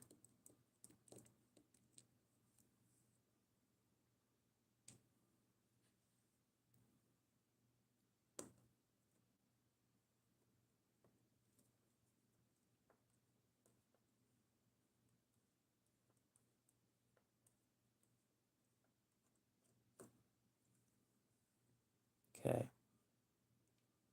So thank God all those came loose. That's just step number 1 out of this thing. And it's a lighter brown than it looks like on stream, by the way. It looks more like a chocolate bar than in real life than it does on stream. It kind of just looks like dirt on stream. Way different color. Wow. This one isn't full of vegetable oil. It's just full of a little bit of dust. Huh. What a shocker. It's almost like if you don't treat your shit like shit, then it doesn't look terrible. Just a sec, my back's killing me right now. Damn it. I'm like right on the edge of popping it in the one spot that it needs to happen. And it isn't giving me a break. I don't use Loctite on any of my knives, partially because I don't own any Loctite. The one knife that I would say needs it is the Jin Rhino. And the reason I say it needs it is because it sits there and comes loose the more you play with it. They did say that they were going to address that by sending a small bottle of Loctite with it, but I got one.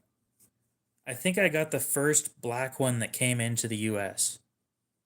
I was the first person on YouTube to have a video of one of those in black. They asked me if I wanted one of the Jade G10 ones, and I said, nope, I'll stick it out and wait for the black one. And like 4 or 5 days later, the black one showed it up, and I'm like, hell yeah. That was before I knew that I could dye scales, by the way.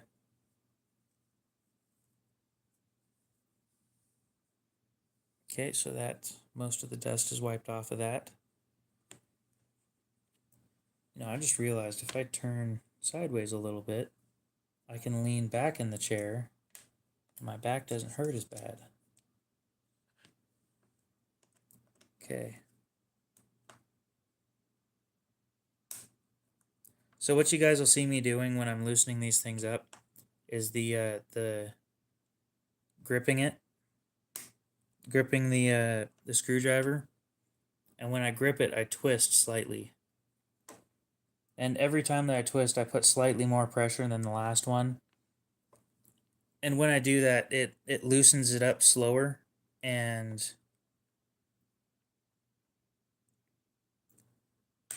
less chance of breaking a bit, I've noticed. I've broken 8 T6 bits in the last 2.5 years.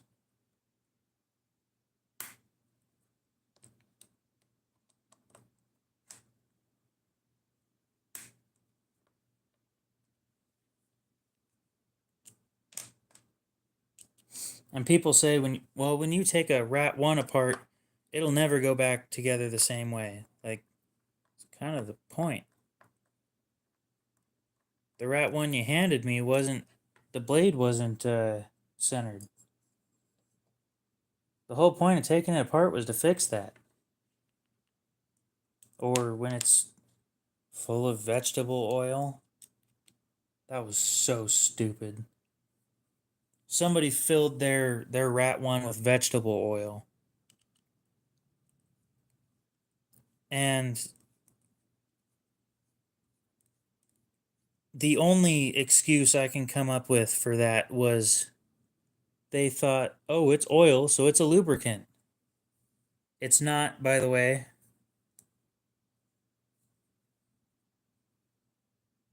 Oh, that big boy does not want to come loose. Okay.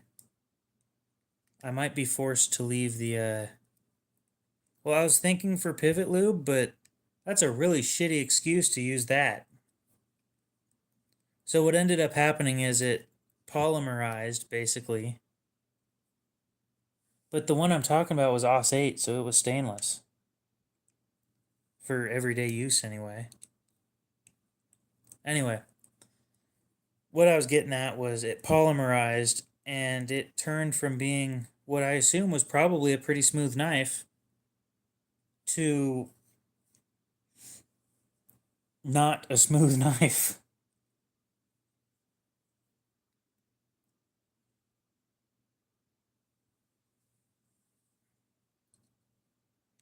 Yep, when I got my hands on that thing, it was a disaster. I took it apart partially, and I cleaned it. And then, before I put it up for sale, I said, well, I might as well do a full deep clean. and I took the scales off of the liners, and it was all yellow, like yellowish orange. It's on a live stream somewhere. It was nasty. And it smelled like vegetable oil. That's the only way that I knew that that's what it was. Okay.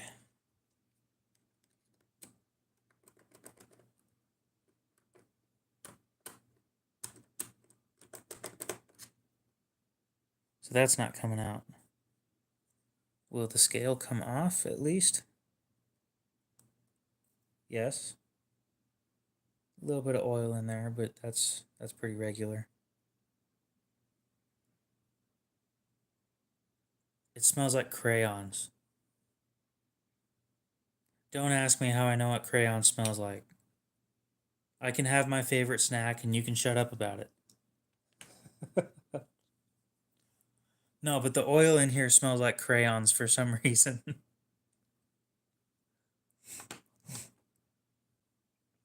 And you can see it. The wet spots, obviously. Yeah, that's weird. I've never smelled an oil that smelled like crayons. And I'm not saying it smells like wax. I'm saying specifically crayons.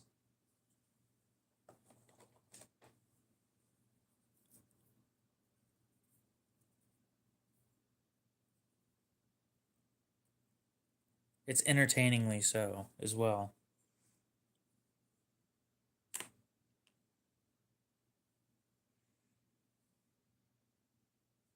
No, you know what it smells like? I'll bet you that's silicone oil. And the reason I say that is because the first thought that came to mind was crayons. But the reason that came to mind was I was thinking of the crayon maker I had when I was a kid. And you'd take old crayons and you would oh, there we go.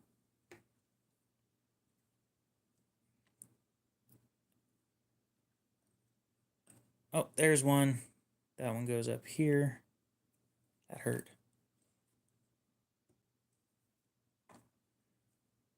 It was a crayon maker. Anyway, you'd melt the crayons over a light bulb that was in it that got kind of hot enough to melt crayons, obviously. And then you dump it into a silicone mold, and it smelled like the silicone mold with the crayons in it. That's what the smell was. And the silicone mold was decomposing slowly, so that's what it smelled like right there.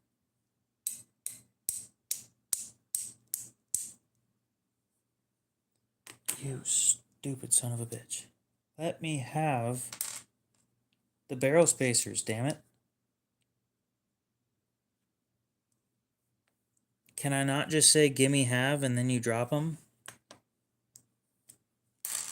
Do I have to get a T9 and push them out?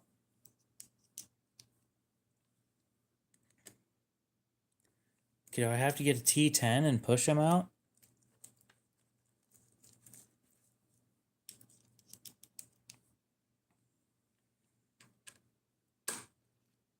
Apparently so. So that goes bottom down like that.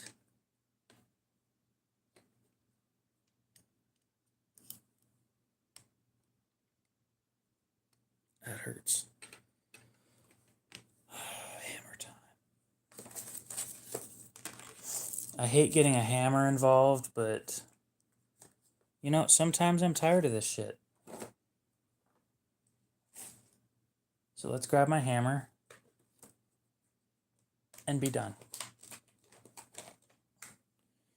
Somebody that's watching is sitting there like, nope, I don't have a mallet. I have a watchmaking hammer.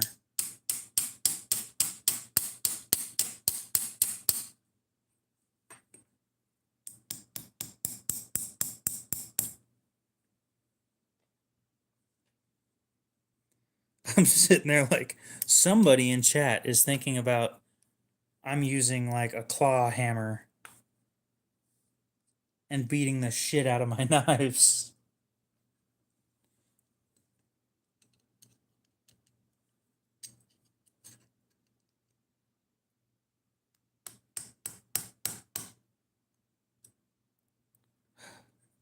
It's slowly popping out. And the thing that I didn't think about while doing this, oh, there we go, is the fact that it has to go back in somehow.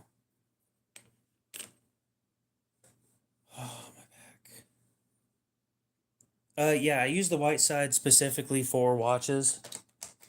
I use it to put the pins in the bracelet.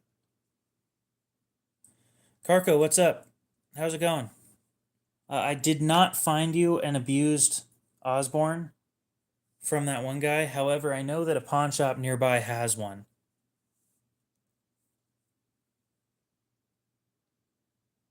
Yeah, so the reason I use the white side's plastic, if that wasn't obvious enough. The reason I use the white side is to prevent it from hurting the titanium bracelet.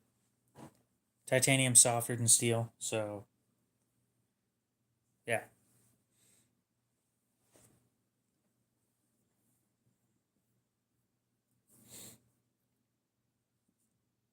Lepopkin. I'm just gonna say Lepopkin. Allsop. I'm Lepopkin Allsop.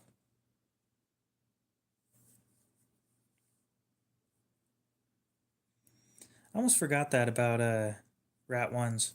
They have 2 washers on each side.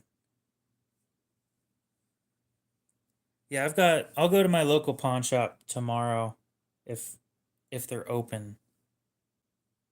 I know they have one there that's abused, but I'm questioning whether the knife is real or not. I'm not 100% sure that matters. Because honestly, with the fakes, the handles are pretty damn close to the real thing.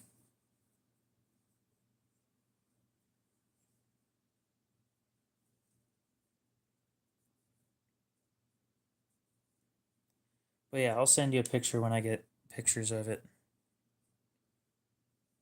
If you're interested, tell me. I'll give you a price while when I send you the pictures, and we'll see how that goes.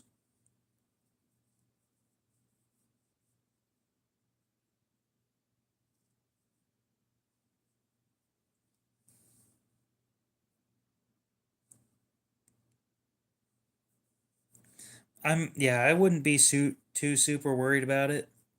You're putting an aftermarket blade on it anyway. There's one that I know that pawn shop has that, like, the action is trash too. So I won't be going after that one, but I'll see if they have another one that's destroyed. For some reason, they buy like the shittiest knives, and then they charge the most. But I know just about everybody there by name, so we'll see if they can give me a deal on it.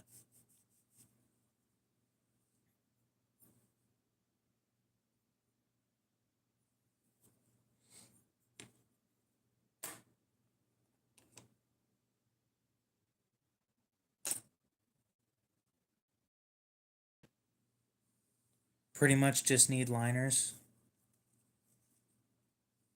Shit, just make them. Just make a set of liners. Okay, so we got the whole thing taken apart now. From what I remember, this is a 31 part knife. And we can count that real quick. Right here is 15, 16, 17, 18, 19, 20, 21, 22, 23, 24, 25, 26, 27. So I was wrong by quite a bit.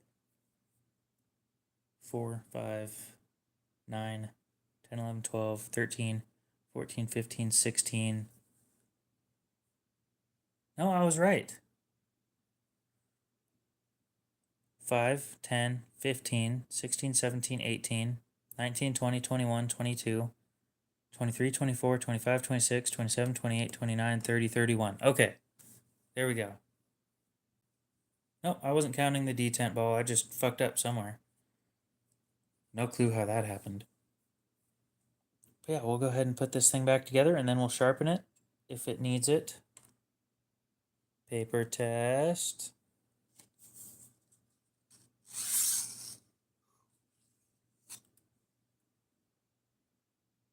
I'll be honest, the edge looks like shit, but it's super sharp. So much so that I don't even think I want to sharpen it. It'd be a shame to remove more material when you don't have to.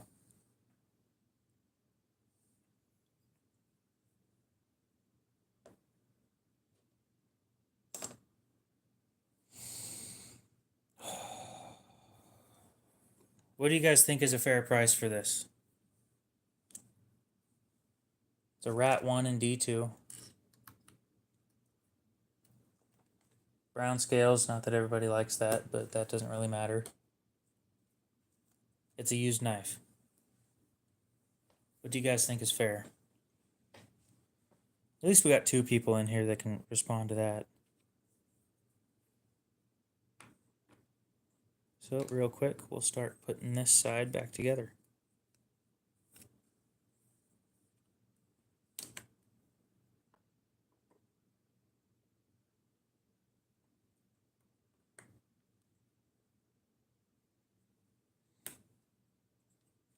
I was thinking around in that range. Not super far off of that. I'm just more curious what people would actually pay. It's in great shape. Honestly, it didn't really need the cleaning. There we go.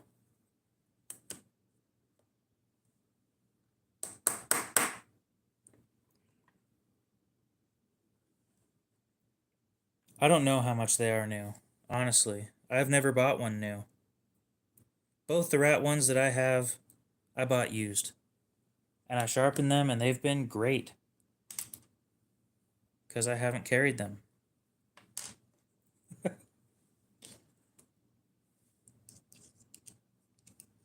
They're a little big for me. Like, the pair of 2 is close to the largest blade I will carry.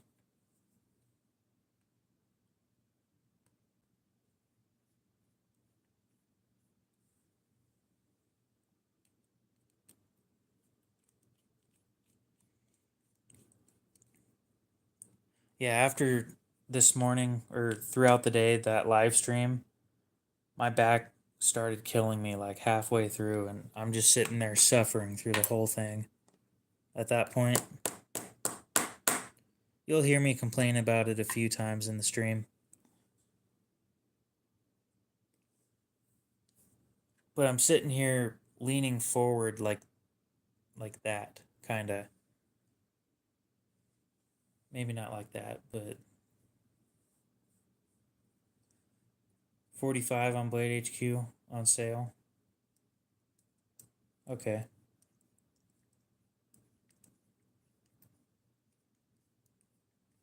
Well, you said it was a cool color. Do you want it? 35 was what I was thinking exactly. Especially for the decent condition that it's in. It's not in terrible condition, but it's not perfect.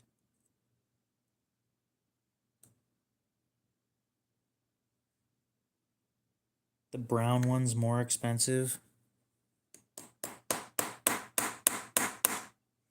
People pay extra for a knife that looks like a chocolate bar. For some reason, that doesn't catch me off guard. Honestly, people pay extra for a knife that looks like a donut.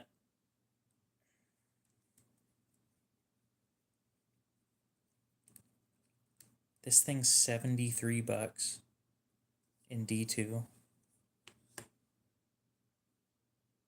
That's not terrible, actually.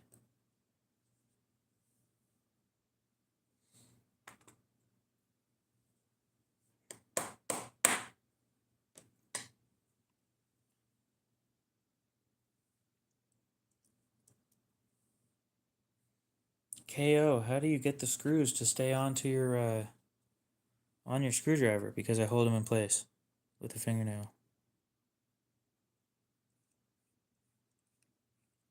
because magnetized tools and magnetized screws suck.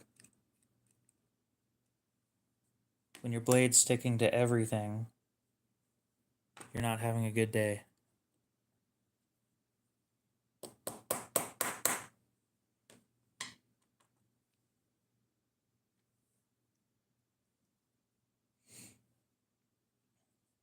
KO, how do you put one of these things back together without having the blade sitting more to one side than the other? Well, I'll show you, imaginary person who didn't ask.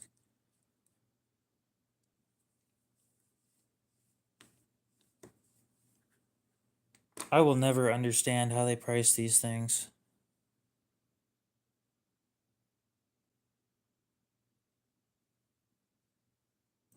Like, I've talked to companies and I still don't get it.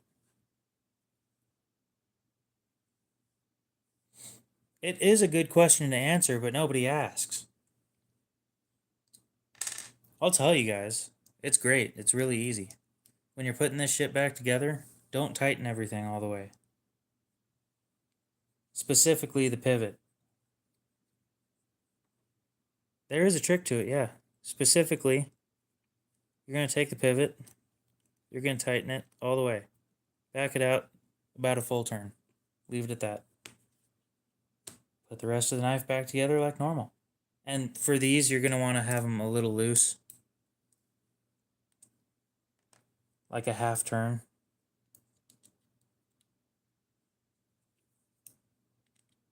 So, boop. Yep, you loosen these so that they fit into the other liner better.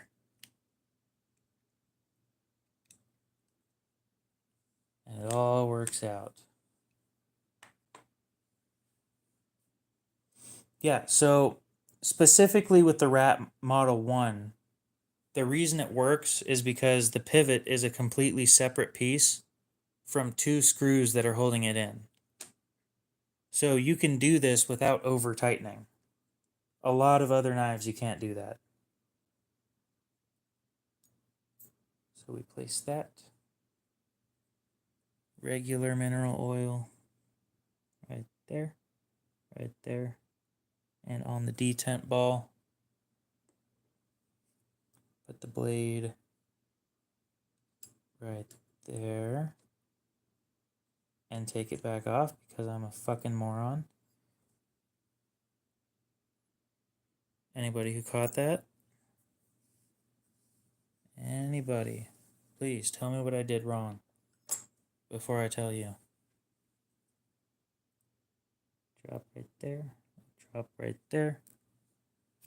Anybody? 5, 4, 3, 2, 1. Anybody? Anybody guess what I did wrong?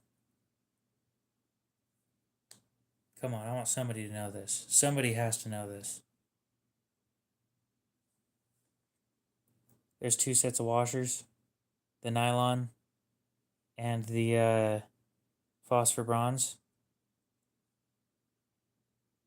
Yep.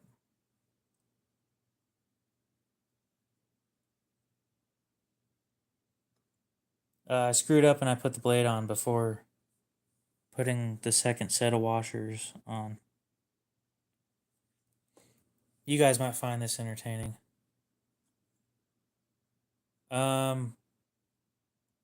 Both washers. There's 2 washers on each side of this knife. Most washers don't have that.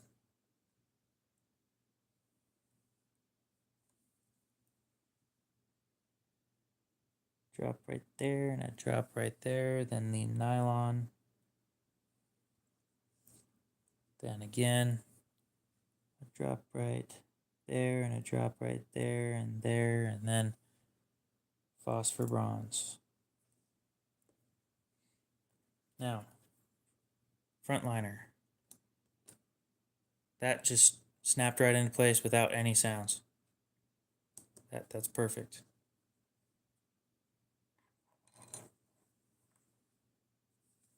Okay. Brown scale back on. And I think we've got the T6 on here, so we'll start with the T6 stuff. And again, of course, don't tighten them all the way.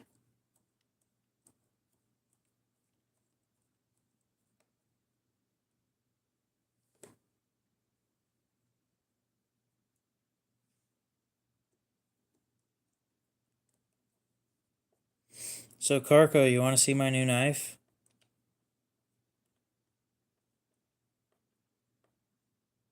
I traded a Hogue for it.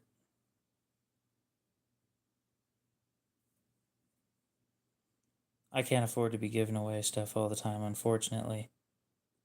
2,000 subscriber giveaway happening, though, once I hit 2K.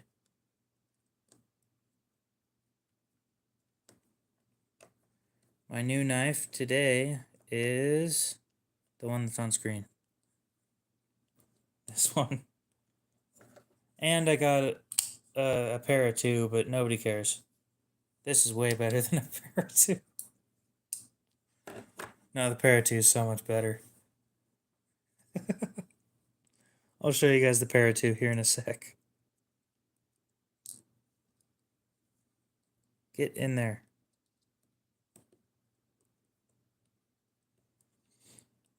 T6 body screws to T8 body screws. Would you say the only difference is you have to be careful?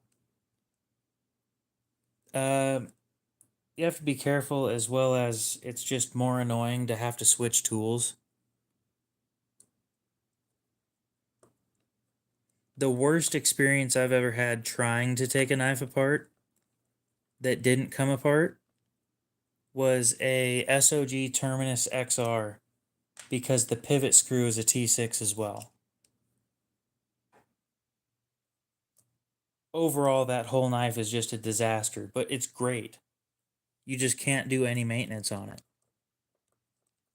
Because what they like to do is they dip the whole knife, or not the whole knife, but the whole screw into Loctite. Okay, so it's not centered.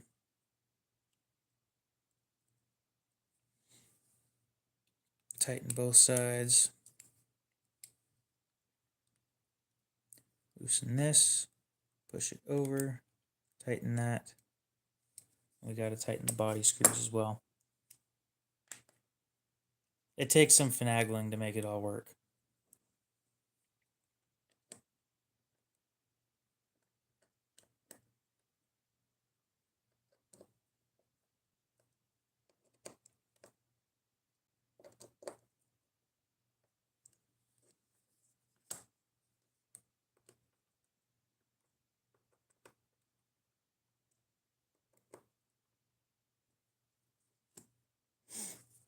I don't remember exactly how I got it to work that one time, but I had it perfectly centered on...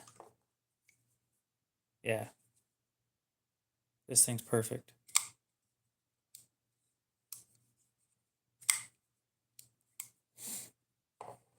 Sure, I'll agree with that, but I don't have one of those, and I don't want to put the money down to do that.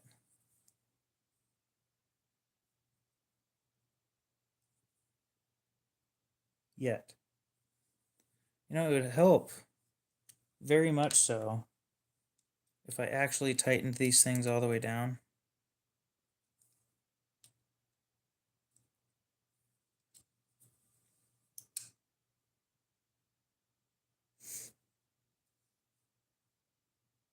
Something's not right. Got a lot of blade play. Like, a lot of blade play.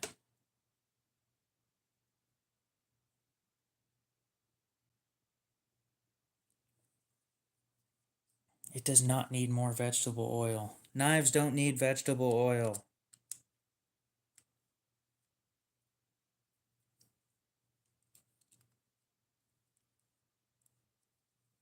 Look, I just want to talk to the previous owner of that knife. I just want to talk to him.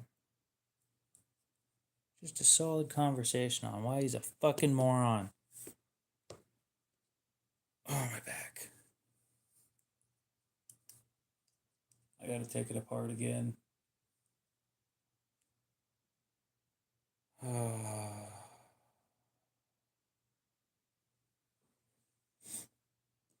Let's look at my new pair of two. Of course, I mean, new to me, but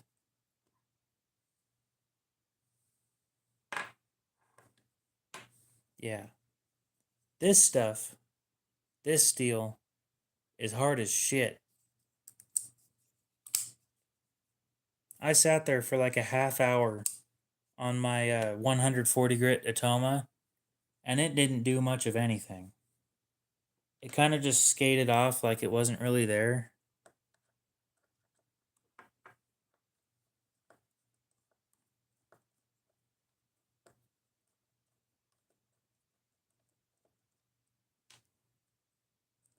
We'll have the Para 3 or Para 2 in frame while I take this monstrosity apart again.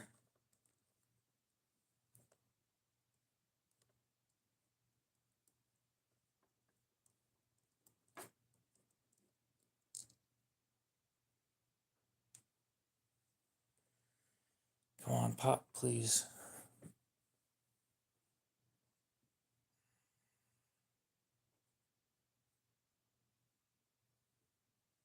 Oh.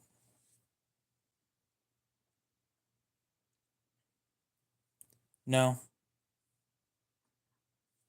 The pivot isn't tight, and there's something wrong there. I don't know why the pivot isn't tight, but that's what's causing the problem. So you take it apart and put it back together until you fix it.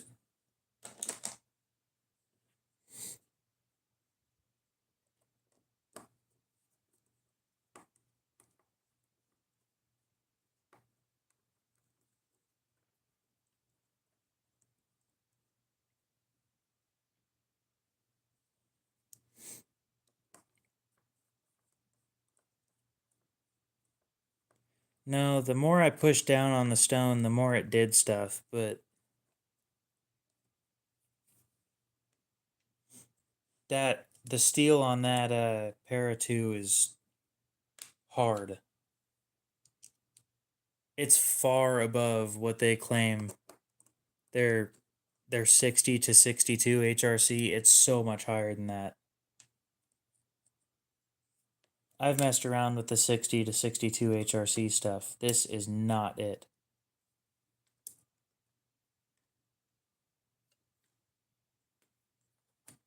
So tell me. Oh, I'll bet you I know what the problem is. Yep.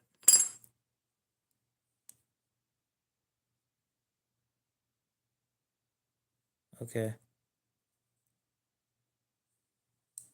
There, yep, got it.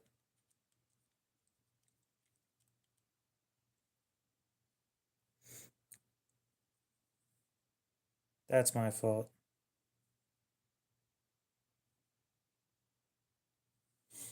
Okay, so what happened is you can see right here that there's a cutout right there. This washer, the phosphor bronze washer got underneath this and stopped it from closing all the way.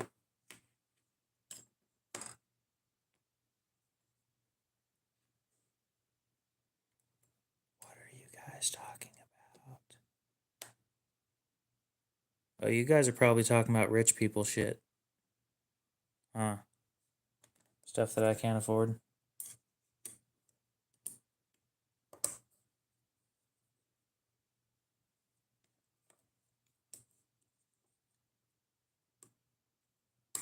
Rich people shit.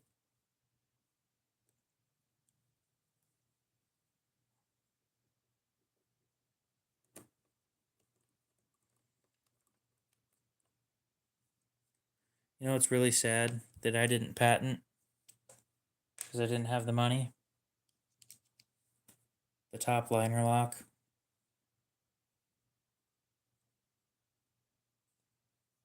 Before Vosti did the top liner lock on the raccoon or whatever, like 2 years ago, I already thought of that shit. But I'm broke and couldn't afford a patent.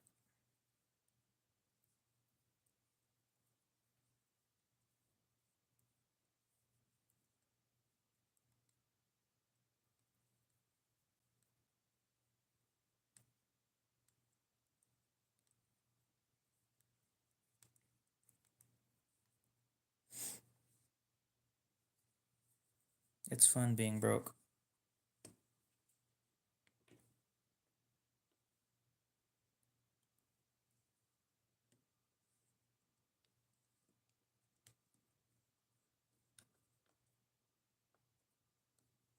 You don't need a patent attorney. It's just they write it for you, and it's so much nicer than you having to do it.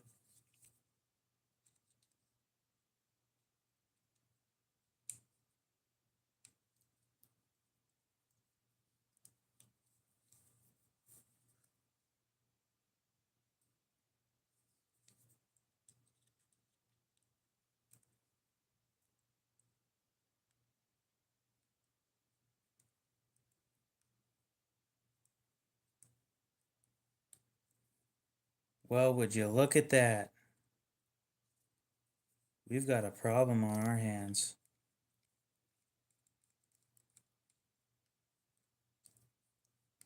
Possibly. No, okay.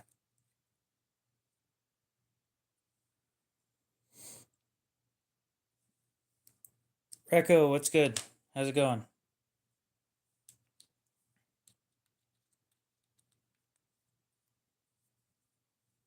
Let's just loosen up all the screws and then try redoing this again.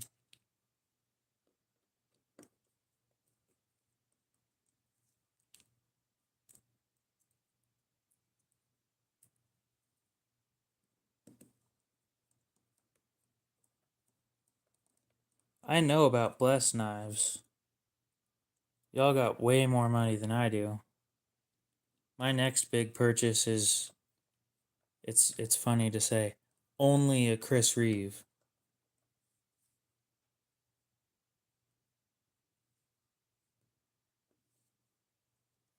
Dude, I hate getting groceries. I hate shopping in general.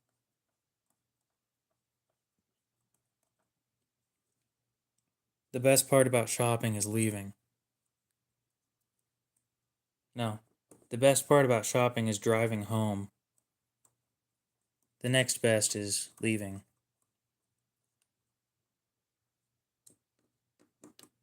I'm surrounded by people, and I'm not trying to sound mean, but I'm surrounded by people that have an IQ that's like 10 points below mine minimum. And I'm not saying I'm always the smartest person in the room, but chances are if I'm in a grocery store like Walmart, I am the smartest person in that 35,000 square foot room.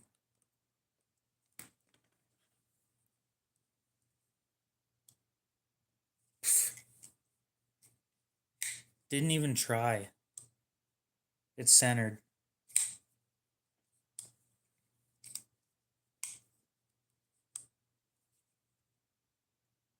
Nice and centered right there.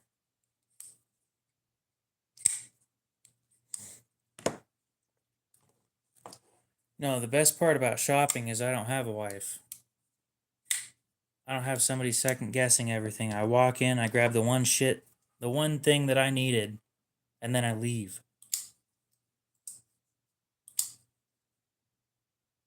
Oh, but we could also get this. Nope, I came here for WD-40 and a t-shirt.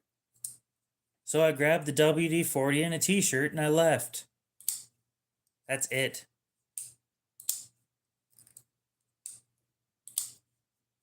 Yeah, the rat one's usually larger than I carry. Like, the para 2 is pushing it.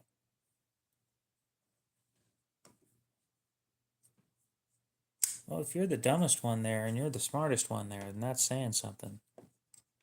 Look at how similar these look. This is like a budget version of this. But yeah, this is pushing it. This is too big. Dunning-Kruger much? I know exactly what you're talking about, but in what context? The marriage thing? I can agree with that. See, when I go shopping, it's because I'm hungry in the middle of the night. So it's like 3 a.m. And I go to Winco and I grab like a donut and then I leave.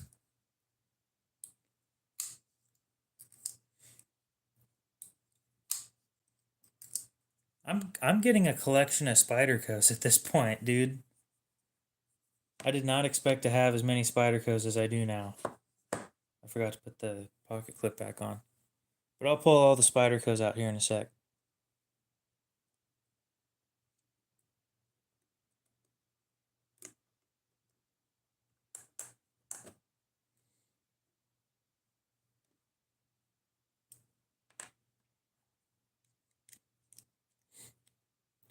How difficult has it been to sharpen that D2 on the rat one? I haven't sharpened it yet. I don't like bean water. The bitter bean water, not my kind of thing. I think we talked about this earlier. You might not have been here when we were talking about the bitter bean water.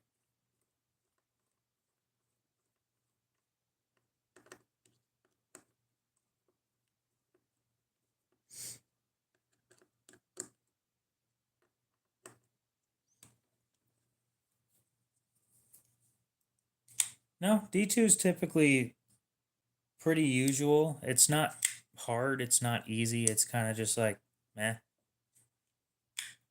The hardest I've dealt with, again, is this Para 2. I've never dealt with anything that put as much a fight as this thing did.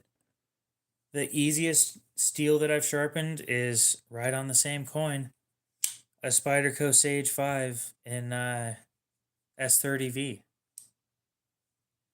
Or no, a Benchmade in 154 cm. That shit was 4 minutes and I was done.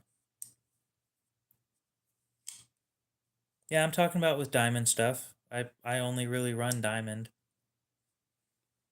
The Chiefer cut was the first time I've messed with other stones. But my all my stones are diamond other than that. And it still is, it's just not the same kind.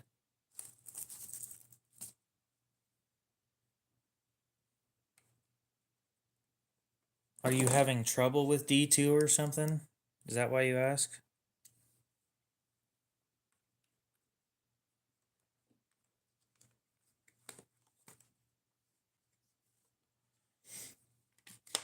I wouldn't know. There's that. Gimme. Thank you. I don't know if there's another way other than diamonds. I've heard there's this stuff called aluminum oxide or whatever, and I've heard that it's dog shit, so I stay away from it. Look at me with my dollar store sharpening system. I'm not saying that they're terrible, but the steels that I have, it won't touch them.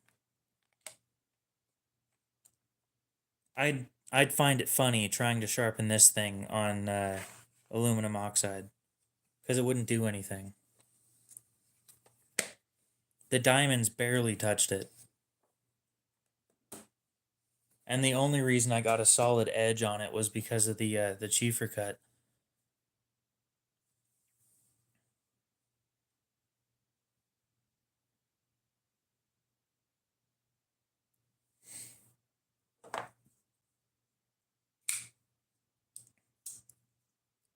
So D2 doesn't like edges that are more than 600 grit in my experience. The higher the grit, the more diminishing returns you get from this, from D2. And the most noticeable one that I had that with was an iridium in D2, a Kershaw iridium. And what would happen is I'd start with the 400 grit, and then I'd move up to the 600 grit. And then when I hit the 1000 grit just ripped out the carbides from the edge, and then you'd have chips in the edge. So then you have to move back down to the 400 grit, and then the 600 grit. And eventually I just gave up and let it sit there at 600 grit. That's when I learned that the diminishing returns, it just isn't worth it. You're not getting anything in return for the extra time you put into it.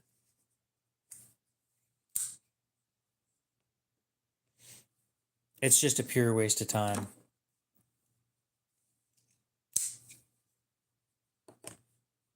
14C isn't bad. It's a pretty good all-around steel. It's lacking in edge retention a little bit, but it's a clean, what they call a clean matrix or whatever.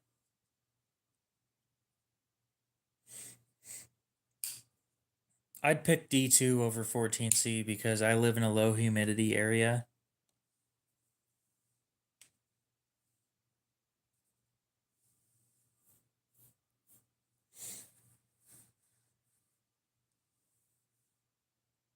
Yeah, 14C is better in toughness and stainlessness, but all I care about really is edge retention.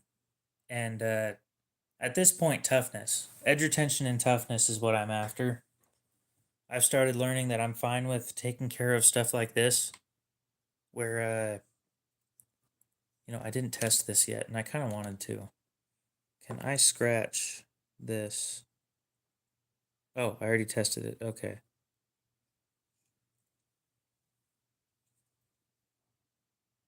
So there's a line. This line right here. Oh, there it is. That line was this cutting it. And it's starting to make me wonder how hard this one is, because that's weird.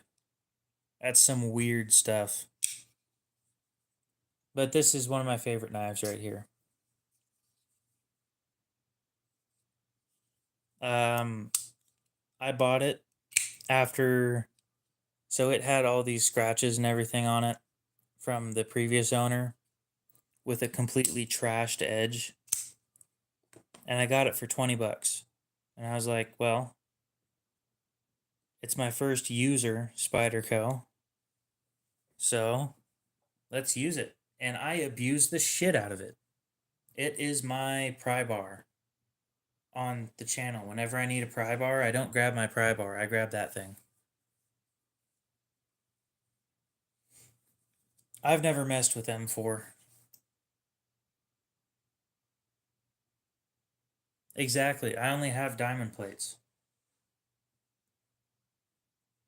And at this point, I've gotten so far into the diamond plates, and I'll admit, I didn't buy most of them. Or no. Yeah, no, I didn't buy most of them. That would be, I gotta blame Aiden for that one. He bought both the Tomas and the Chiefer cut, which is amazing, by the way. I don't have a strop that has diamond paste or diamond emulsion yet. And I said I was going to buy some diamond emulsion. And then I tried to buy it, and Blade Binge had me sitting there in the checkout for like 30 minutes before I finally gave up.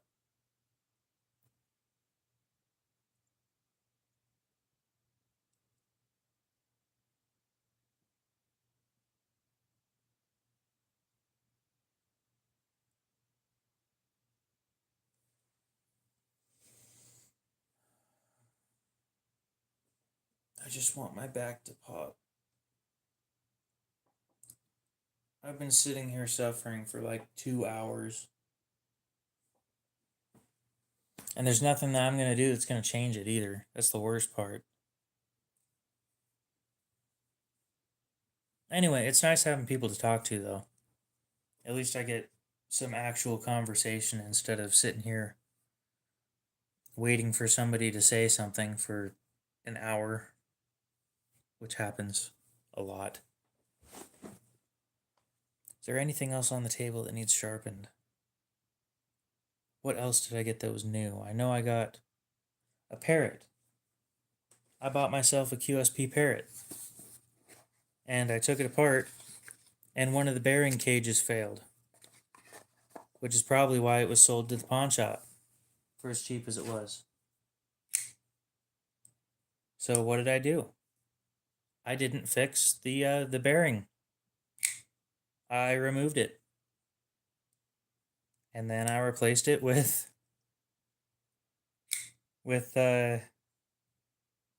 washers from a Kershaw leak. It's got 3 washers inside of it.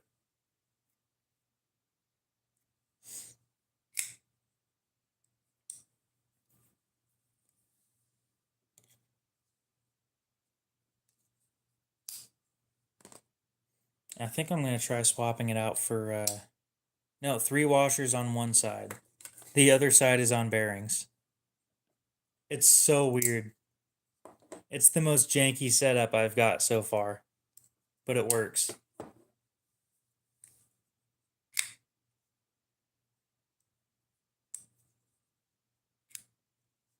Sometimes.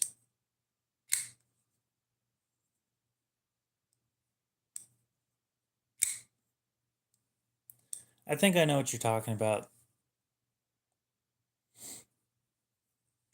So the detent on this thing is really strong. And back when I got it, because it had the failed bearing cage, it had really bad lock stick. It would take like, I'm gonna guess like 5 or 6 pounds of force to release it. But yeah, I'll take this thing apart. I kind of want to show you guys. My redneck ingenuity has really shown through on this one. It's amazing. I've been streaming for 5 hours. Damn.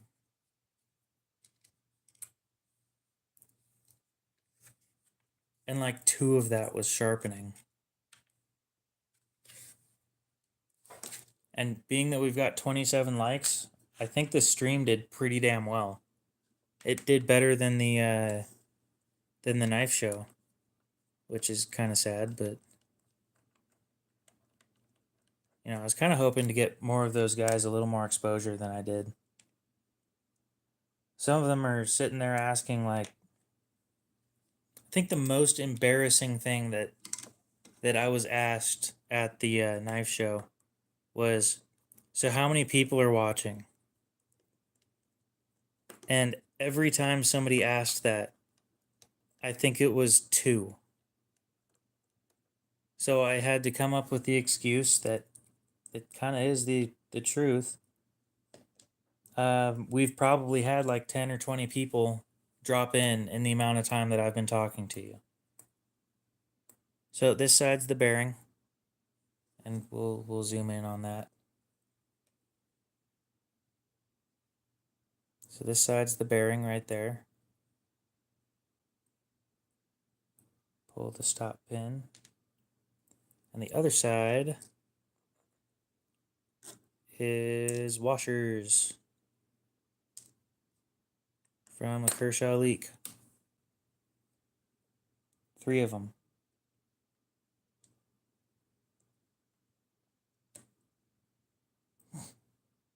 Yep, it worked.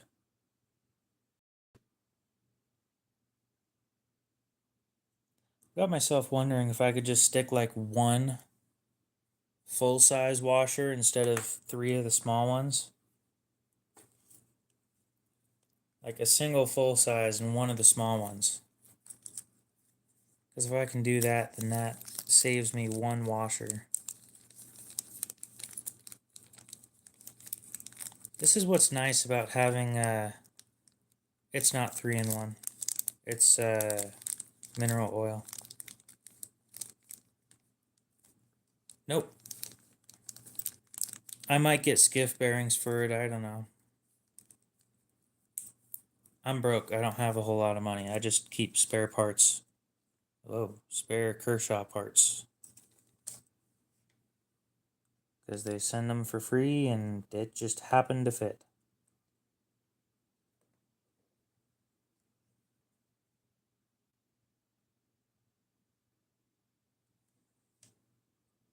It's not brown. It's that's the washer.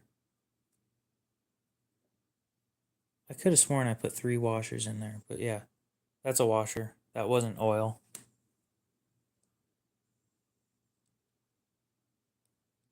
Did I only put 2? Oh, no, yeah. There's the 3rd.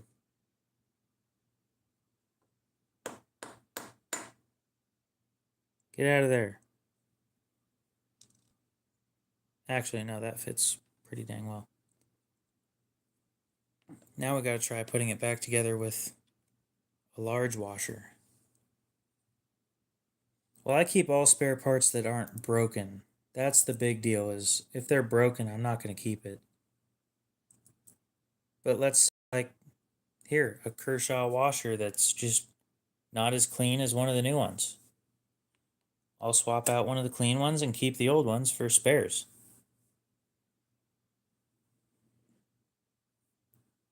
They make you pay. QSP over email isn't very friendly, from what I've heard. Yep.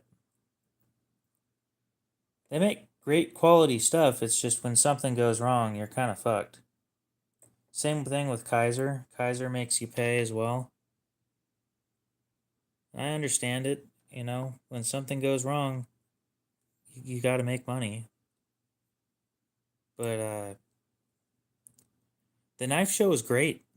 If that hasn't been uploaded yet, it should be uploaded any hour now. I did the whole thing live. I asked Kaiser for a pocket clip, and they said $20 and we'll send it to you.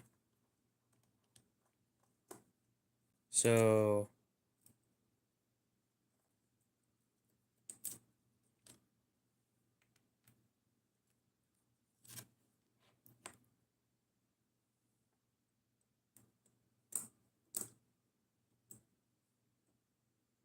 now don't get me wrong, it's a milled pocket clip, but it's a milled steel pocket clip. It's not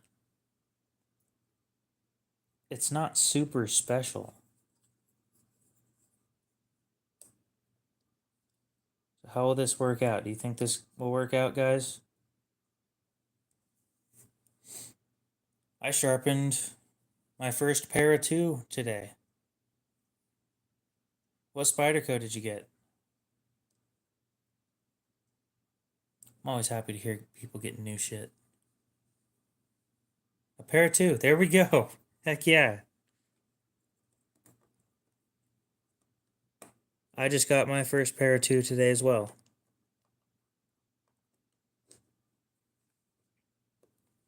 I thought they were too big for me, I'll be honest, and now that I've had it in my hand for a little bit, it's not as big as I thought. Just a friendly reminder for everybody that's in here. Go drink some water. Maybe if I drank some water, my back wouldn't hurt. That's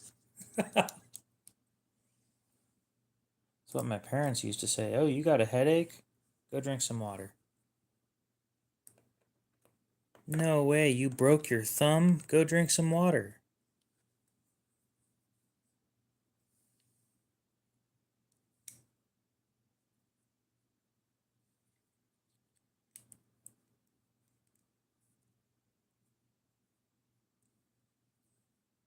Uh,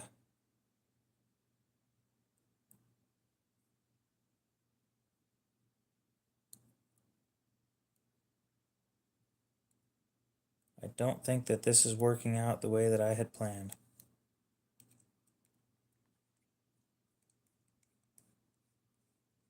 Oh, there we go. Maybe? Bean water? You people in your bitter bean water. No, I didn't forget parts. I know what you're seeing on the table. Those were spare parts from other knives. It's not as centered as it was, but it's taking 2 or 1 less part than it did earlier, which is a big deal.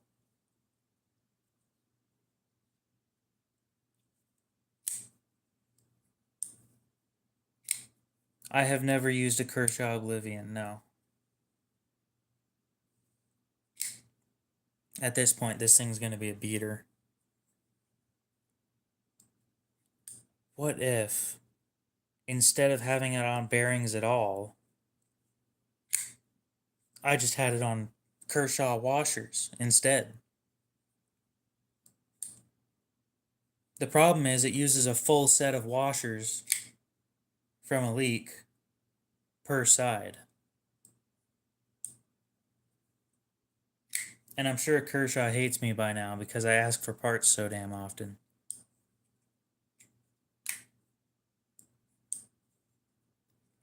God, this is weird. Okay, so I'm going to put these two pieces aside. These are small side Kershaw leak washers. We'll take this thing apart again, and we're going to oil the washers that we used, and possibly swap what side the washer's on to make it easier to maintain the washer instead of the bearing, because the bearing doesn't really matter. It's the washer that matters the most. Bearings don't really need maintenance. Y'all are evil. And this isn't a Rat 1.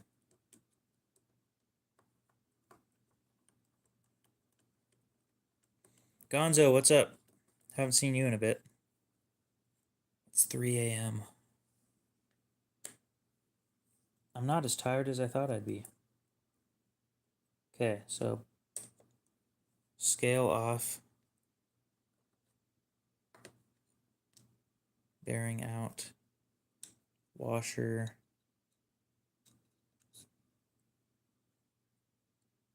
The washer just sits in there perfectly. You'd think it's part of the knife, but it's not.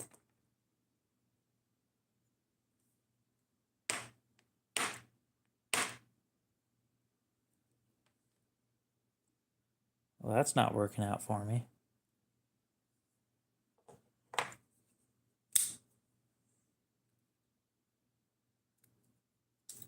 There we go.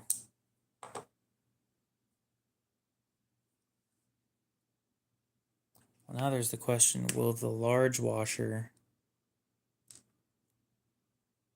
fit over? Just woke up? Well, you have a great day then.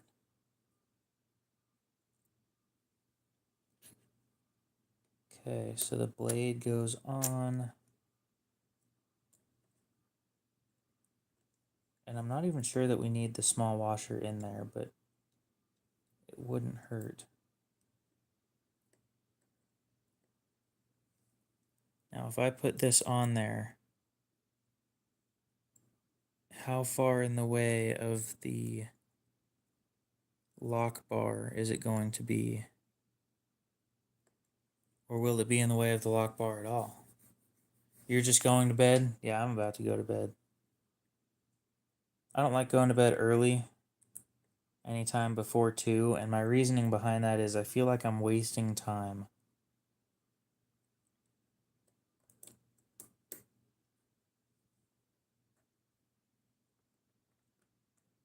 Nope.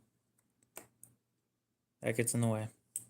So I guess I had it about the only way that you can set this up with washers and bearings at the same time.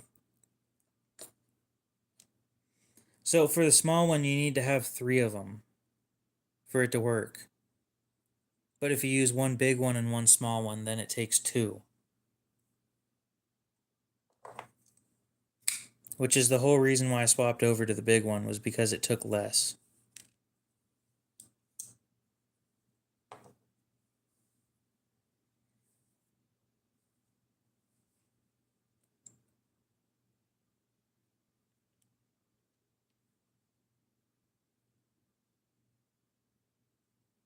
So I think we're going to go like this. Oh, wait. We're going to go like this. And then oil this in the spots that are obviously going to show wear.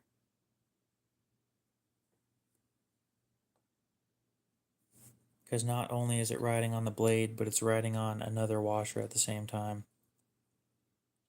to keep it from breaking.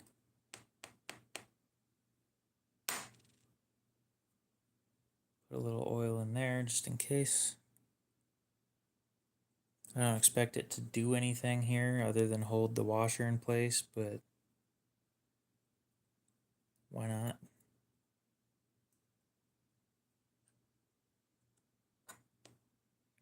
So then we go in with the bearing, then the liner. This is such a franken bullshit right here. This thing's hilarious to me. Nobody else is going to find it anywhere near as funny as I do. I bought it thinking I bought a fully functional knife that just had a lock stick. Instead, I got one where one of the bearing cages failed and one of the ball bearings fell out and is somewhere in my kitchen. And I'm never finding that shit again. But not only that, because the bearing cage failed, I can't put the ball back in and have it held in place properly.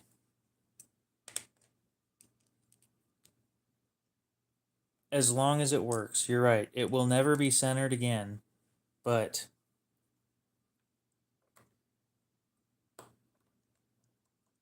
oh, I don't have a wife, so I'm good there. Woohoo. This shit again.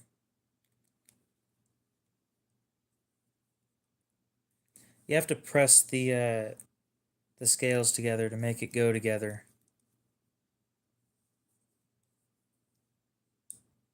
And you don't have to do that normally.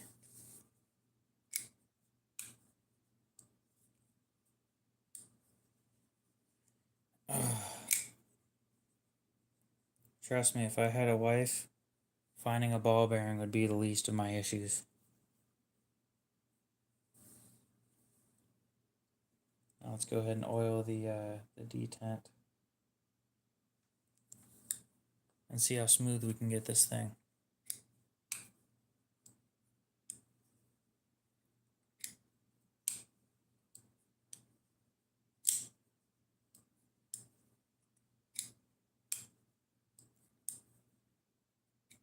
Yep, okay, gotta loosen it a little bit.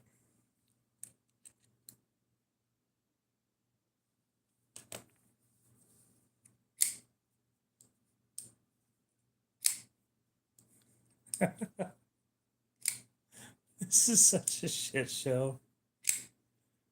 But it works so well.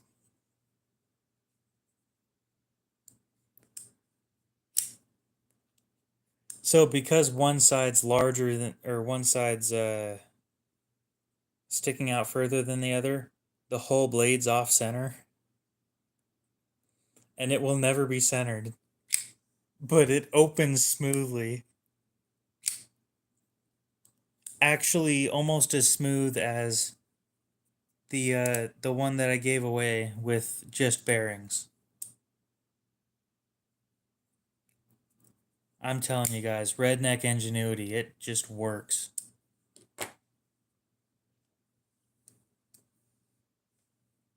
I don't even know why I thought Kershaw leak washers. No clue where that came out of. I was just thinking, this sucks. I'm gonna have a knife for spare parts and I need to go buy another one to make it work.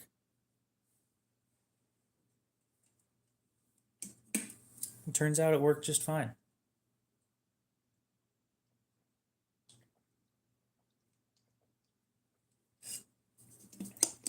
And all we used was one set of leak washers. There's a little bit of blade play to it. Not super bad. And you wouldn't really notice it until you tried to wiggle it a little bit. Where's my T8? Oh, my back just popped. Wait. No, still in pain. Oh well. I tried. Tighten it a little bit more. This is one of those few situations where you second guess yourself on saying no Loctite.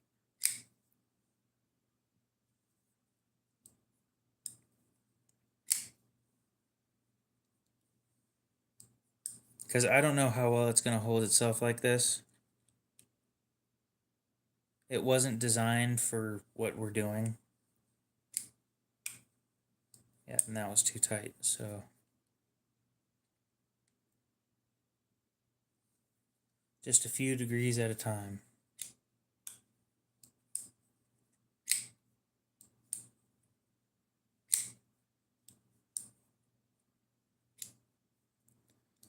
Okay, a little bit looser than that. Okay.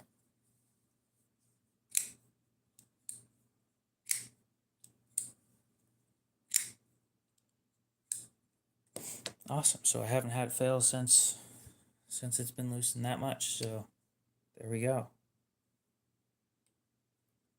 Go ahead and put the pocket clip back on, and maybe I'll carry this. And then we'll put the washers away.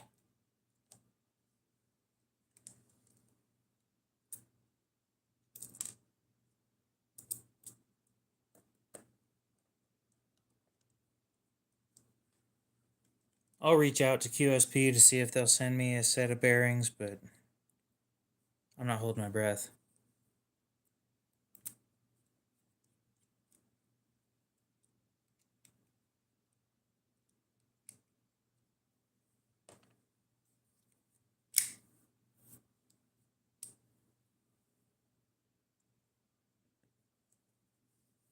Real quick. How's the edge looking?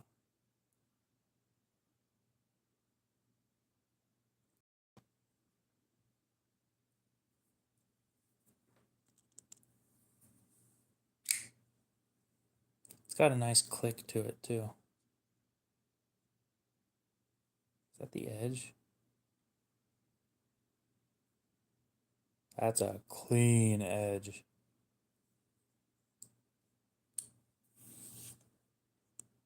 I do have grease. I have super lube, but it's not food safe. It's actually fast enough as it is. It doesn't have that drop shut action. That's all it's really missing.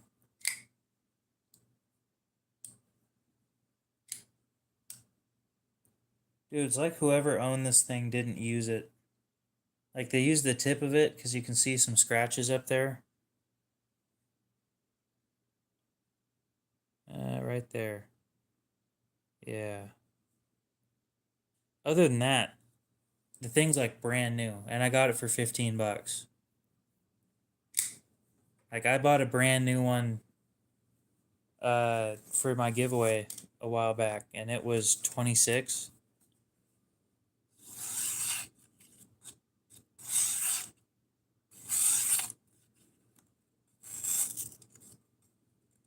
Something's off there.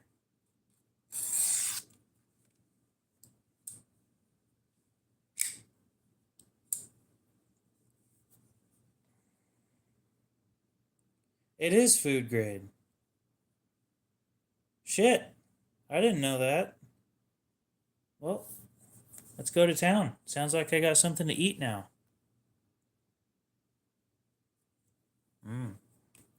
This stuff tastes like shit. No. Yeah, I got it from Harbor Freight. I never read that part. I read the synthetic grease, heavy duty dielectric, and that's all I read. I didn't even read the next couple words that said food grade. Well, now you got me curious, and now we gotta test it. Oh, the joys of modification. Modify, or whatever. It is food grade. That is... I don't have Teflon washers. We've got the phosphor bronze, and that's it. So we will try it out, even though I just took this thing apart and put it back together. And took it apart and put it back together. And then did that multiple times. Actually, we have the what's that stuff called? We have the metal polish stuff in here. I could polish the washers while we're here too. We could really give this thing a fighting chance. Okay.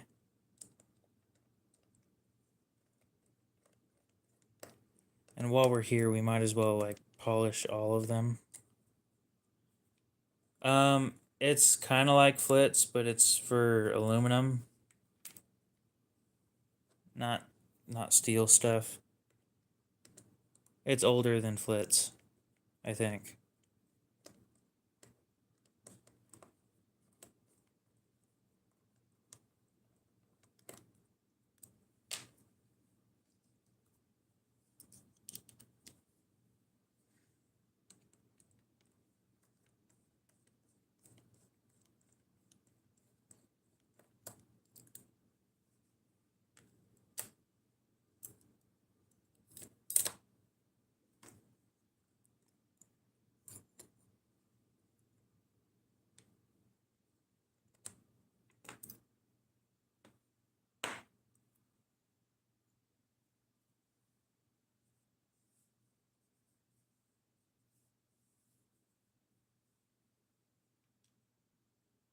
Oh, you want aluminum to have a rough texture? Sandblast it.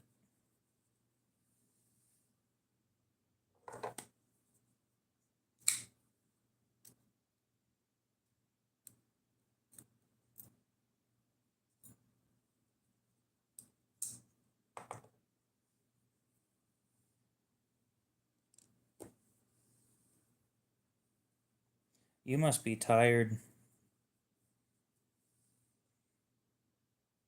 I haven't seen you screw up that many words in a row and ever. But you're kind of new here, so give me the polishing one. And I'm just going to polish this off camera. But this is what it looks like now. And with a little bit of this Weenol polish, it'll look good as new. You can look like me with rusties. I hope somebody got that.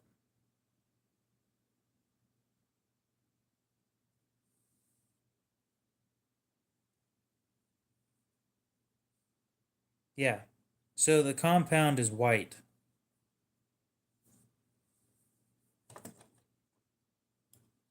The black stuff was the metal that was being removed.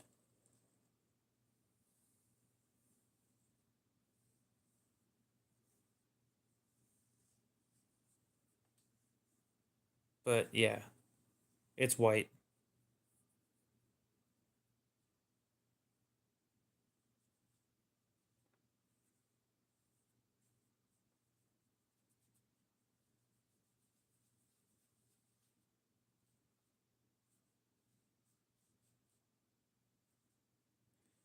I don't know where it's from. My dad used it on his on the blower for his truck to keep the aluminum looking good.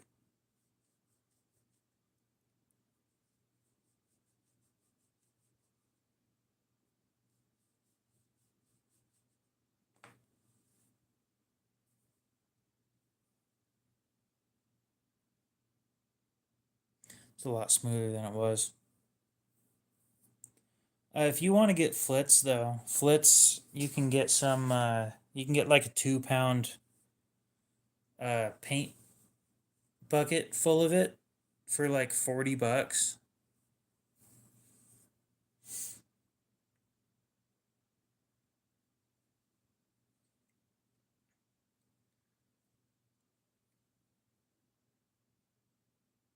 You know, now you guys got me curious.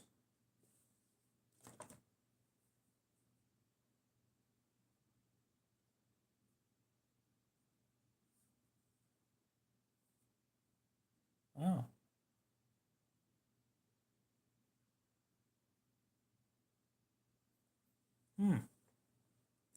Maybe. Just maybe. I don't care if it's food safe. This is just for cleaning. Then you clean them off and then, yeah.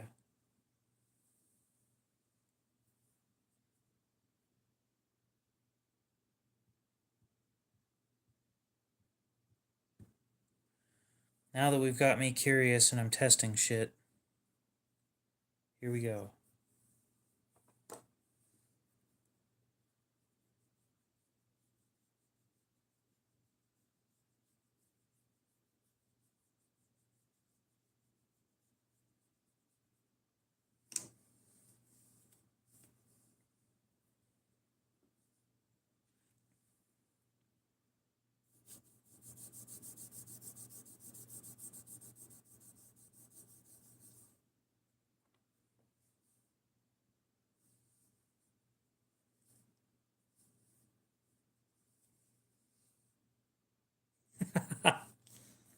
That is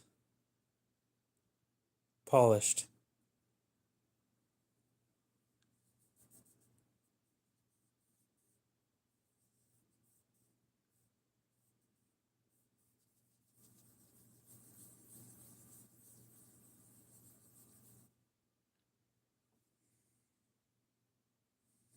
That's insane.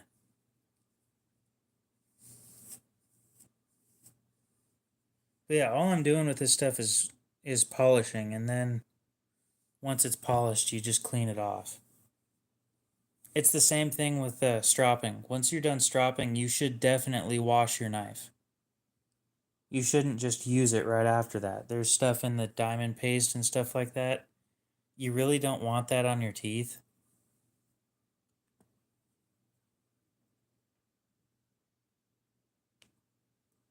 So let's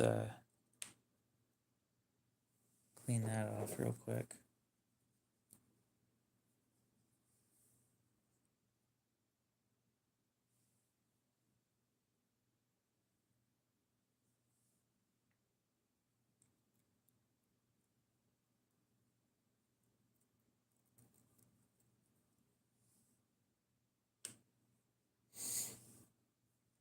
No, but diamond is an abrasive, right?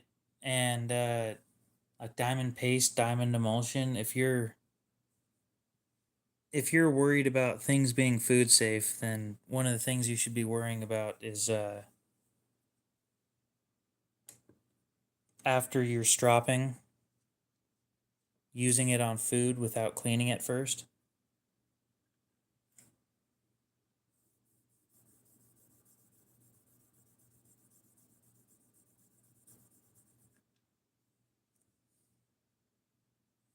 That's just amazing.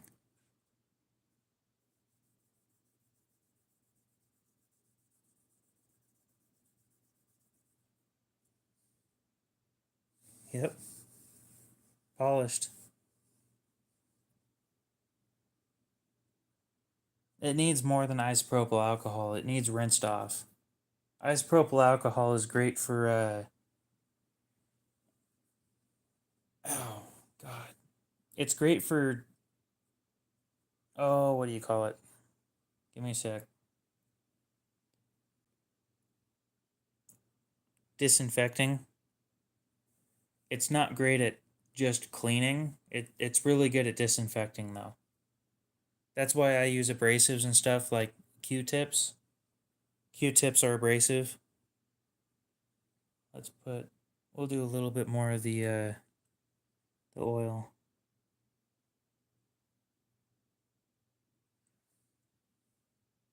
And then we'll try cleaning, or we'll try stropping with this stuff because I'm curious now.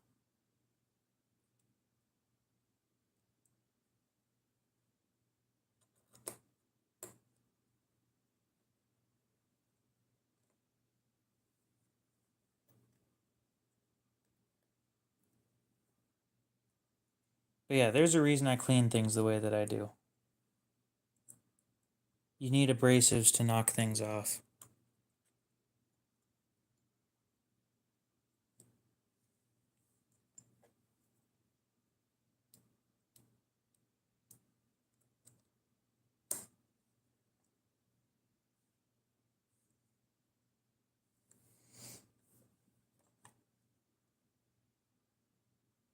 I'm sure it's something very similar.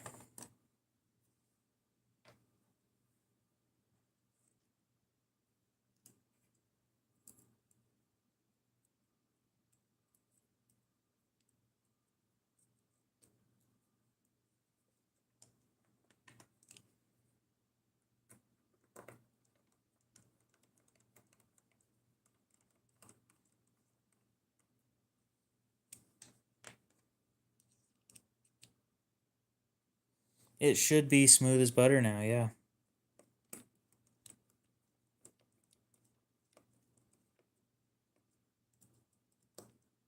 I've also just found out that I kept forgetting to tighten the other screws right here on this side.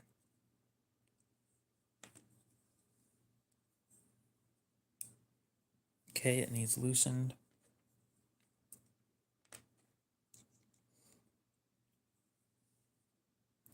Thank you, August.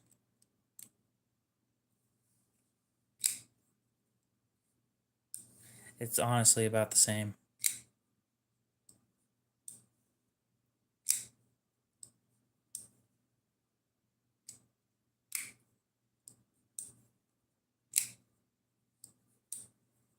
There really isn't a big difference between polished and not polished when it came to that.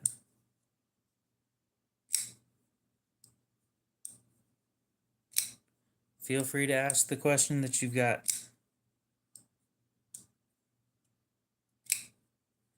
Now let's try the stropping. We'll look at it before, and then we will look at it after. I'd say task failed successfully, but I just failed miserably, so...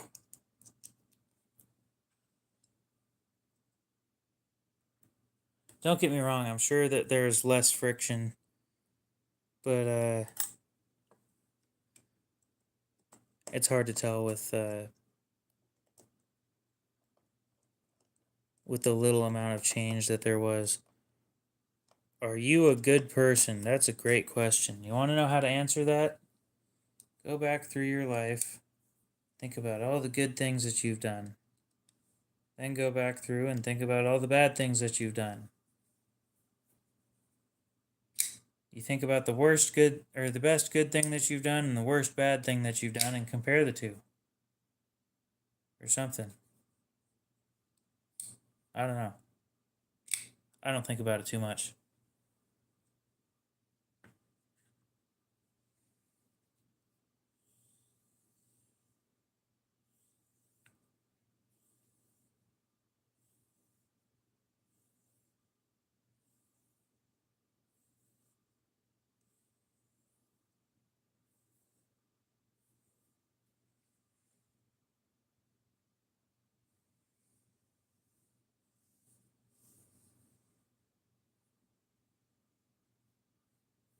Okay.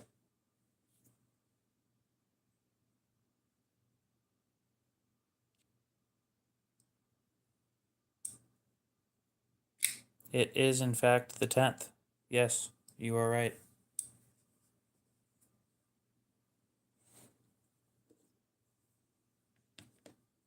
I think stropping made a difference here, actually. It felt a lot smoother.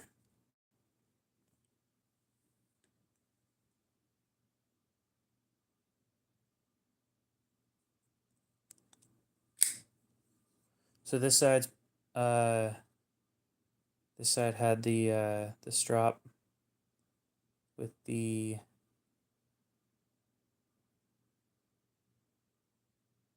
come on, focus for me.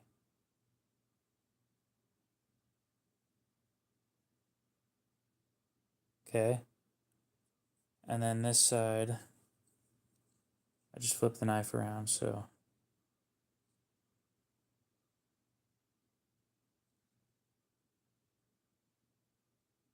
it looks a lot better. Well, I appreciate the subscription and hopefully you have a great rest of your day.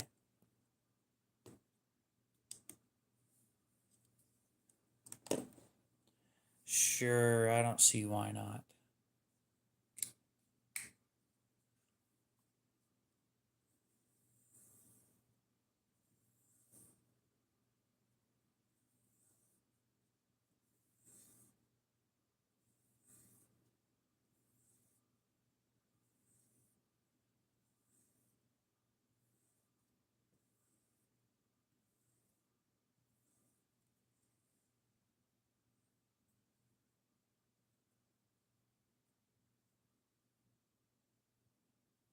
That edge feels completely different.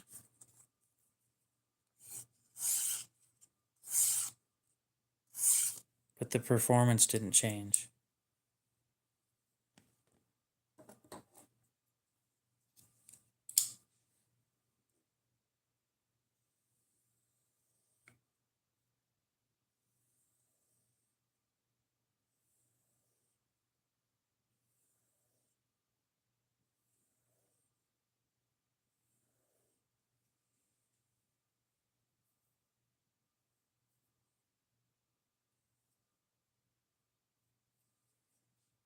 But there's a burr that shows up when you do this.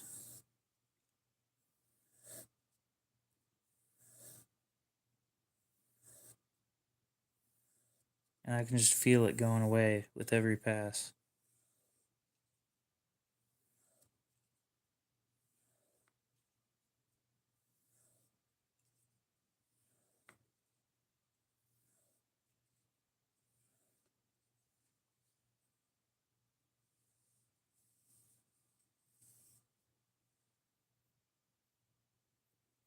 Paper test.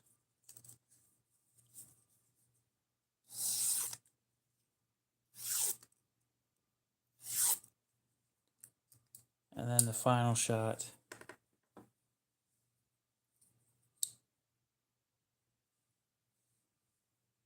I'm not going to answer that one because I don't know how to answer that question.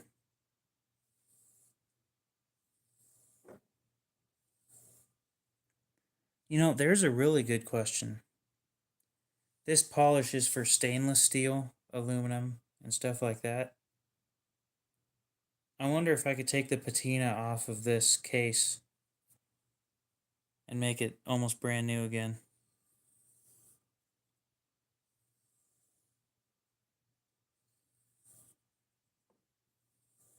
I know it's not stainless steel, it's carbon steel, but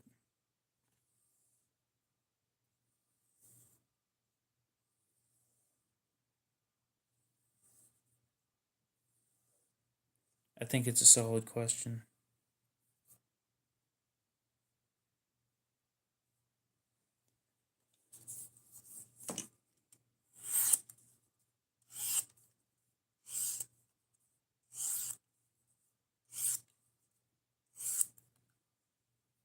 It's hard not to get a nice edge on 1095. Yeah. No, I need to buy some diamond emulsion, but I'm just working with what I have at the moment.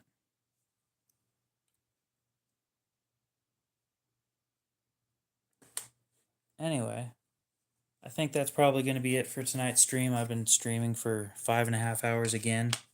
Total today, I've streamed, or total over the past 2 days, I've streamed 11 hours.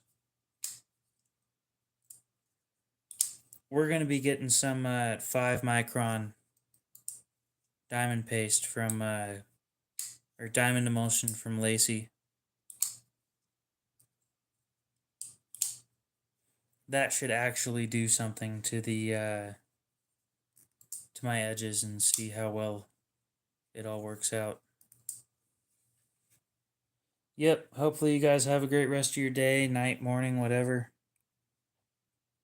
And we'll see you in the next stream. Yeah, she knows her stuff pretty damn well.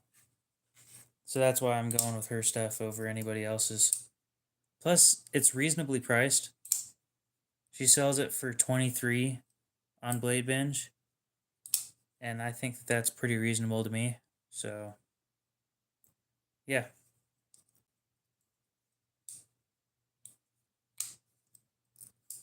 You use her products well. Is she, what do you mean by veteran? Like military veteran or like just in the knife community?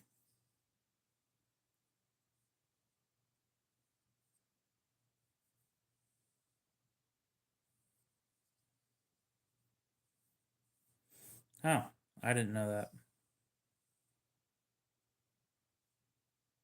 I don't think it would have changed anything to me though. I like what she does, so you support the things that you like, especially when it helps you out. But yeah, that's going to be all for tonight. I haven't seen her a whole lot. The best conversation I had with her was telling her that I was going to be ordering some shit and then telling her that my payment didn't go through.